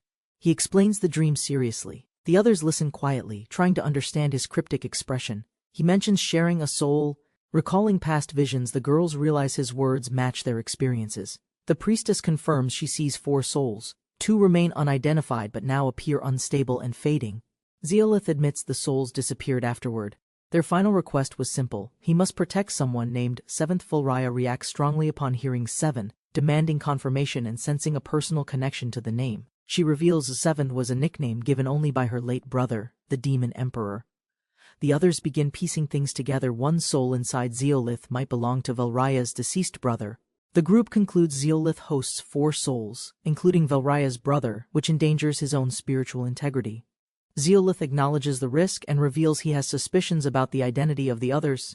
Zeolith decides to explain everything, trusting the group and preparing to reveal his hidden titles. He confirms suspicions he's more than a slave merchant, addressing even Velraya directly with importance. Zeolith admits holding titles like Demon Emperor, Great Sage, and Hero alongside Slave Merchant. The girls are shocked. Zeolith casually offers to show proof with his official identification card. Velraya praises his power. The others reflect on how exceptional he is, despite past doubts. The priestess panics over explaining events. Velraya questions what forbidden spell Zeolith used during battle. Zeolith calmly names it soul-spirit dual transference. The others recall he collapsed from using it before. Velraya confirms his collapse, but finds it hilarious. His recklessness only adds to his absurd mystique. She explains the spell's original nature. Users typically die instantly after activation, proving Zeolith's survival is miraculous. A mysterious woman explains that soul-spirit dual transference always ends in the user's death. Hearing this, the group stands stunned. Yu smiles nervously, realizing something is terribly wrong. The woman clarifies the spell is demon-made. Humans were never meant to use it. Yu processes the truth. Demons reject the spell as flawed, lethal without full knowledge. Admitting his mistake, Yu wonders why he's alive. She suspects his soul is abnormal. 3 powerful souls within Yu's body may have prevented his death from the forbidden spell. Though he survived, visible damage remains. Another ally asks permission to offer a possible solution. The elf girl Patty suggests using secret healing magic, though unsure of its true effectiveness. She warns the method is forbidden and life-threatening, then apologizes for suggesting it too quickly. Grateful for Yu's past help, Patty pledges support, especially if he carries her ancestor's soul. Yu realizes Patty is the direct descendant of the legendary elf sage, Elsden II Fridio. Patty clarifies the confusion. Yu misunderstood her staff's origin, thinking it belonged to a different ancestor. They acknowledge the room holds descendants of both the Demon Emperor and the Great Sage simultaneously. The others joke about hero lineage. Yu denies being one, saying his father never mentioned it. To ease tension, tea is served. Everyone takes a break, impressed by the unexpected brewing skills. The girls discuss tea and certificates, teasing each other gently while sharing a brief moment's peace. Yu concludes they have no other options and directly asks Patty to use her magic. Patty accepts without hesitation. The other girl confirms this rare art would even attract national support. Yu realizes they'll need to leave Jill's. Patty worries about how long his body can endure. They decide to leave soon. The priestess warns time is limited, urging immediate preparation and departure. Yu agrees to consult Professor Nils. Another teammate suggests visiting the guild office first. Yu is confused why the guildmaster wants him. She's been urgently requesting him non-stop. The guildmaster explodes with anger over Yu's delay. Yu awkwardly apologizes, overwhelmed by everything. Elena locks the room while the guildmaster complains about being understaffed and overwhelmed again. He admits they encourage participation, but Yu went too far. Now even the church is involved. Yu realizes the situation is escalating. The guild also received formal requests about his identity. The guildmaster explains a man named Juventa worsened matters by exposing Yu's secret involvement.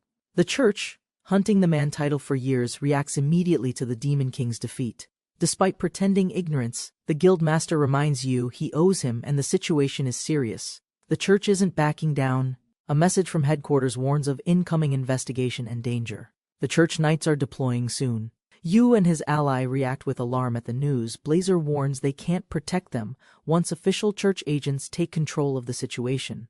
If the church checks records or finds Seha, the entire group risks being exposed. Blazer advises leaving Jill's temporarily. He clarifies it's not an order, just a strong suggestion. Yu agrees.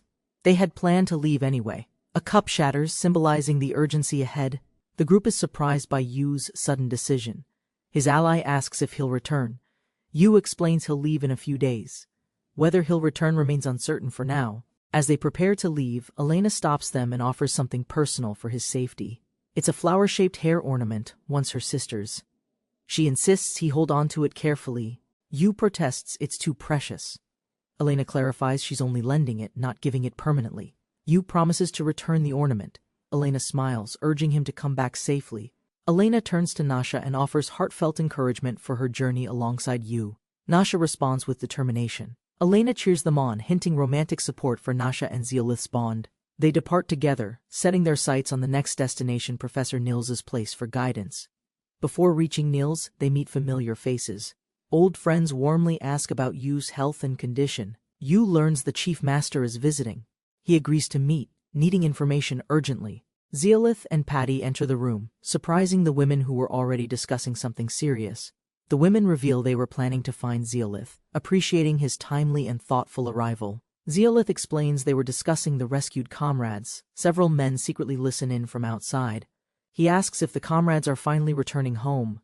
The elf woman responds with visible hesitation. She explains they'll pretend the comrades are slaves during travel to avoid attacks from real slavers. Zeolith understands the logic behind enslaving allies early, removing ambiguity to prevent future interference or danger. Patty explains the slave status must be undone, and she'll accompany the toothless Black Panthers. Ortina and others were gathered to discuss the situation. Zeolith now understands Patty's earlier warning. Zeolith confirms they were coming for him. Patty also mentions urgent news heard at the guild. The conversation shifts to the tournament. Zeolith confirms the guild information relates directly to that event. They fear church knights might act if Lady Sia's survival is exposed, creating unavoidable complications soon. Ortina proposes accompanying Patty with Lady Sia, but Zeolith quickly raises leadership and timing concerns. Ortina suggests leaving command to others during their absence, ensuring leadership continuity for the toothless Black Panthers. Zeolith asks Sia's opinion. She calmly agrees, showing no hesitation about joining the upcoming journey. Sia admits she's not a fighter, but still wants to contribute in whatever way she can. As planning continues, Nils asks to share a thought, signaling a shift in the discussion. Nils confirms both students are leaving soon. Zeolith awkwardly apologizes, knowing it's an abrupt departure. Nils accepts the reason but regrets not seeing them graduate properly despite their great talent. She proposes a test. Escorting the rescued elves safely home will serve as final exam. Zeolith gratefully accepts, but Nils adds a sudden, teasing remark that throws him off guard. He clarifies her misunderstanding, insisting he never invited her to join any kind of harem. Zeolith asks Nils to attend the auction and buy a slave on his behalf. He explains he normally sends capable slaves to work freely in his hometown, Kadatsu village. Nils declines the request, citing distance, auction rules, and difficulty identifying suitable candidates without guidance. She adds that even document exchange would be too slow without teleportation between Jills and Kadatsu. Zeolith suggests a solution. Nasha will act as a reliable messenger between Nils and the village. Nasha is shocked by the sudden announcement and reacts loudly, overwhelmed by the unexpected responsibility. She protests Zeolith's decision, insisting she wants to go too, questioning why he decides everything. Zeolith insists it's a role only Nasha can perform, emphasizing the importance of her assignment. Nils confirms Nasha's background as a lifelong slave, then questions Zeolith's treatment of her directly. Nasha defends Zeolith, stating he's never mistreated her despite expectations surrounding her status and role. Nils points out Zeolith must see Nasha as special. He awkwardly confirms it's absolutely true. Nils encourages her if someone special excels at a task, great opportunities may follow afterward. Motivated, Nasha enthusiastically agrees to the task, shouting her commitment with full energy and excitement. As things settle, Nils reminds them she expects proper payment plus bonus for convincing Nasha to cooperate. Zeolith agrees to compensate Nils, but insists Nasha ensures she uses it responsibly and effectively. The group confirms they will depart in 4 days, giving everyone time to prepare themselves. Patty firmly instructs them to gather all necessary supplies and be fully ready for departure. Ortina quietly entered the blacksmith's shop, carrying something heavy. Zalman greeted her with familiarity. Zalman asked about the young swordsman's condition. Ortina replied nervously, relieved he was still alive. Ortina brought out damaged armor, requesting repairs. Zalman prepared to inspect it with practiced care. The armor crumbled upon touch, completely shattered. Both were shocked by the severity of damage. Ortina apologized, saddened. Zalman calmly suggested forging anew, accepting that tools sometimes fail in battle. Ortina explained the armor damage came from sparring with a sword saint, not a monster. Zalman became excited, praising the cut as ideal reference material for sword testing and armor crafting. Zalman decided to forge new armor for Ortina, free of charge, inspired by the damage. Elsewhere, the group returned safely. Lucas planned to share strategy details with Reese and the others. The Catgirl reminded Lucas to earn her promised reward. cheering energetically while Lucas looked resigned. Zeolith returned and was welcomed warmly. Inside, Velraya and friends waited, lounging on the bed. He explained his quick return. Everyone involved was conveniently nearby, allowing for efficient updates and planning. Velraya was praised for her knowledge. Ortina noticed how close she'd become to the group. Ortina asked about school. Velraya, curious too, listened as Zeolith prepared to explain upcoming plans.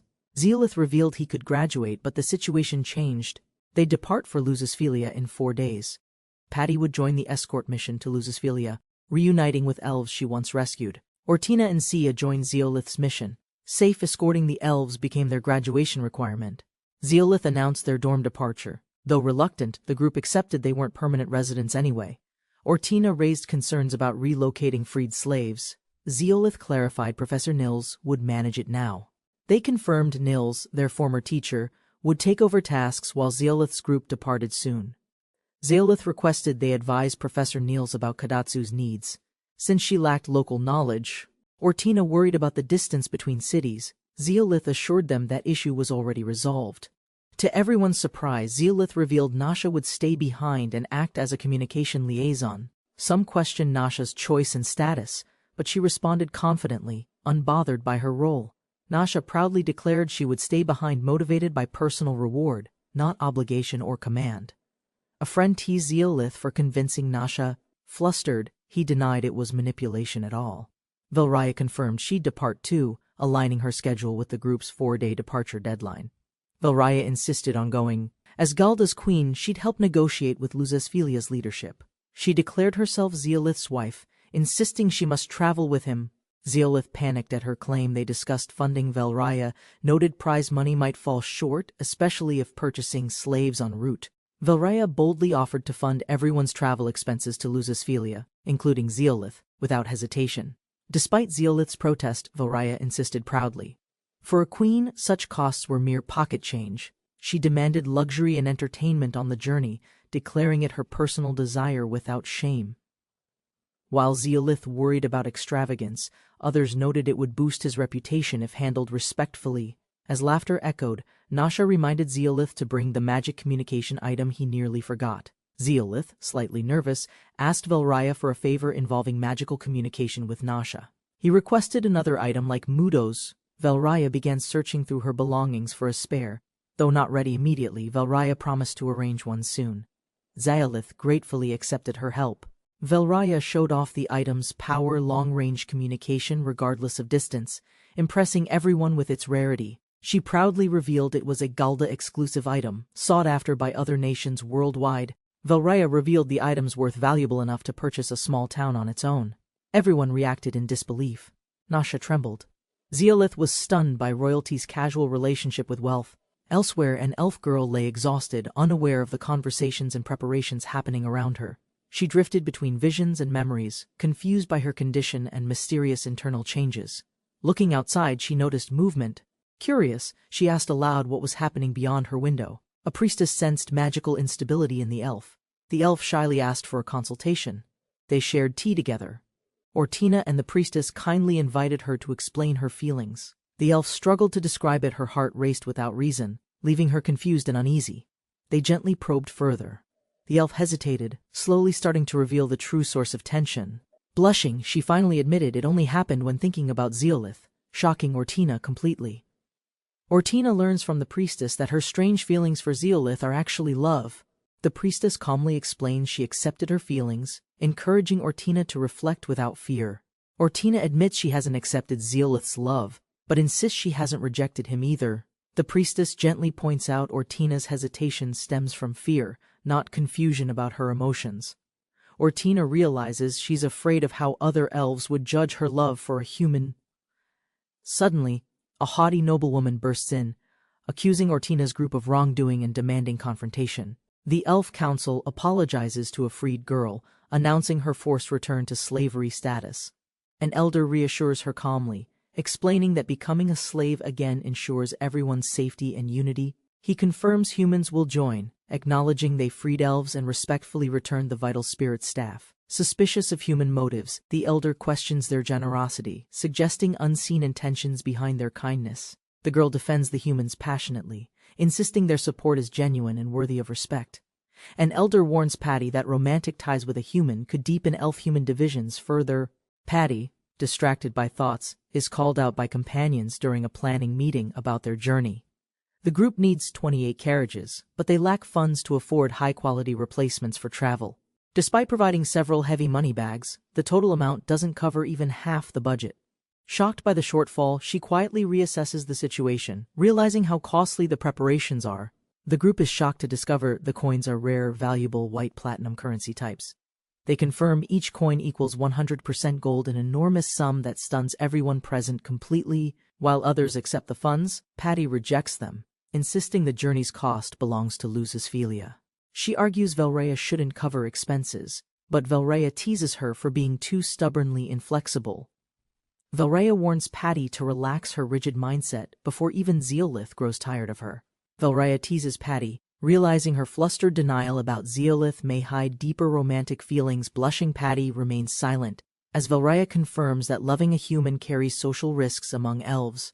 Patty admits the speculation is accurate, confessing her fears about judgment from her own people. She struggles with honesty due to social pressure. While Velrea mocks her hesitation as meaningless, Velrea declares her resolve boldly, saying true love should never be hidden, no matter others' opinions.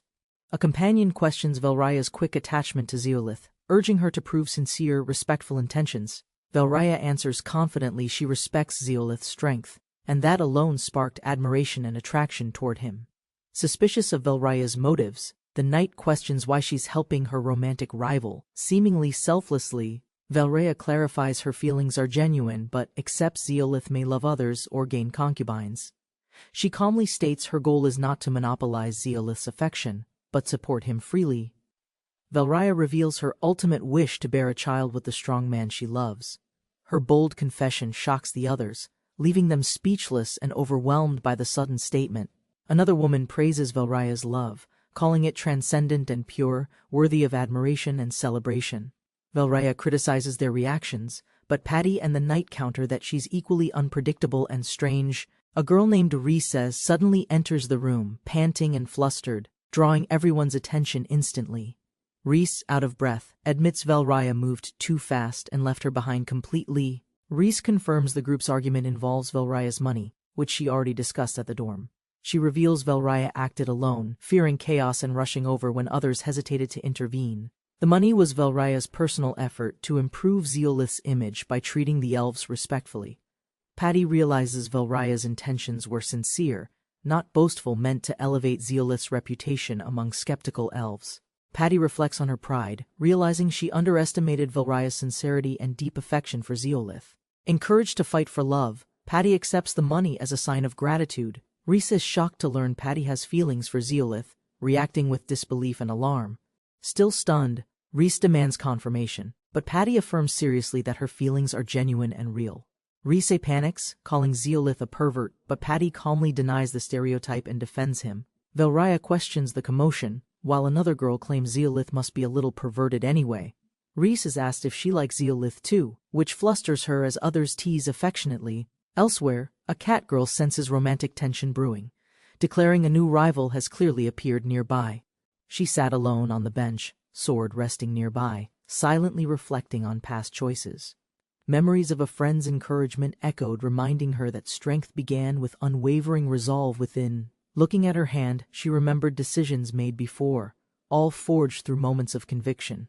Leaving her homeland, fighting tournaments, trading lives, each choice demanded courage she once believed she possessed.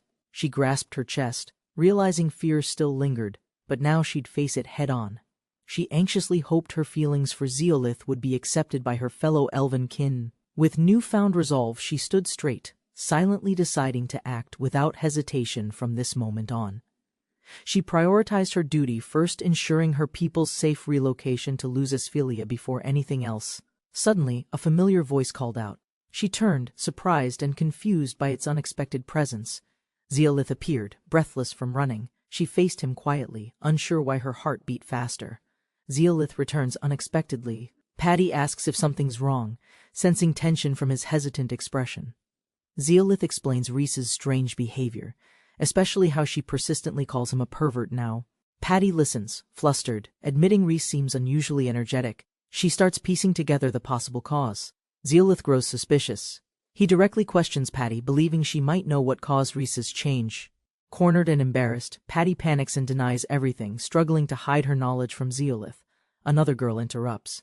Patty is visibly uneasy, while Zeolith grows more suspicious of her reactions. The girl cheerfully delivers a message about relocating villagers, then leaves the conversation to Patty. With a teasing pose, she exits. Zeolith and Patty exchange looks, half amused, half exhausted. They discuss the temporary separation. Though necessary, both admit they'll miss Reese, Fam, and Nasha. Departure nears. They joke about one loud companion still staying behind, adding lightness before their journey begins. Zeolith reflects on his unexpected journey, becoming a slave merchant, despite his peaceful village dreams. He explains he chose the role to avoid attention, unlike heroes or emperors with fame. Though trouble follows him, he's found purpose developing Katatsu village through his chosen profession. Patty quietly admires his sincerity and kindness, realizing his nature always drives him to help. Zeolith waves goodbye, saying Reese is waiting. Patty watches silently, hiding her lingering feelings inside. They agree to prepare separately and meet later. She smiled gently, waving him off. Before he could leave, she called out, hesitant, uncertain, yet trying to say something heartfelt. Blushing, she only managed a soft good night. He responded warmly, unaware of her struggle. Velraya appeared suddenly, teasing Patty about her hesitation and asking bluntly why she hadn't confessed. Standing firm, Velraya urged Patty to stop stalling and confess her true feelings to Zeolith. Patty insists there's no rush. Zeolith isn't anyone's yet, but her smile hides uncertainty. Velraya reflects on Zeolith's obliviousness, questioning when he'll recognize Patty's feelings. She offers one warning. She boldly claims first place in Zeolith's heart, challenging Patty's hesitance with confident provocation. Velraya casually exits, leaving Patty stunned. Her parting words urge Patty to act before falling behind. Alone again, Patty quietly repeats the words second place, grappling with her fear of falling behind. Resolved, Patty declares her determination aloud. She will become Zeolith's number one, no matter what. Meanwhile, preparations finish, the carriage is ready, and the group's reputation hinges on success. Patty informs Zeolith the group is ready. He confirms with a smile, spirits feeling lightened. Some remain behind, nervously promising to protect the village while others depart to earn rewards. With confidence and unity, Zeolith leads the departing group. Everyone sets off toward their new mission. Their destination is revealed: Lusisphelia, Patty's distant elven homeland, now the focus of their journey. Cramped inside a crowded carriage, Zez vents his frustration at traveling along with only men. His complaints are brushed off as the men praise their female allies and their current duties. Zez reflects on their exhausting month-long journey, with everyone alert due to nearby elf conflicts. During a rest stop, Zez is asked about a strange rumor spreading among the travelers. A mysterious impersonator claiming to be Zez appears frequently linked to the infamous arena incident. Zez doesn't mind the imposter, preferring less attention, while others suggest confronting the fraud directly. Concerns grow over the imposter's ties to the church, which Zez wants to avoid entirely. Unexpectedly, Velraya appears inside the carriage, surprising everyone with her sudden, unannounced presence during the stop. Velraya questions the church's influence, hinting at its complexities and how perspectives on it differ. They explain the church controls adventurer guilds globally, forcing obedience to the Pope's commands without exception. All guild-affiliated adventurers, once summoned, must serve the church as obedient military assets. The church's influence is vast, strong enough that even royalty hesitate to defy its will. Despite fear of the church, some doubt its actual authority, suspecting its threats are exaggerated. The group finally arrives in Sandel, hoping for rest after their long journey from Baltio. Towering stone buildings and narrow streets welcome them into Sandel, a city bustling with activity. Zez and his group enter Sandel, a large city known for its thriving slave trade. Slavery is openly practiced throughout the city, yet the locals treat it as completely normal. Though a slave merchant himself, Zez admits discomfort with the system despite understanding its necessity. The group discusses splitting up. Some will find an inn, others gather city information separately. To avoid attention, Zez agrees the wagons, elves, and others should remain hidden for now. Velraya eagerly joins Zeolith's group, insisting on tagging along and declaring it a privilege for him. The teams part ways, with warnings not to let Velraya cause trouble during the outing.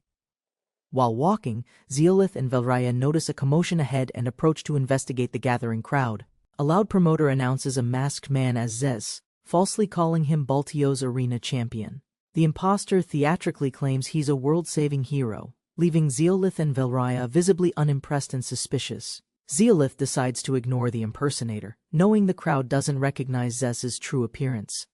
Velraya calls out the impostor's lies, unimpressed by his physique or exaggerated hero claims. She confidently points out flaws in his disguise, insisting he clearly isn't the real Ziz. Velraya reveals she fought Zez personally, proving she knows exactly what he looks like. Challenged, the impostor declares he'll fight Velraya to prove himself as the real Ziz. Zeolith calmly steps in, blocking the impostor's punch, surprising both Velraya and the watching crowd. Velraya smirks, revealing she baited Zeolith out deliberately, expecting him to take action eventually. The impostor mocks Zeolith's interference, unaware he's completely overmatched by the quiet strength behind that grip. Zeolith critiques the impostor's flashy appearance, crushing his hand effortlessly with frightening, unshakable calm. Without hesitation, Zeolith knocks the fake Ziz unconscious with a single powerful precision kick. Everyone reacts differently, Velraya amused, the announcer panicked, and the impostor terrified by Zeolith's strength. The crowd murmurs in realization as Zeolith confirms the impostor was clearly too weak to be Zez. A wealthy onlooker approaches, praising Zeolith's combat skills and surprising the group by recognizing his potential. The nobleman offers Zeolith employment as a fellow slave merchant after learning about his current situation. He even offers his large mansion as housing, though Zeolith hesitates at the stranger's sudden generosity. The nobleman praises Zeolith's strength, insisting slaves deserve care, though his smile feels vaguely sinister. Velraya accepts the offer prematurely. While Zeolith asks for time to consult with his group, the nobleman departs with his maids, saying he awaits their answer at his mansion. Zeolith grows suspicious, recognizing the maid's face, but unsure from where he's seen her before. The group arrives at Andre's grand estate, greeted warmly while observing its impressive scale. Patty remains visibly upset, despite the host's hospitality. The group wonders if she's still angry. They recall how Patty opposed the decision, though majority ruled in favor of Andre's proposal. Despite her irritation, Patty softens slightly when praised, though she awkwardly brushes off the emotional moment. While walking, they reflect on Zeolith's unusual trust, questioning what influenced his quick agreement this time. One maid catches suspicion. Meanwhile, Andre separates slaves from guests before heading toward dinner. Patty refuses nobility's privilege, choosing to dine with slaves, asserting unity with her companions. Despite tension, the group follows Andre and sits down to a formal, carefully arranged dinner. During dinner, Marie informs Zeolith the communication device reached Nasha safely, easing his earlier concern. Zeolith reassures her he's kept the device safe, avoiding trouble from Mudo as warned. Zeolith discovers lace accessories inside his bag, triggering a sudden memory of someone from his past. He freezes, realizing the maid's appearance is nearly identical to his long-lost sister, Elena. He suspects the maid might be Elena's younger sister, separated during their tragic childhood years. Andre notices Zeolith's gaze teasing him for eyeing the maid, assuming it's simple slave interest. Andre offers the maid for purchase, unaware Zeolith suspects a deeper personal connection to her. Andre offers the maid for $2 million, then lowers the price to one-night rental. Zeolith panics as his companions misinterpret his intentions. Marie even offers to pay herself. Andre insists on sending the maid. Zeolith struggles, embarrassed. Others try to justify his reaction. Zeolith meets the maid privately. She introduces herself as Mireille, and he cautiously responds in turn. Their quiet moment is interrupted by Velraya, who appears uninvited, claiming she's waiting her turn. Zeolith panics as the others misunderstand. Mireille grows anxious, insisting nothing inappropriate is happening. Zeolith reveals his true motive. He suspects Mireille might have an older sister named Elena. Mireille apologizes, explaining her childhood memories are gone, leaving Zeolith quietly disappointed but understanding. Velraya suggests using magic to restore lost memories, surprising both Zeolith and Mireille. Though unsure about elf magic, Zeolith listens as Velraya mentions a rare spirit memory spell. Velraya explains the light element spell restores memories by spirit power, but requires user control afterward. Zeolith reflects on spirit magic's rarity and Velraya's knowledge. Surprised by her unusual expertise, Velraya reacts to teasing about her magic obsession. Zeolith tries calming the awkward situation. Despite just learning it, Zeolith decides to attempt the memory spell, surprising everyone with confidence. He prepares to cast the spell, hoping to recover Mireille's forgotten memories of her past. Zeolith casts the memory spell. Mireille is startled as magical energy begins surrounding her mind. The spell succeeds instantly. Velraya and others are stunned by Zeolith's effortless control and potential. Zeolith explains his power has always existed. Mireille agrees to answer questions regarding her past. She recalls being kidnapped from a village, sold to Andre, and raised entirely as property. Zeolith gently asks the most important question, whether she has any memory of an older sister. Mireille confirms she has a sister named Elena. Zeolith knows he's found the missing link. Zeolith shows her the treasured hair ornament. Mireille gasps, recognizing it with sudden emotional clarity. Overcome with tears, Mireille recalls treasuring the ornament from childhood. Her memories finally begin resurfacing. Zeolith reveals Elena is still searching. Mireille clutches the ornament, whispering 1A-chan through joyful tears. Mireille's identity is confirmed. She realizes she had forgotten someone deeply important, her sister, her family. Mireille admits she wants to reunite, but her status as a slave prevents escape. Marie suspects Andre's price was dishonest, and that freeing Mireille may be intentionally impossible. Determined, Zeolith tells them he's forming a plan to help Mireille escape Andre's control. Yuto investigated Andre's background, uncovering only bad rumors. He proposed finding weaknesses to exploit. Velraya dismissed Yuto's strategy, calling it indirect and inefficient. She immediately demanded a more aggressive approach. Velraya suggested summoning a beast to cause chaos, forcing Andre to beg for rescue. Yuto was shocked by her plan's cruelty, suspecting Velraya might secretly be a demon lord. Velraya admitted she couldn't use the magic, but believed Yuto's unique body might handle it. Yuto admitted limitations in spellcasting. Velraya questioned the types of spells he couldn't successfully copy. Velraya referenced a powerful spell used during the tournament, which Yuto had seen but failed reproducing. She theorized Yuto's abilities depended on the souls within him, possibly including the demon emperors. Velraya explained the spell Yuto failed at was created after her brother's death, making replication impossible. Yuto realized neither he nor Velraya could use summoning magic, making their original plan unworkable. They decided to gather everyone and explain the plan, hoping for a lead using spellbooks. Mireille was confused and overwhelmed, admitting she hadn't understood the strategy discussed around her. Yuto apologized for excluding her and promised to explain their plan to rescue her properly. Mireille was reassured by their promise to reunite her with her older sister Elena. Everyone agreed to support the rescue. They were surprised to learn Mireille was Elena's younger sister. The group discussed Elena's past assistance, and Mireille smiled warmly after hearing their experiences together. Yuto apologized for the confusion. The others accepted after understanding Mireille's situation and his reasoning. They brought out a spirit magic book, hoping it contained usable summoning spells for Yuto. Yuto suggested using mid-level spells to avoid overexertion. Others were amazed by his unique replication ability. He theorized that with the right trigger, he could access legendary figures' powerful magical abilities. The group debated starting the operation, but Yuto suggested negotiating with Andre one final time. Yuto agreed. If negotiations failed, they would proceed with summoning. Others prepared to inform the team. Andre smugly demanded 5 million gold for Mireille, more than double the previously discussed price. Yuto protested the inflated cost. Andre blamed them for damage, justifying the sudden price increase. When they refused, Andre offered to trade Velraya instead, shocking everyone with his offensive proposal. Patty slammed the table in fury after Andre insulted her. Tension filled the entire room.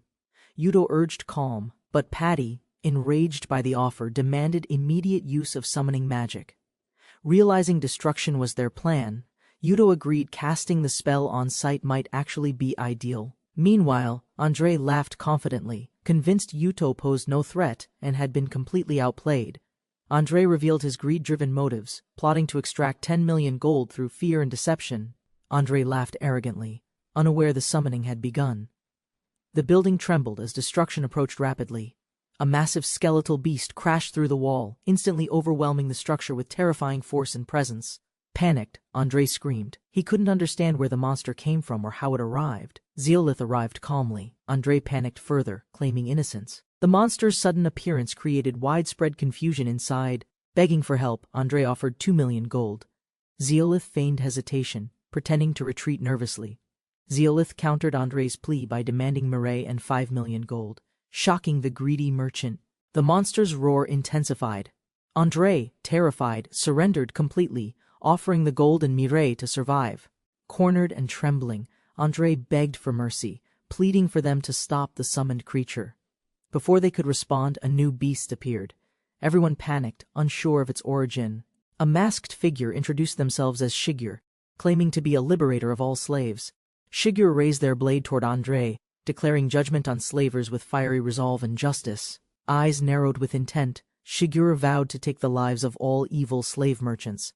After defeating the monster, the group regroups inside. The nobleman celebrates without understanding the battle. A masked warrior appears, angry at the nobleman scheming to keep the girl and money. The masked figure threatens him directly. The nobleman panics as a deadly strike is launched forward. The nobleman trembles. The warrior forcefully takes his ornate headgear, likely as proof or punishment. The protagonist punches the nobleman unconscious. The masked warrior watches silently, confused by the sudden interruption. The boy explains he's negotiating with the slaver. He admits it, unfazed by judgment. Enraged, the masked warrior leaps forward, declaring both slaver and collaborator deserve the same punishment. Startled but focused, the boy draws his sword and braces himself to counter the ambush. He notices the warrior's trick kunai thrown only to bait him into dropping his guard. Both charge head-on. The boy meets the attack directly, fully committed to the sudden duel. The masked warrior flips backward to reset.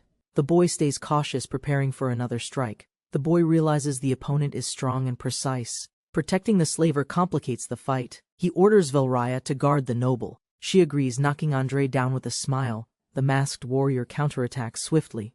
The boy narrowly dodges, surprised by the sudden shift in tempo.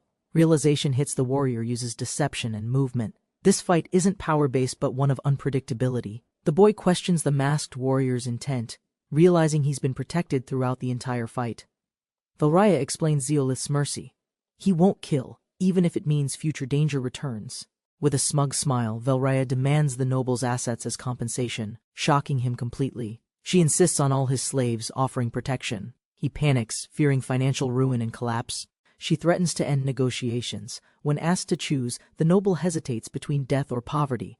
Faced with pressure, the noble finally gives in, offering his money, slaves, and pride completely. Velraya orders a swift contract. Patty rushes off to write it, ensuring no later objections. Zeolith informs the masked warrior the slaves will be freed if he agrees to withdraw. The masked warrior snaps, furious at the compromise. He believes slavers deserve punishment, not negotiation. Realizing reason won't work, Zeolith decides the only option is to knock him out temporarily. Zeolith sees through the enemy's distraction, calmly preparing to counter another thrown weapon tactic. An explosion erupts violently. Patty looks on in panic, unsure what just happened inside the building. Amid smoke and silence, Patty yells for Zeolith, fearing he's been caught in the blast. The masked warrior threatens Andre, warning others to stay out or face lethal consequences next. Zeolith appears behind the masked warrior, unscathed, and calmly points out their fatal lapse in awareness. Zeolith slams the masked warrior down, neutralizing them without drawing his weapon or causing harm. He scolds them for reckless tactics and reluctantly admits using magic to survive the earlier explosion. As he lectures, the warrior quietly demands release. Others watch, now seeing the conflict's outcome. Zeolith accidentally grabs the wrong spot, triggering an embarrassed, furious outburst from the now unmasked female warrior. The team watches in silence. Reactions vary: amusement, pity, annoyance, as Zeolith frantically apologizes for the awkward accident. Zeolith urges her to retreat peacefully. He promises freedom for the slaves without further conflict. She trembles with shame, reflecting on defeat, exposure, and the mercy that undermined her purpose. Declaring she can't bear it, she prepares to end herself. Zeolith panics and intervenes fast. While she pleads for honor in death, others continue signing documents without acknowledging her drama. Zeolith criticizes her extremist method. She admits her failure, calling herself clumsy but devoted to justice. Zeolith acknowledges some slavers are evil, but insists not all deserve to be killed. He clarifies he buys people to help them, but never binds them as true slaves. He explains their journey involves freeing and returning captives. Even Patty quietly helps in secret. The masked warrior blushes. She finally understands their mission is noble despite its unconventional methods. She promises to stop killing slavers. Zeolith confirms peace, sealing their agreement with mutual respect. With sincerity and resolve, the masked warrior kneels and asks to join their ongoing journey. Everyone reacts in shock. Zeolith is confused, while others stare in disbelief at her request. A lone Kunoichi kneels, requesting to join the group. The leader immediately rejects her request. The group explains their party is full. Others worry about rivals more than practical limitations. Undeterred, she insists on following alone. Past conflict makes the group wary of accepting her. She offers independence, but he firmly denies her. Disheartened, she vanishes with a quiet farewell. As tension lingers, a noblewoman redirects focus. A commanding figure emphasizes their true mission ahead. The noblewoman demands slave contracts be severed. The owner panics, offering partial surrender to survive. Zio commands the slaves be gathered. The group expects many given the estate's large size. The slave owner protests angrily, insisting their property. His argument grows louder, but no one listens. She silences him and orders the slaves freed. Zio notes they lack resources or shelter. Zio suggests sending them to Kadatsu village. The women question his resolve to help everyone. They discuss human vulnerability. Survival in this world depends on compassion, not strength alone. Zio plans to use funds for transportation. The others hesitantly agree with his decision. Velraya volunteers to cover carriage costs herself, claiming it's expected as Zio's traveling partner. Zio sincerely thanks Velraya. Embarrassed yet pleased, she demands even more praise from him. When asked about logistics, Zio reveals he already summoned allies to assist with transportation. Quark is questioned about safety. The group discusses magical communication and the S-rank monster. They consider Zeolith's health and time constraints. Waiting for Nasha seems unrealistic given the distance. Zio confidently states reinforcements are near. The group is surprised as a familiar presence approaches urgently. Nasha appears from the sky riding a dragon, cheerfully calling out to the stunned group. Everyone watches in awe as the dragon lands gracefully. The group's expressions shift to amazement. Nasha dismounts her dragon and greets the group. Zio reassures them she's an ally. Everyone welcomes Nasha back warmly. Her cheerful tone contrasts the maid's silent, surprised reaction. Nasha sniffs the maid closely, using her beastkin instincts to identify her scent and identity. Nasha confirms the maid smells like Lady Elena. The others marvel at beastkin's sensory abilities. Startled by the dragon, the maid panics. Nasha comforts her, gently teasing while checking on her. Zio introduces Nasha as a trusted ally under contract. She'll escort them via dragon.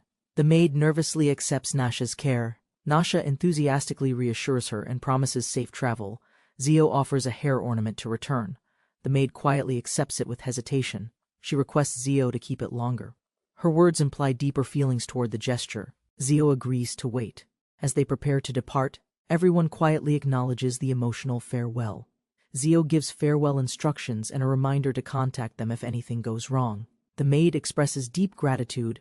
Zio wishes her happiness living with her sister again. As departure begins, Nasha checks readiness. The maid nervously prepares for her first dragon ride. The dragon takes off powerfully, leaving Zio's group waving from the ground below. Nasha pilots confidently while the maid clings in fear, surprised by the sudden liftoff speed. As the dragon disappears into the sky, the group watches quietly, confirming their departure. Despite concern over the chaotic flight, they trust Nasha will deliver her safely to Jules. Zeolith throws a vial, splattering acid that melts hostile slimes, threatening the group's travel caravan. The melted gear reveals Slime's damage. The group regroups, shocked by the corrosive slime encounter. 4 days since Sandial, Zeolith reflects on Andre's anger and their uncertain road to Eusosphelia. Sia quietly approaches Zeolith, sensing his weariness. He forces a smile, but exhaustion seeps through. They sit together by the caravan. Zeolith asks casually. Sia responds gently, offering quiet, emotional support. Sia hears about the monster attack and checks if anyone needs magical healing assistance urgently. Although no one was seriously injured, Sia grows concerned about Zeolith's mana condition growing unstable. Zeolith allows Sia to listen, deciding to share his burdens for the first time. He admits fear his powers aren't earned, his spells weakening, and others may only value strength. He dreads being left behind, powerless, watching everyone walk away while he can't protect anyone. Sia calmly reassures Zeolith that abandonment would never happen, addressing his fears with confidence. She explains that divine power follows purpose, and Zeolith's soul must have held worthy intentions. With a gentle smile, she affirms everyone was drawn by his kindness and noble character. Sia admits mistrust would hurt her deeply. Zeolith understands and accepts her words quietly but firmly. Grateful and smiling, Zeolith apologizes and vows to rely on his companions. Sia responds joyfully. Zeolith politely asks Sia for a favor. She accepts immediately, ready to assist however possible. Sia inspects his magic. A spirit figure appears, confirming disturbances when Zeolith uses advanced spells. Despite the flaw, Zeolith remains thankful that advanced magic is at least partially within his reach. Sia warns about future risks and asks permission to monitor his mana for ongoing safety. Agrees, acknowledging collapse would trouble everyone. He accepts Sia's help with quiet determination and trust. Zeolith and Sia discover the crowned slime again, still lurking near the edge of the forest. As Zeolith prepares to attack, the slime suddenly reacts and escapes quickly into the woods. Zeolith gives chase but is surprised by the slime's incredible speed and erratic movement. He follows blindly until realizing the path leads somewhere familiar toward the group's bathing area. Bursts into the river clearing, accidentally stumbling upon all the girls mid-bath. Zeolith panics and turns away as the girls scream, and one angrily calls him out. While some scold, others tease him playfully, adding confusion and tension to the awkward moment. Zeolith warns them about the slime's approach, but the girls remain unaware and unconcerned. Suddenly, the slime appears again. Panic spreads as it targets the group without hesitation. The elf girl is caught off guard. The slime attacks her directly, causing chaos instantly. A girl prepares to use magic, shocked the slime is real and now attacking them. Zeolith panics as the girls shout at him, struggling to help without seeing the situation. Another girl decides to retrieve her weapon, remaining calm despite the chaotic shouting around her. With sharp precision, she strikes the slime barehanded, destroying it before it could do more. Velraya calmly accepts thanks. She reassures everyone she's fine, having neutralized the threat without hesitation. The girls confirm Velraya's success. Zeolith breathes relief, only to hear his name suddenly shouted. Facing judgment, Zeolith is told they'll talk later. He quietly accepts the inevitable consequences. The group interrogates Zeolith, assuming he saw everything. Others protest, chaos erupting over who saw what. As tensions rise, Seiya shifts focus. They're nearing Lusasphilia, but everyone's mana remains strangely unstable. Their journey nears Lusasphilia, halfway to their destination, as they prepare to deliver the captured elves. The carriages halt unexpectedly at a guarded entrance, prompting curiosity and concern among the traveling group. An elven woman identifies the cause. A checkpoint ahead delays their passage through the secured border. She notices a crest worn by the checkpoint guards, signaling unexpected complications in their travel plans. Church knights appear, seeking the hero. Their presence raises alarms among the group about discovery. With church knights nearby, the group decides to hide Sia among the other elven captives. To avoid suspicion, the protagonist lies about transporting slaves, downplaying their limited wagons and personnel. The knight doubts the explanation, noting the high quality of their carriages used for slave transport. Caught off guard, the protagonist hesitates. The knight insists on inspecting the carriages despite his excuses. A robed figure senses unusual mana, signaling the knights to begin searching the wagons immediately. The knight realizes they're transporting only elves, warning them of risks near Lusaspilia's guarded borders. A subordinate informs the captain about strange mana coming from someone hidden in the rear carriage. Suspicious and angered, the captain accuses them of hiding something, confirming his mage detected unusual presence. Despite protests, the knight demands to search the carriage. The situation escalates rapidly toward confrontation. Inside, Lady Sia pretends to be a relaxed slave girl, surprising and confusing the inspecting knight. The knight recognizes Sia and accuses the group, believing they kidnapped her from bandits earlier. A companion nervously denies it, claiming the girl only resembles Sia and nothing more. A bystander questions why they don't ask Sia herself, but others suspect she'd lie under pressure. Angered by the insult, the young girl defends herself, while tension rises between both groups. The protagonist assesses the situation, realizing violence would worsen everything, and begins planning a clean solution. The confident woman declares the girl isn't Lady C, instantly changing the knight captain's suspicion. A ninja-like ally, Shigur, appears unexpectedly. The protagonist is surprised she had been tailing them. The knights recognize Shigur and respectfully question her disappearance, unaware of her covert role. Shigur asserts she investigated the group, clearing them. She calls the resemblance to Sia a coincidence. The party reinforces Shigur's claim, stating they hired her as a mage from distant Jills. The elf presents a royal decree, warning further delay would insult Lusasphilia. The knight backs off. Shigur declares she'll accompany them into Lusasphilia for further investigation. The knight agrees without objection. Shigur admits her church affiliation was for convenience, but now chooses to leave that behind. Others question Shigur's motives. She reveals disbelief in the church, leaving her intentions ambiguous and vague. Grateful for her help, the group thanks Shigure for protecting C from discovery by the knights. Shigure deflects praise with humility. The protagonist reveals they too have reasons to avoid the church. He invites her to ride with them, but Shigure declines, preferring freedom to pursue her goal. Before parting ways, Shigure assures them she won't report anything, and the group quietly thanks her. As the tension lifts, the travelers relax inside the carriage, finally nearing the borders of Luzepshilia. Towering trees mark their entrance. The elf smiles peacefully, watching her homeland draw closer again. At Luzepshilia's gates, guards halt the carriages, requesting an inspection before granting permission to enter. The elf leader assures them inspection is harmless, since the church holds no power here. Despite her confidence, the protagonist doubts smooth entry, questioning the seriousness of the checkpoint procedure. He shrugs off uncertainty. A companion wonders if having elves really guarantees safe passage through borders. The gatekeepers express caution, requesting to search their carriage before allowing entry into Luzepshilia's territory. The guards panic as a returning elf reveals herself. They realize her identity and bow instantly. With authority and calm, the elven woman welcomes them. She's revealed to be the princess. Zeolith and his companions arrive at the elven village, shocked to learn Patty is royalty. Patty defends Zeolith as her equal, rejecting formalities and requesting guild clearance for their stay. News spreads quickly. Lady Palastes has returned, liberating enslaved kin and bringing them safely home.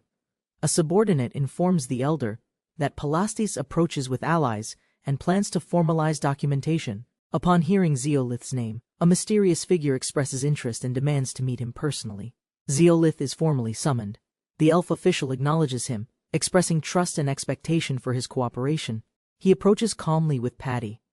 The elf official observes them closely, noting their composed, unusual behavior.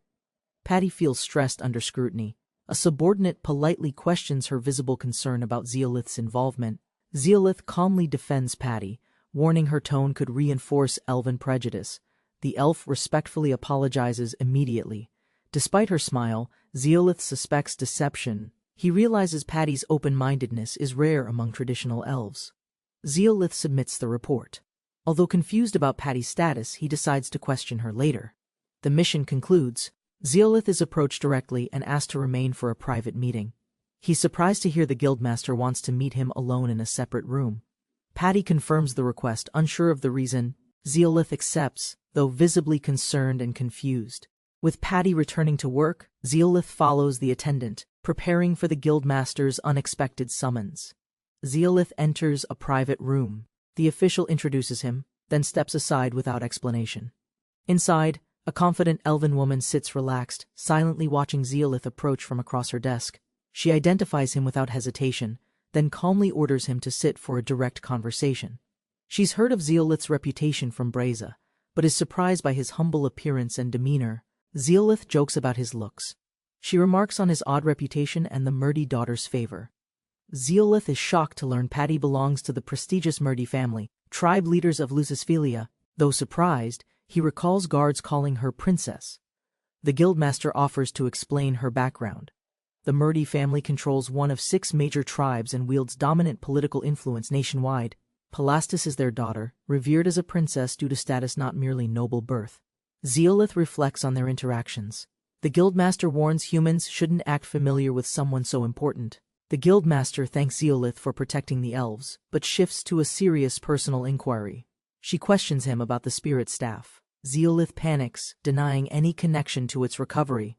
Although trained by Zez, Zeolith knows little. The guild suspects Zez links to people around him. Zeolith deflects, asking if the guildmaster is aligned with the Crest Church's political influence. She explains the guild's elven control stems from Luzesphilia's deep-rooted rejection of non-elven authority and influence. The guildmaster explains their god is separate from the Crest Church's. The guild is independent. Zeolith is relieved. She silently concludes his concern confirms hidden ties to ongoing religious activities. She mentally assesses him, cautious, perceptive, and trusted by high-status individuals. Her judgment becomes certain. She praises Zeolith's potential, declaring him exceptional. Then suddenly, she requests something from him directly. Blushing slightly, she surprises him by asking for his seed, revealing a bold, personal intention. Zeolith panics as the guildmaster explains elven fertility issues and her desire for strong genes. Ignoring his shock, she confidently repeats her demand, physically closing the distance without hesitation or shame. Patty bursts into the room, furious at the suggestive scene and calling out the guildmaster. The guildmaster casually shrugs off the interruption, claiming the conversation was just getting interesting. Patty defends her actions, while the guildmaster argues that she's upholding traditions tied to elven survival. Patty grabs Zeolith's hand, declaring she won't surrender him to the provocative guildmaster.